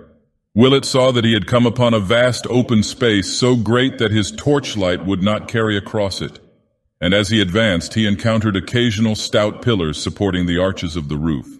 After a time he reached a circle of pillars grouped like the monoliths of Stonehenge, with a large carved altar on a base of 3 steps in the center, and so curious were the carvings on that altar that he approached to study them with his electric light. But when he saw what they were, he shrank away shuddering, and did not stop to investigate the dark stains which discolored the upper surface and had spread down the sides in occasional thin lines. Instead, he found the distant wall and traced it as it swept round in a gigantic circle perforated by occasional black doorways, and indented by a myriad of shallow cells with iron gratings and wrist and ankle bonds on chains fastened to the stone of the concave rear masonry. These cells were empty, but still the horrible odor and the dismal moaning continued, more insistent now than ever, and seemingly varied at time by a sort of slippery thumping. Chapter 3. From that frightful smell and that uncanny noise, Willett's attention could no longer be diverted. Both were plainer and more hideous in the great pillared hall than anywhere else, and carried a vague impression of being far below, even in this dark netherworld of subterrene mystery. Before trying any of the black archways for steps leading further down, the doctor cast his beam of light about the stone-flagged floor. It was very loosely paved, and at irregular intervals there would occur a slab curiously pierced by small holes in no definite arrangement, while at one point there lay a very long ladder carelessly flung down. To this ladder, singularly enough, appeared to cling a particularly large amount of the frightful odor which encompassed everything.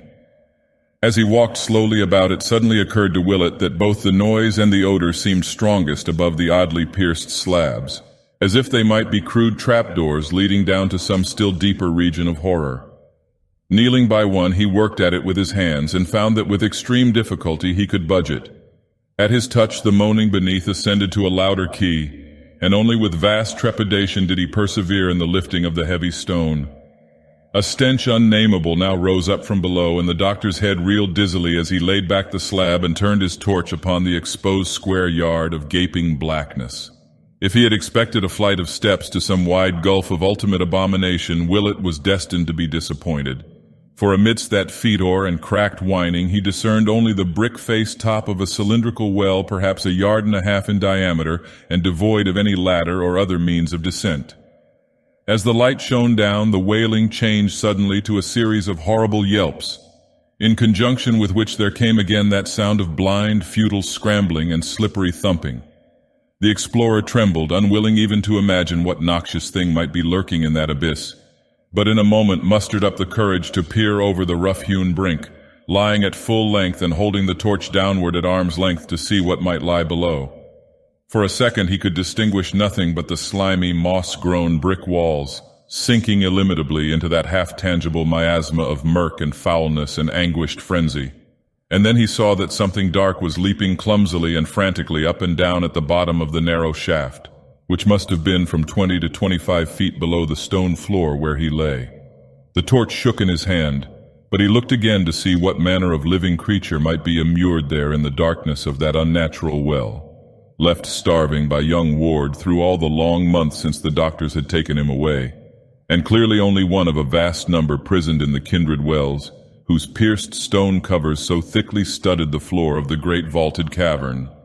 Whatever the things were, they could not lie down in their cramped spaces, but must have crouched and whined and waited and feebly leaped all those hideous weeks since their master had abandoned them unheeded. But Marinus Bicknell Willett was sorry that he looked again, for surgeon and veteran of the dissecting room though he was, he has not been the same since. It is hard to explain just how a single sight of a tangible object with measurable dimensions could so shake and change a man. And we may only say that there is about certain outlines and entities a power of symbolism and suggestion, which acts frightfully on a sensitive thinker's perspective and whispers terrible hints of obscure cosmic relationships and unnameable realities behind the protective illusions of common vision. In that second look, Willett saw such an outline or entity, for during the next few instants he was undoubtedly as stark raving mad as any inmate of Dr. Waite's private hospital. He dropped the electric torch from a hand drained of muscular power or nervous coordination, nor heeded the sound of crunching teeth which told of its fate at the bottom of the pit. He screamed and screamed and screamed in a voice whose falsetto panic no acquaintance of his would ever have recognized. And though he could not rise to his feet, he crawled and rolled desperately away from the damp pavement where dozens of Tartarian wells poured forth their exhausted whining and yelping to answer his own insane cries. He tore his hands on the rough, loose stones and many times bruised his head against the frequent pillars, but still he kept on. Then at last he slowly came to himself in the utter blackness and stench, and stopped his ears against the droning wail into which the burst of yelping had subsided. He was drenched with perspiration and without means of producing a light, stricken and unnerved in the abysmal blackness and horror, and crushed with a memory he never could efface. Beneath him dozens of those things still lived, and from one of those shafts the cover was removed. He knew that what he had seen could never climb up the slippery walls, yet shuddered at the thought that some obscure foothold might exist. What the thing was he would never tell. It was like some of the carvings on the hellish altar, but it was alive. Nature had never made it in this form, for it was too palpably unfinished.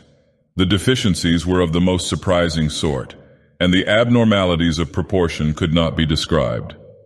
Willett consents only to say that this type of thing must have represented entities which Ward called up from imperfect salts, and which he kept for servile or ritualistic purposes. If it had not had a certain significance, its image would not have been carved on that damnable stone. It was not the worst thing depicted on that stone, but Willett never opened the other pits. At the time, the first connected idea in his mind was an idle paragraph from some of the old Kerwin data he had digested long before, a phrase used by Simon or Jedediah Orne in that portentous confiscated letter to the bygone sorcerer. Certainly there was nothing but ye liveliest awfulness in that which H raised up from what he could gather only a part of. Then, horribly supplementing rather than displacing this image, there came a recollection of those ancient lingering rumors anent the burned, twisted thing found in the fields a week after the Kerwin raid. Charles Ward had once told the doctor what old Slocum said of that object, that it was neither thoroughly human nor wholly allied to any animal which Pawtuxet folk had ever seen or read about. These words hummed in the doctor's mind as he rocked to and fro, squatting on the nitrous stone floor. He tried to drive them out and repeated the Lord's Prayer to himself, eventually trailing off into a mnemonic hodgepodge like the modernistic wasteland of Mr. T.S. Eliot, and finally reverting to the oft-repeated dual formula he had lately found in Ward's underground library, Yai Inganga Yog Sothoth, and so on till the final underlined Zro. It seemed to soothe him, and he staggered to his feet after a time, lamenting bitterly his fright-lost torch and looking wildly about for any gleam of light in the clutching inkiness of the chilly air. Think he would not, but he strained his eyes in every direction for some faint glint or reflection of the bright illumination he had left in the library. After a while he thought he detected a suspicion of a glow infinitely far away, and toward this he crawled in agonized caution on hands and knees amidst the stench and howling. always feeling ahead lest he collide with the numerous great pillars or stumble into the abominable pit he had uncovered. Once his shaking fingers touched something which he knew must be the steps leading to the hellish altar, and from this spot he recoiled in loathing. At another time he encountered the pierced slab he had removed, and here his caution became almost pitiful. But he did not come upon the dread aperture after all, nor did anything issue from that aperture to detain him. What had been down there made no sound nor stir. Evidently its crunching of the fallen electric torch had not been good for it. Each time Willett's fingers felt a perforated slab he trembled. His passage over it would sometimes increase the groaning below, but generally it would produce no effect at all since he moved very noiselessly. Several times during his progress the glow ahead diminished perceptibly, and he realized that the various candles and lamps he had left must be expiring one by one. The thought of being lost in utter darkness without matches amidst this underground world of nightmare labyrinths impelled him to rise to his feet and run, which he could safely do now that he had passed the open pit. For he knew that once the light failed, his only hope of rescue and survival would lie in whatever relief party Mr. Ward might send after missing him for a sufficient period. Presently, however, he emerged from the open space into the narrower corridor and definitely located the glow as coming from a door on his right. In a moment he had reached it and was standing once more in young Ward's secret library, trembling with relief, and watching the sputterings of that last lamp which had brought him to safety. Chapter 4. In another moment he was hastily filling the burned-out lamps from an oil supply he had previously noticed, and when the room was bright again he looked about to see if he might find a lantern for further exploration. For racked though he was with horror, his sense of grim purpose was still uppermost, and he was firmly determined to leave no stone unturned in his search for the hideous facts behind Charles Ward's bizarre madness. Failing to find a lantern, he chose the smallest of the lamps to carry, also filling his pockets with candles and matches, and taking with him a gallon can of oil, which he proposed to keep for reserve use in whatever hidden laboratory he might uncover beyond the terrible open space with its unclean altar and nameless covered wells. To traverse that space again would require his utmost fortitude, but he knew it must be done. Fortunately, neither the frightful altar nor the opened shaft was near the vast, cell-indented wall which bounded the cavern area, and whose black, mysterious archways would form the next goals of a logical search. So Willett went back to that great pillared hall of stench and anguished howling, turning down his lamp to avoid any distant glimpse of the hellish altar or of the uncovered pit with the pierced stone slab beside it. Most of the black doorways led merely to small chambers, some vacant and some evidently used as storerooms, and in several of the latter he saw some very curious accumulations of various objects. One was packed with rotting and dust-draped bales of spare clothing, and the explorer thrilled when he saw that it was unmistakably the clothing of a century and a half before. In another room he found numerous odds and ends of modern clothing, as if gradual provisions were being made to equip a large body of men. But what he disliked most of all were the huge copper vats which occasionally appeared, these and the sinister incrustations upon them. He liked them even less than the weirdly figured leaden bowls whose rims retained such obnoxious deposits and around which clung repellent odors perceptible above even the general noisomeness of the crypt. When he had completed about half the entire circuit of the wall, he found another corridor like that from which he had come, and out of which many doors opened. This he proceeded to investigate, and after entering 3 rooms of medium size and of no significant contents, he came at last to a large oblong apartment whose business-like tanks and tables, furnaces and modern instruments, occasional books and endless shelves of jars and bottles proclaimed it indeed the long-sought laboratory of Charles Ward, and no doubt of old Joseph Curwen before him. After lighting the 3 lamps which he found filled and ready, Dr. Willett examined the place and all the appurtenances with the keenest interest, noting from the relative quantities of various reagents on the shelves that young Ward's dominant concern must have been with some branch of organic chemistry. On the whole, little could be learned from the scientific ensemble, which included a gruesome-looking dissecting table, so that the room was really rather a disappointment.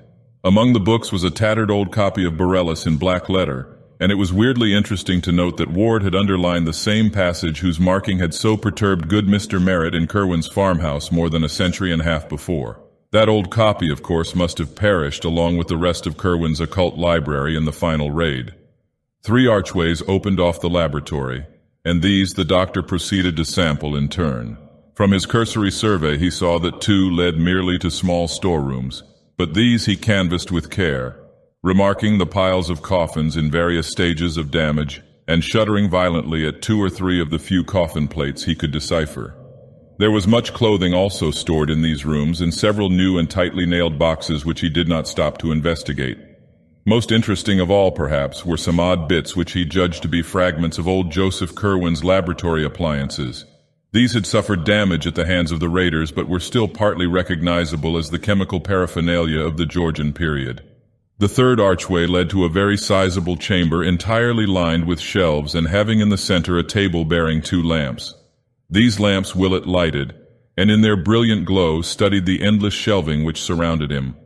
Some of the upper levels were wholly vacant, but most of the space was filled with small, odd-looking leaden jars of 2 general types, one tall and without handles like a Grecian lakithos or oil jug, and the other with a single handle and proportioned like a phaleron jug. All had metal stoppers and were covered with peculiar-looking symbols molded in low relief. In a moment the doctor noticed that these jugs were classified with great rigidity, all the lekythoi being on one side of the room with a large wooden sign reading custodes above them, and all the phalerons on the other, correspondingly labeled with a sign reading materia. Each of the jars of jugs, except some on the upper shelves that turned out to be vacant, bore a cardboard tag with a number apparently referring to a catalogue, and Willett resolved to look for the latter presently. For the moment, however, he was more interested in the nature of the array as a whole, and experimentally opened several of the lekythoi and phalerons at random with a view to a rough generalization. The result was invariable. Both types of jar contained a small quantity of a single kind of substance, a fine dusty powder of very light weight and of many shades of dull neutral color. To the colors which formed the only point of variation there was no apparent method of disposal, and no distinction between what occurred in the lekythoi and what occurred in the phalerons. A bluish-gray powder might be by the side of a pinkish-white one, and anyone in a phaleron might have its exact counterpart in a lekythos. The most individual feature about the powders was their non-adhesiveness. Willett would pour one into his hand, and upon returning it to its jug would find that no residue whatever remained on his palm. The meaning of the 2 signs puzzled him, and he wondered why this battery of chemicals was separated so radically from those in glass jars on the shelves of the laboratory proper. Custodes, materia, that was the Latin for guards and materials respectively. And then there came a flash of memory as to where he had seen that word guards before in connection with this dreadful mystery. It was, of course, in the recent letter to Dr. Allen purporting to be from old Edwin Hutchinson, and the phrase had read, "There was no need to keep the guards in shape and eat off their heads, and it made much to be found in case of trouble, as you too well know." What did this signify? But wait, was there not still another reference to guards in this matter which he had failed wholly to recall when reading the Hutchinson letter? Back in the old non-secretive days, Ward had told him of the Eleazar Smith diary recording the spying of Smith and Whedon on the Curwen farm, and in that dreadful chronicle there had been a mention of conversations overheard before the old wizard betook himself wholly beneath the earth. There had been, Smith and Whedon insisted, terrible colloquies wherein figured Curwen, certain captives of his, and the guards of those captives. Those guards, according to Hutchinson or his avatar, had eaten their heads off, so that now Dr. Allen did not keep them in shape, and if not in shape, how save as the salts to which it appears this wizard band was engaged in reducing as many human bodies or skeletons as they could. So that was what these lekythoi contained, the monstrous fruit of unhallowed rites and deeds, presumably won or cowed to such submission as to help, when called up by some hellish incantation, in the defense of their blasphemous master or the questioning of those who were not so willing. Willett shuddered at the thought of what he had been pouring in and out of his hands, and for a moment felt an impulse to flee in panic from that cavern of hideous shelves with their silent and perhaps watching sentinels. Then he thought of the materia, in the myriad phaleron jugs on the other side of the room. Salts, too, and if not the salts of guards, then the salts of what? God. Could it be possible that here lay the mortal relics of half the Titan thinkers of all the ages, snatched by supreme ghouls from crypts where the world thought them safe, and subject to the beck and call of madmen who sought to drain their knowledge for some still wilder end, whose ultimate effect would concern, as poor Charles had hinted in his frantic note, all civilization, all natural law, perhaps even the fate of the solar system and the universe. and Marinus Bicknell Willett had sifted their dust through his hands. Then he noticed a small door at the further end of the room and calmed himself enough to approach it and examine the crude sign chiseled above. It was only a symbol, but it filled him with vague spiritual dread, for a morbid, dreaming friend of his had once drawn it on paper and told him a few of the things it means in the dark abyss of sleep.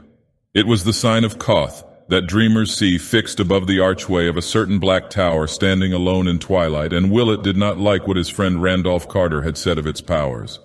But a moment later he forgot the sign as he recognized a new acrid odor in the stench-filled air. This was a chemical rather than animal smell, and came clearly from the room beyond the door. And it was unmistakably the same odor which had saturated Charles Ward's clothing on the day the doctors had taken him away. So it was here that the youth had been interrupted by the final summons. He was wiser than old Joseph Kerwin, for he had not resisted. Willett, boldly determined to penetrate every wonder and nightmare this nether realm might contain, seized the small lamp and crossed the threshold. A wave of nameless fright rolled out to meet him, but he yielded to no whim and deferred to no intuition. There was nothing alive here to harm him, and he would not be stayed in his piercing of the eldritch cloud which engulfed his patient. The room beyond the door was of medium size and had no furniture save a table, a single chair, and two groups of curious machines with clamps and wheels, which Willett recognized after a moment as medieval instruments of torture. On one side of the door stood a rack of savage whips, above which were some shelves bearing empty rows of shallow pedestaled cups of lead shaped like Grecian kylikes. On the other side was the table, with a powerful argand lamp, a pad and pencil, and two of the stoppered lekythoi from the shelves outside set down at irregular places as if temporarily or in haste. Willett lighted the lamp and looked carefully at the pad to see what notes Ward might have been jotting down when interrupted, but found nothing more intelligible than the following disjointed fragments in that crabbed Kerwin chirography, which shed no light on the case as a whole. B died not, escaped into walls and found place below. Saw old V, say ye Sabaoth and learnt ye way. Raised Yog Sothoth thrice and was ye next day delivered. F sought to wipe out all Nog how to raise those from outside. As the strong argand blaze lit up the entire chamber, the doctor saw that the wall opposite the door, between the two groups of torturing appliances in the corners, was covered with pegs from which hung a set of shapeless-looking robes of a rather dismal yellowish white. But far more interesting were the two vacant walls, both of which were thickly covered with mystic symbols and formulae roughly chiseled in the smooth-dressed stone. The damp floor also bore marks of carving, and with but little difficulty Willett deciphered a huge pentagram in the center, with a plain circle about 3 feet wide halfway between this and each corner.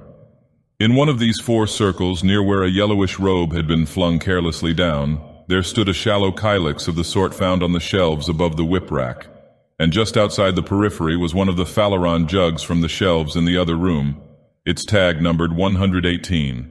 This was unstoppered and proved upon inspection to be empty, but the explorer saw with a shiver that the kylix was not. Within its shallow area, and saved from scattering only by the absence of wind in this sequestered cavern, lay a small amount of a dry, dull greenish efflorescent powder which must have belonged in the jug. And Willett almost reeled at the implications that came sweeping over him as he correlated little by little the several elements and antecedents of the scene. The whips and the instruments of torture, the dust or salts from the jug of materia, the 2 lekythoi from the custode's shelf, the robes, the formulae on the walls, the notes on the pad, the hints from letters and legends, and the 1,000 glimpses, doubts, and suppositions which had come to torment the friends and parents of Charles Ward. All these engulfed the doctor in a tidal wave of horror as he looked at that dry, greenish powder outspread in the pedestaled leaden kylix on the floor. With an effort, however, Willett pulled himself together and began studying the formulae chiseled on the walls. From the stained and encrusted letters, it was obvious that they were carved in Joseph Kerwin's time, and their text was such as to be vaguely familiar to one who had read much Kerwin material or delved extensively into the history of magic.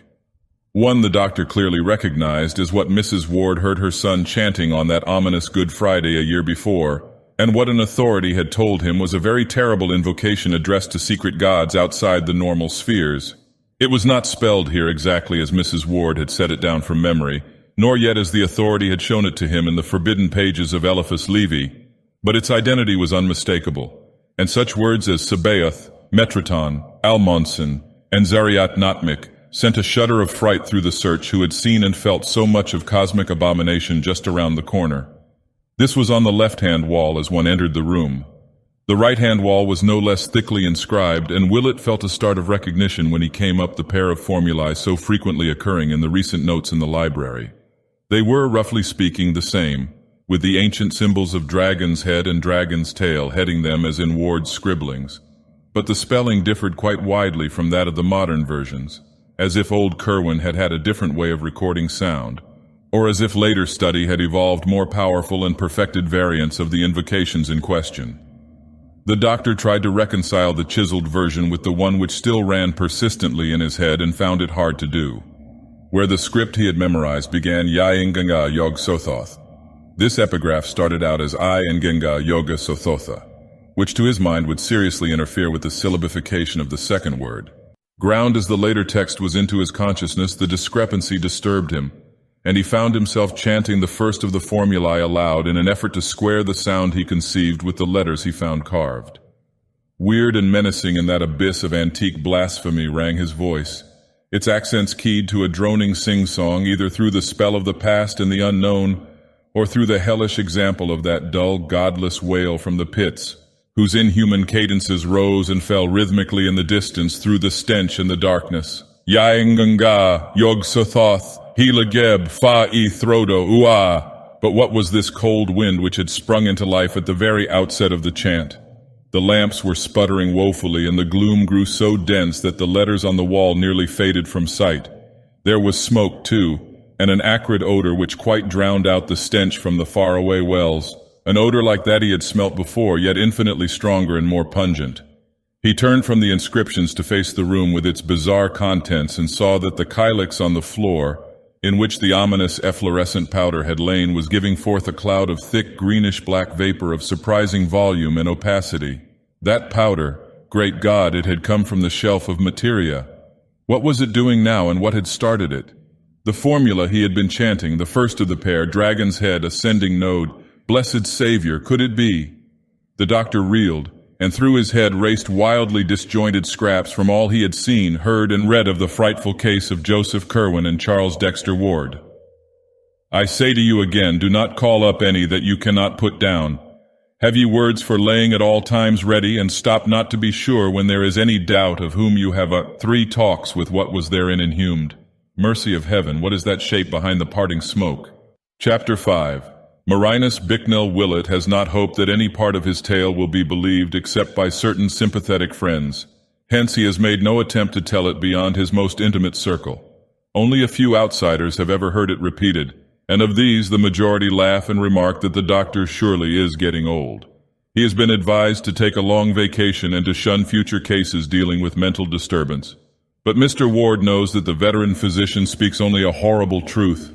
Did not he himself see the noisome aperture in the bungalow cellar? Did not Willett send him home overcome and ill at 11 o'clock that portentous morning? Did he not telephone the doctor in vain that evening and again the next day? And had he not driven to the bungalow itself on that following noon, finding his friend unconscious but unharmed on one of the beds upstairs? Willett had been breathing stertorously and opened his eyes slowly when Mr. Ward gave him some brandy fetched from the car. Then he shuddered and screamed, crying out, "That beard, those eyes, God, who are you?" A very strange thing to say to a trim, blue-eyed, clean-shaven gentleman whom he had known from the latter's boyhood. In the bright noon sunlight, the bungalow was unchanged since the previous morning. Willett's clothing bore no disarrangement beyond certain smudges and worn places at the knees, and only a faint, acrid odor reminded Mr. Ward of what he had smelt on his son that day he was taken to the hospital. The doctor's flashlight was missing, but his valise was safely there, as empty as when he had brought it. Before indulging in any explanations, and obviously with great moral effort, Willett staggered dizzily down to the cellar and tried the fateful platform before the tubs. It was unyielding. Crossing to where he had left his yet unused tool satchel the day before, he obtained a chisel and began to pry up the stubborn planks one by one. Underneath the smooth concrete was still visible, but of any opening or perforation there was no longer a trace. Nothing yawned this time to sicken the mystified father who had followed the doctor downstairs. Only the smooth concrete underneath the planks. No noisome well, no world of subterrane horrors, No secret library, no Kerwin papers, no nightmare pits of stench and howling, no laboratory or shelves or chiseled formulae, no— Dr. Willett turned pale and clutched at the younger man. "Yesterday," he asked softly, "did you see it here? And smell it?" And when Mr. Ward, himself transfixed with dread and wonder, found strength to nod an affirmative, the physician gave a sound half a sigh and half a gasp, and nodded in turn. "Then I will tell you," he said. So for an hour, in the sunniest room they could find upstairs, the physician whispered his frightful tale to the wondering father. There was nothing to relate beyond the looming up of that form when the greenish-black vapor from the Alaylex parted, and Willett was too tired to ask himself what had really occurred. There were futile, bewildered head-shakings from both men, and once Mr. Ward ventured a hushed suggestion. "Do you suppose it would be of any use to dig?" The doctor was silent, for it seemed hardly fitting for any human brain to answer when powers of unknown spheres had so vitally encroached on this side of the great abyss. Again Mr. Ward asked, "But where did it go? It brought you here, you know, and it sealed up the hole somehow." And Willett again let silence answer for him. But after all, this was not the final phase of the matter. Reaching for his handkerchief before rising to leave, Dr. Willett's fingers closed upon a piece of paper in his pocket which had not been there before, and which was companioned by the candles and matches he had seized in the vanished vault. It was a common sheet, torn obviously from the cheap pad in that fabulous room of horror somewhere underground, and the writing upon it was that of an ordinary lead pencil, doubtless the one which had lain beside the pad. It was folded very carelessly, and beyond the faint, acrid scent of the cryptic chamber bore no print or mark of any world but this. But in the text itself it did indeed reek with wonder.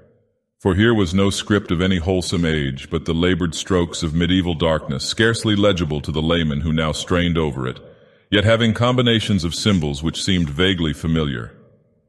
The briefly scrawled message was this, and its mystery lent purpose to the shaken pair, who forthwith walked steadily out to the ward car and gave orders to be driven first to a quiet dining place and then to the John Hay Library on the hill. At the library it was easy to find good manuals of paleography, and over these the two men puzzled till the lights of evening shone out from the great chandelier. In the end they found what was needed. The letters were indeed no fantastic invention, but the normal script of a very dark period. They were the pointed Saxon minuscules of the 8th or 9th century A.D., and brought with them memories of an uncouth time when under a fresh Christian veneer, ancient faiths and ancient rites stirred stealthily, and the pale moon of Britain looked sometimes on strange deeds in the Roman ruins of Caerleon and Hexham, and by the towers along Hadrian's crumbling wall. The words were in such Latin as a barbarous age might remember. Corvinus Nicandus estimated cadaver aqua 40 dissolvendum, nec alique wide retinendum, take ut potes, which may roughly be translated, Kerwin must be killed, the body must be dissolved in aqua fortis, nor must anything be retained. Keep silence as best you're able. Willett and Mr. Ward were mute and baffled. They had met the unknown and found that they lacked emotions to respond to it as they vaguely believed they ought. With Willett especially, the capacity for receiving fresh impressions of awe was well nigh exhausted, and both men sat still and helpless till the closing of the library forced them to leave. Then they drove listlessly to the Ward mansion in Prospect Street and talked to no purpose into the night. The doctor rested toward morning but did not go home, and he was still there Sunday noon when a telephone message came from the detectives who had been assigned to look up Dr. Allen. Mr. Ward, who was pacing nervously about in a dressing gown, answered the call in person, and told the men to come up early the next day when he heard their report was almost ready. Both Willett and he were glad that this phase of the matter was taking form, for whatever the origin of the strange, minuscule message, it seemed certain the Kerwin who must be destroyed could be no other than the bearded and spectacled stranger. Charles had feared this man and had said in the frantic note that he must be killed and dissolved in acid. Allen, moreover, had been receiving letters from the strange wizards in Europe under the name of Kerwin, and palpably regarded himself as an avatar of the bygone necromancer. And now from a fresh and unknown source had come a message saying that Kerwin must be killed and dissolved in acid. The linkage was too unmistakable to be factitious, and besides, was not Allen planning to murder young Ward upon the advice of the creature called Hutchinson? Of course, the letter they had seen had never reached the bearded stranger. But from its text they could see that Allen had already formed plans for dealing with the youth if he grew too squeamish. Without doubt, Alan must be apprehended, and even if the most drastic directions were not carried out, he must be placed where he could inflict no harm upon Charles Ward. That afternoon, hoping against hope to extract some gleam of information anent the inmost mysteries from the only available one capable of giving it, the father and the doctor went down the bay and called on young Charles at the hospital. Simply and gravely, Willett told him all he had found, and noticed how pale he turned as each description made certain the truth of the discovery. The physician employed as much dramatic effect as he could, and watched for a wincing on Charles's part when he approached the matter of the covered pits and the nameless hybrids within. But Ward did not wince. Willett paused, and his voice grew indignant as he spoke of how the things were starving. He taxed the youth with shocking inhumanity and shivered when only a sardonic laugh came in reply. For Charles, having dropped as useless his pretense that the crypt did not exist, seemed to see some ghastly jest in this affair, and chucked hoarsely at something which amused him. Then he whispered in accents doubly terrible because of the cracked voice he used, "Damn 'em, they do eat, but they don't need to. That's the rare part. A month, you say, without food? Lud, sir, you be modest. Do you know that was the joke on poor old Whipple with his virtuous bluster? Kill everything off, would he? Why, damn, he was half deaf with noise from outside and never saw or heard aught from the wells. He never dreamed they were there at all. Devil take ye, those cursed things have been howling down there ever since Kerwin was done for 157 years gone." But no more than this could Willett get from the youth. Horrified, yet almost convinced against his will, he went on with his tale in the hope that some incident might startle his auditor out of the mad composure he maintained. Looking at the youth's face, the doctor could not but feel a kind of terror at the changes which recent months had wrought. Truly, the boy had drawn down nameless horrors from the skies. When the room with the formulae and the greenish dust was mentioned, Charles showed his first sign of animation. A quizzical look overspread his face as he heard what Willett had read on the pad, and he ventured the mild statement that those notes were old ones, of no possible significance to anyone not deeply initiated in the history of magic. "But," he added, "had you but known the words to bring up that which I had out in the cup, you had not been here to tell me this. 'Twas number 118, and I conceive you would have shook had you looked it up in my list in t'other room. 'Twas never raised by me, but I meant to have it up that day you came to invite me hither." Then Willett told of the formula he had spoken and of the greenish-black smoke which had arisen, and as he did so he saw true fear dawn for the first time on Charles Ward's face. "It came, and you be here alive?"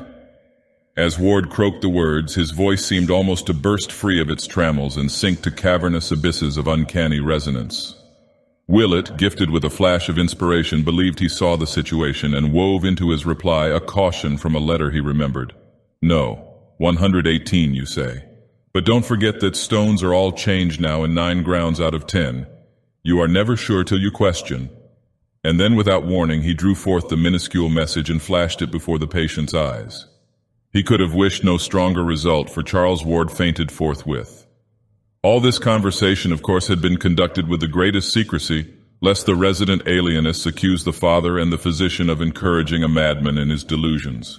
Unaided, too, Dr. Willett and Mr. Ward picked up the stricken youth and placed him on the couch. In reviving, the patient mumbled many times of some word which he must get to Orne and Hutchinson at once. So when his consciousness seemed fully back, the doctor told him that of those strange creatures at least one was his bitter enemy, and had given Dr. Allen advice for his assassination. This revelation produced no visible effect, and before it was made the visitors could see that their host had already the look of a hunted man. After that he would converse no more, so Willett and the father departed presently, leaving behind a caution against the bearded Allen, to which the youth only replied that this individual was very safely taken care of, and could do no one any harm even if he wished. This was said with an almost evil chuckle, very painful to hear. They did not worry about any communications Charles might indite to that monstrous pair in Europe, since they knew that the hospital authorities seized all outgoing mail for censorship, and would pass no wild or outry-looking missive. There is, however, a curious sequel to the matter of Orne and Hutchinson, if such indeed the exiled wizards were. Moved by some vague presentiment amidst the horrors of that period, Willett arranged with an international press-cutting bureau for accounts of notable current crimes and accidents in Prague and in eastern Transylvania, and after 6 months believed that he had found 2 very significant things amongst the multifarious items he received and had translated.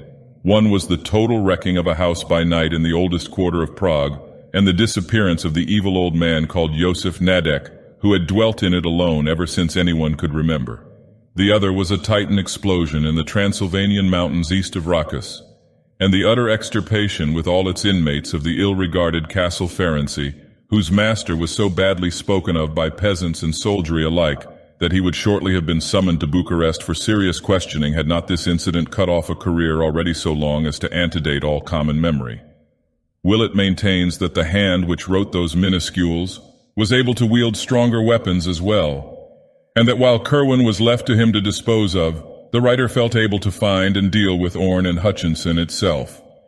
If what their fate may have been, the doctor strives sedulously not to think. Chapter 6. The following morning, Dr. Willett hastened to the ward home to be present when the detectives arrived. Alan's destruction or imprisonment, or Kerwin's if one might regard the tacit claim to reincarnation as valid, he felt must be accomplished at any cost, and he communicated this conviction to Mr. Ward as they sat waiting for the men to come. They were downstairs this time, for the upper parts of the house were beginning to be shunned because of a particular nauseousness which hung indefinitely about, a nauseousness which the older servants connected with some curse left by the vanished Kerwin portrait. At 9 o'clock, the three detectives presented themselves and immediately delivered all that they had to say. They had not, regrettably enough, located the brava Tony Gomes as they had wished, nor had they found the least trace of Dr. Allen's source or present whereabouts, but they had managed to unearth a considerable number of local impressions and facts concerning the reticent stranger. Allen had struck Pawtuxet people as a vaguely unnatural being, and there was a universal belief that his thick, sandy beard was either dyed or false, a belief conclusively upheld by the finding of such a false beard, together with a pair of dark glasses, in his room at the fateful bungalow. His voice, Mr. Ward could well testify from his one telephone conversation, had a depth and hollowness that could not be forgotten, and his glance seemed malign even through his smoked and horn-rimmed glasses. One shopkeeper, in the course of negotiations, had seen a specimen of his handwriting and declared it was very queer and crabbed, this being confirmed by penciled notes of no clear meaning found in his room and identified by the merchant. In connection with the vampirism rumors of the preceding summer, a majority of the gossips believed that Allen rather than Ward was the actual vampire. Statements were also obtained from the officials who had visited the bungalow after the unpleasant incident of the motor truck robbery. They had felt less of the sinister in Dr. Allen, but had recognized him as the dominant figure in the queer, shadowy cottage. The place had been too dark for them to observe him clearly, but they would know him again if they saw him. His beard had looked odd, and they thought he had some slight scar above his dark spectacled right eye. As for the detective's search of Allen's room, it yielded nothing definite save the beard and glasses, and several penciled notes in a crabbed writing which Willett at once saw was identical with that shared by the old Kerwin manuscripts and by the voluminous recent notes of young Ward found in the vanished catacombs of horror. Dr. Willett and Mr. Ward caught something of a profound, subtle, and insidious cosmic fear from this data, as it was gradually unfolded, and almost trembled in following up the vague, mad thought which had simultaneously reached their minds. The false beard and glasses, the crabbed Kerwin penmanship, the old portrait and its tiny scar, and the altered youth in the hospital with such a scar, that deep, hollow voice on the telephone. Was it not of this that Mr. Ward was reminded when his son barked forth those pitiable tones to which he now claimed to be reduced? Who had ever seen Charles and Allen together? Yes, the officials had once, but who later on? Was it not when Allen left that Charles suddenly lost his growing fright and began to live wholly at the bungalow? Kerwin, Allen, Ward. In what blasphemous and abominable fusion had two ages and two persons become involved? That damnable resemblance of the picture to Charles, had it not used to stare and follow the boy around the room with its eyes? Why, too, did both Allen and Charles copy Joseph Kerwin's handwriting, even when alone and off guard? And then the frightful work of those people, the lost crypt of horrors that had aged the doctor overnight, the starving monsters in the noisome pits, the awful formula which had yielded such nameless results, the message in minuscules found in Willett's pocket, the papers and the letters and all the talk of graves and salts and discoveries. Whither did everything lead? In the end, Mr. Ward did the most sensible thing. Steeling himself against any realization of why he did it, he gave the detectives an article to be shown to such Pawtuxet shopkeepers as had seen the portentous Dr. Allen. That article was a photograph of his luckless son, on which he now carefully drew in ink the pair of heavy glasses and the black pointed beard which the men had brought from Alan's room. Willett rang for the man and asked him some low-toned questions. It had surely enough been a bad business. There had been noises, a cry, a gasp, a choking, and a sort of clattering or creaking or thumping or all of these. And Mr. Charles was not the same when he stalked out without a word. The butler shivered as he spoke and sniffed at the heavy air that blew down from some open window upstairs. Terror had settled definitely upon the house, and only the businesslike detectives failed to imbibe a full measure of it. Even they were restless, for this case had held vague elements in the background which pleased them not at all. Dr. Willett was thinking deeply and rapidly, and his thoughts were terrible ones. Now and then he would almost break into muttering as he ran over in his head a new, appalling, and increasingly conclusive chain of nightmare happenings. Then Mr. Ward made a sign that the conference was over, and everyone save him and the doctor left the room. It was noon now, but shadows as of coming night seemed to engulf the phantom-haunted mansion.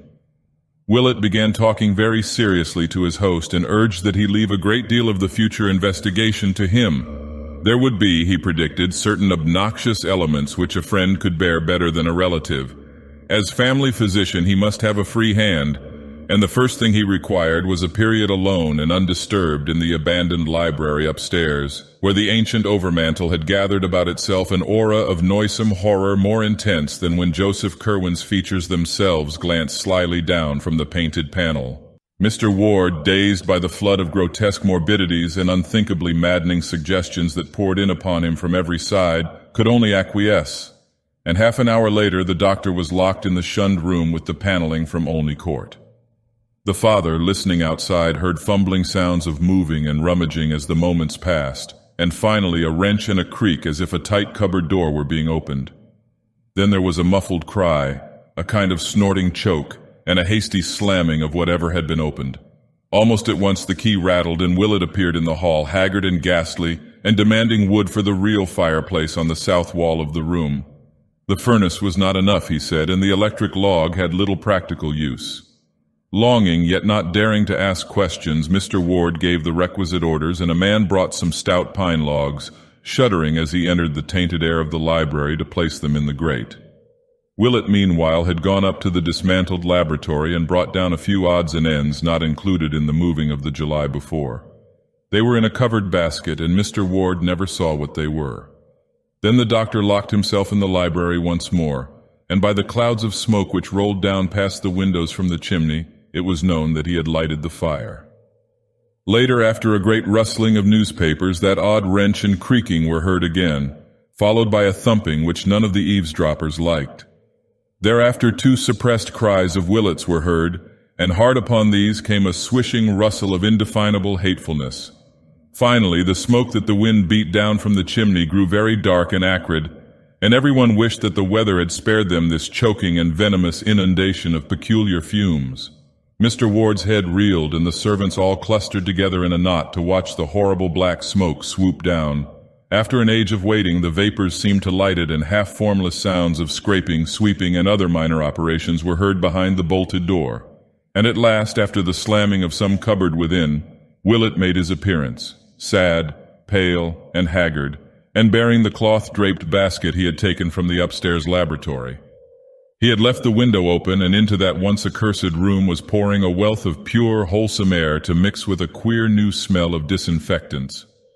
The ancient overmantel still lingered, but it seemed robbed of malignity now, and rose as calm and stately in its white paneling as if it had never borne the picture of Joseph Curwen. Night was coming on, yet this time its shadows held no latent fright, but only a gentle melancholy. Of what he had done the doctor would never speak. To Mr. Ward he said, "I can answer no questions, but I will say that there are different kinds of magic. I have made a great purgation, and those in this house will sleep the better for it." Chapter 7. That Dr. Willett's purgation had been an ordeal almost as nerve-wracking in its way as his hideous wandering in the vanished crypt is shown by the fact that the elderly physician gave out completely as soon as he reached home that evening. For 3 days he rested constantly in his room, though servants later muttered something about having heard him after midnight on Wednesday, when the outer door softly opened and closed with phenomenal softness. Servants' imaginations, fortunately, are limited, else comment might have been excited by an item in Thursday's evening bulletin which ran as follows. North End ghouls again active.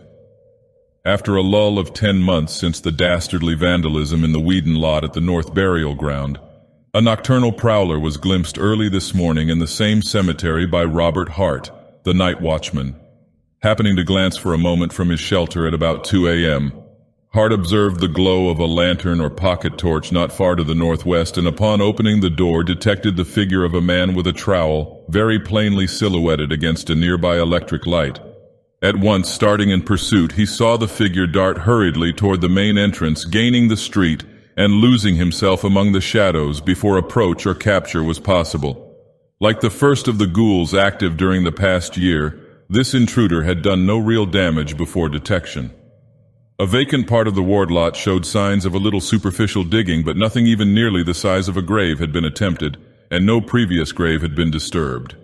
Hart, who cannot describe the prowler except as a small man probably having a full beard, inclines to the view that all three of the digging incidents have a common source, but police from the second station think otherwise on account of the savage nature of the second incident, where an ancient coffin was removed and its headstone violently shattered. The first of the incidents, in which it is thought an attempt to bury something was frustrated, occurred a year ago last March and has been attributed to bootleggers seeking a cache. It is possible, says Sergt Riley, that this third affair is of similar nature. Officers at the second station are taking especial pains to capture the gang of miscreants responsible for these repeated outrages. All day Thursday, Dr. Willett rested as if recuperating from something past or nerving himself for something to come. In the evening, he wrote a note to Mr. Ward, which was delivered the next morning and which caused the half-dazed parent to ponder long and deeply. Mr. Ward had not been able to go down to business since the shock of Monday with its baffling reports and its sinister purgation, but he found something calming about the doctor's letter in spite of the despair it seemed to promise, and the fresh mysteries it seemed to evoke. 10 Barnes Street, Providence, R.I., April 12, 1928. Dear Theodore, I feel that I must say a word to you before doing what I am going to do tomorrow. It will conclude the terrible business we have been going through, for I feel that no spade is ever likely to reach that monstrous place we know of. But I'm afraid it won't set your mind at rest unless I expressly assure you how very conclusive it is. You have known me ever since you were a small boy, so I think you will not distrust me when I hint that some matters are best left undecided and unexplored. It is better that you attempt no further speculation as to Charles's case, and almost imperative that you tell his mother nothing more than she already suspects. When I call on you tomorrow, Charles will have escaped. That is all which need remain in anyone's mind. He was mad and he escaped.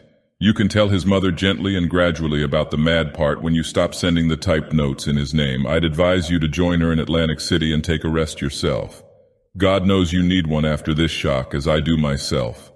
I am going south for a while to calm down and brace up, so don't ask me any questions when I call. It may be that something will go wrong, but I'll tell you if it does. I don't think it will. There will be nothing more to worry about, for Charles will be very, very safe. He is now safer than you dream. You need hold no fears about Alan and who or what he is. He forms as much a part of the past as Joseph Curwen's picture, and when I ring your doorbell you may feel certain that there is no such person, and what wrote that minuscule message will never trouble you or yours. But you must steel yourself to melancholy and prepare your wife to do the same. I must tell you frankly that Charles's escape will not mean his restoration to you. He has been afflicted with a peculiar disease, as you must realize from the subtle physical as well as mental changes in him, and you must not hope to see him again. Have only this consolation, that he was never a fiend or even truly a madman, but only an eager, studious, and curious boy whose love of mystery and of the past was his undoing. He stumbled on things no mortal ought ever to know, and reached back through the years as no one ever should reach. And something came out of those years to engulf him. And now comes the matter in which I must ask you to trust me most of all. For there will be indeed no uncertainty about Charles's fate. In about a year, say, you can, if you wish, devise a suitable account of the end, for the boy will be no more. You can put up a stone in your lot at the North Burial Ground exactly 10 feet west of your father's and facing the same way, and that will mark the true resting place of your son. Nor need you fear that it will mark any abnormality or changeling. The ashes in that grave will be those of your own unaltered bone and sinew, of the real Charles Dexter Ward whose mind you watched from infancy, the real Charles with the olive mark on his hip, and without the black witch mark on his chest or the pit on his forehead, the Charles who never did actual evil, and who will have paid with his life for his squeamishness. That is all. Charles will have escaped, and a year from now you can put up his stone. Do not question me tomorrow, and believe that the honor of your ancient family remains untainted now as it has been at all times in the past. With profoundest sympathy and exhortations to fortitude, calmness, and resignation, I am ever sincerely your friend, Marinus B. Willett. So on the morning of Friday, April 13th, 1928, Marinus Bicknell Willett visited the room of Charles Dexter Ward at Dr. Waite's private hospital on Connecticut Island. The youth, though making no attempt to evade his caller, was in a sullen mood, and seemed disinclined to open the conversation which Willett obviously desired. The doctor's discovery of the crypt and his monstrous experience therein had of course created a new source of embarrassment, so that both hesitated perceptibly after the interchange of a few strained formalities. Then a new element of constraint crept in as Ward seemed to read behind the doctor's mask-like face a terrible purpose which had never been there before. The patient quailed, conscious that since the last visit there had been a change whereby the solicitous family physician had given place to the ruthless and implacable avenger. Ward actually turned pale, and the doctor was the first to speak. "More," he said, "has been found out, and I must warn you fairly that a reckoning is due." "Digging again and coming upon more poor starving pets," was the ironic reply. It was evident that the youth meant to show bravado to the last. "No," Willett slowly rejoined, "this time I did not have to dig. We have had men looking up Dr. Allen, and they found the false beard and spectacles in the bungalow." "Excellent," commented the disquieted host in an effort to be wittily insulting, "and I trust they proved more becoming than the beard and glasses you now have on." "They would become you very well," came the even and studied response, as indeed they seemed to have done. As Willett said this, it almost seemed as though a cloud passed over the sun, though there was no change in the shadows on the floor. Then Ward ventured, "And is this what asks so hotly for a reckoning? Suppose a man does find it now and then useful to be twofold." "No," said Willett gravely. "Again you are wrong. It is no business of mine if any man seeks duality, provided he has any right to exist at all and provided he does not destroy what called him out of space." Ward now started violently. "Well, sir, what have you found and what do you want of me?" The doctor let a little time elapse before replying, as if choosing his words for an effective answer. "I have found," he finally intoned, "something in a cupboard behind an ancient overmantel where a picture once was, and I have burned it and buried the ashes where the grave of Charles Dexter Ward ought to be." The madman choked and sprang from the chair in which he had been sitting. "Damn ye, who did ye tell? And who'll believe it was he after these 2 full months with me alive? What do you mean to do?" Willett, though a small man, actually took on a kind of judicial majesty as he calmed the patient with a gesture. "I have told no one. This is no common case. It is a madness out of time and a horror from beyond the spheres which no police or lawyers or courts or alienists could ever fathom or grapple with. Thank God some chance has left inside me the spark of imagination that I might not go astray in thinking out this thing. You cannot deceive me, Joseph Kerwin, for I know that your accursed magic is true. I know how you wove the spell that brooded outside the years and fastened on your double and descendant. I know how you drew him into the past and got him to raise you up from your detestable grave. I know how he kept you hidden in his laboratory while you studied modern things and roved abroad as a vampire by night, and how you later showed yourself in beard and glasses that no one might wonder at your godless likeness to him. I know what you resolved to do when he balked at your monstrous rifling of the world's tombs, and at what you planned afterward, and I know how you did it. You left off your beard and glasses and fooled the guards around the house. They thought it was he who went in, and they thought it was he who came out when you had strangled and hidden him. But you hadn't reckoned on the different contents of 2 minds. You were a fool, Joseph Kerwin, to fancy that a mere visual identity would be enough. Why didn't you think of the speech and the voice and the handwriting? It hasn't worked, you see, after all. You know better than I who or what wrote that message in minuscules. But I will warn you, it was not written in vain. There are abominations and blasphemies which must be stamped out, and I believe that the writer of those words will attend to Orne and Hutchinson.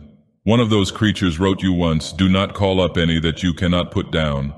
You were undone once before, perhaps in that very way, and it may be that your own evil magic will undo you all again. Kerwin, a man can't tamper with nature beyond certain limits, and every horror you have woven will rise up to wipe you out. But here the doctor was cut short by a convulsive cry from the creature before him. Hopelessly at bay, weaponless, and knowing that any show of physical violence would bring a score of attendants to the doctor's rescue, Joseph Kerwin had recourse to his one ancient ally and began a series of cabalistic motions with his forefingers as his deep, hollow voice, now unconcealed by feigned hoarseness, bellowed out the opening words of a terrible formula. Per Adonai Elohim, Adonai Jehovah, Adonai Sabaoth, Metraton. But Willett was too quick for him.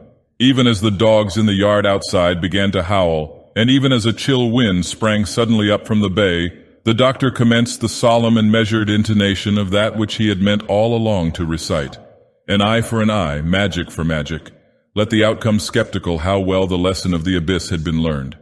So in a clear voice, Marinus Bicknell Willett began the second of that pair of formulae whose first had raised the writer of those minuscules, the cryptic invocation whose heading was the dragon's tail, sign of the descending node, Ogthrod Eif, Gebeli, Yog Sothoth, Ngan Gi Zuro. At the very first word from Willett's mouth, the previously commenced formula of the patient stopped short. Unable to speak, the monster made wild motions with his arms until they too were arrested. When the awful name of Yog Sothoth was uttered, the hideous change began. It was not merely a dissolution, but rather a transformation or recapitulation, and Willett shut his eyes lest he faint before the rest of the incantation could be pronounced. But he did not faint, and that man of unholy centuries and forbidden secrets never troubled the world again. The madness out of time had subsided, and the case of Charles Dexter Ward was closed. Opening his eyes before staggering out of that room of horror, Dr. Willett saw that what he had kept in memory had not been kept amiss. There had, as he had predicted, been no need for acids. For like his accursed picture a year before, Joseph Kerwin now lay scattered on the floor as a thin coating of fine bluish-gray dust.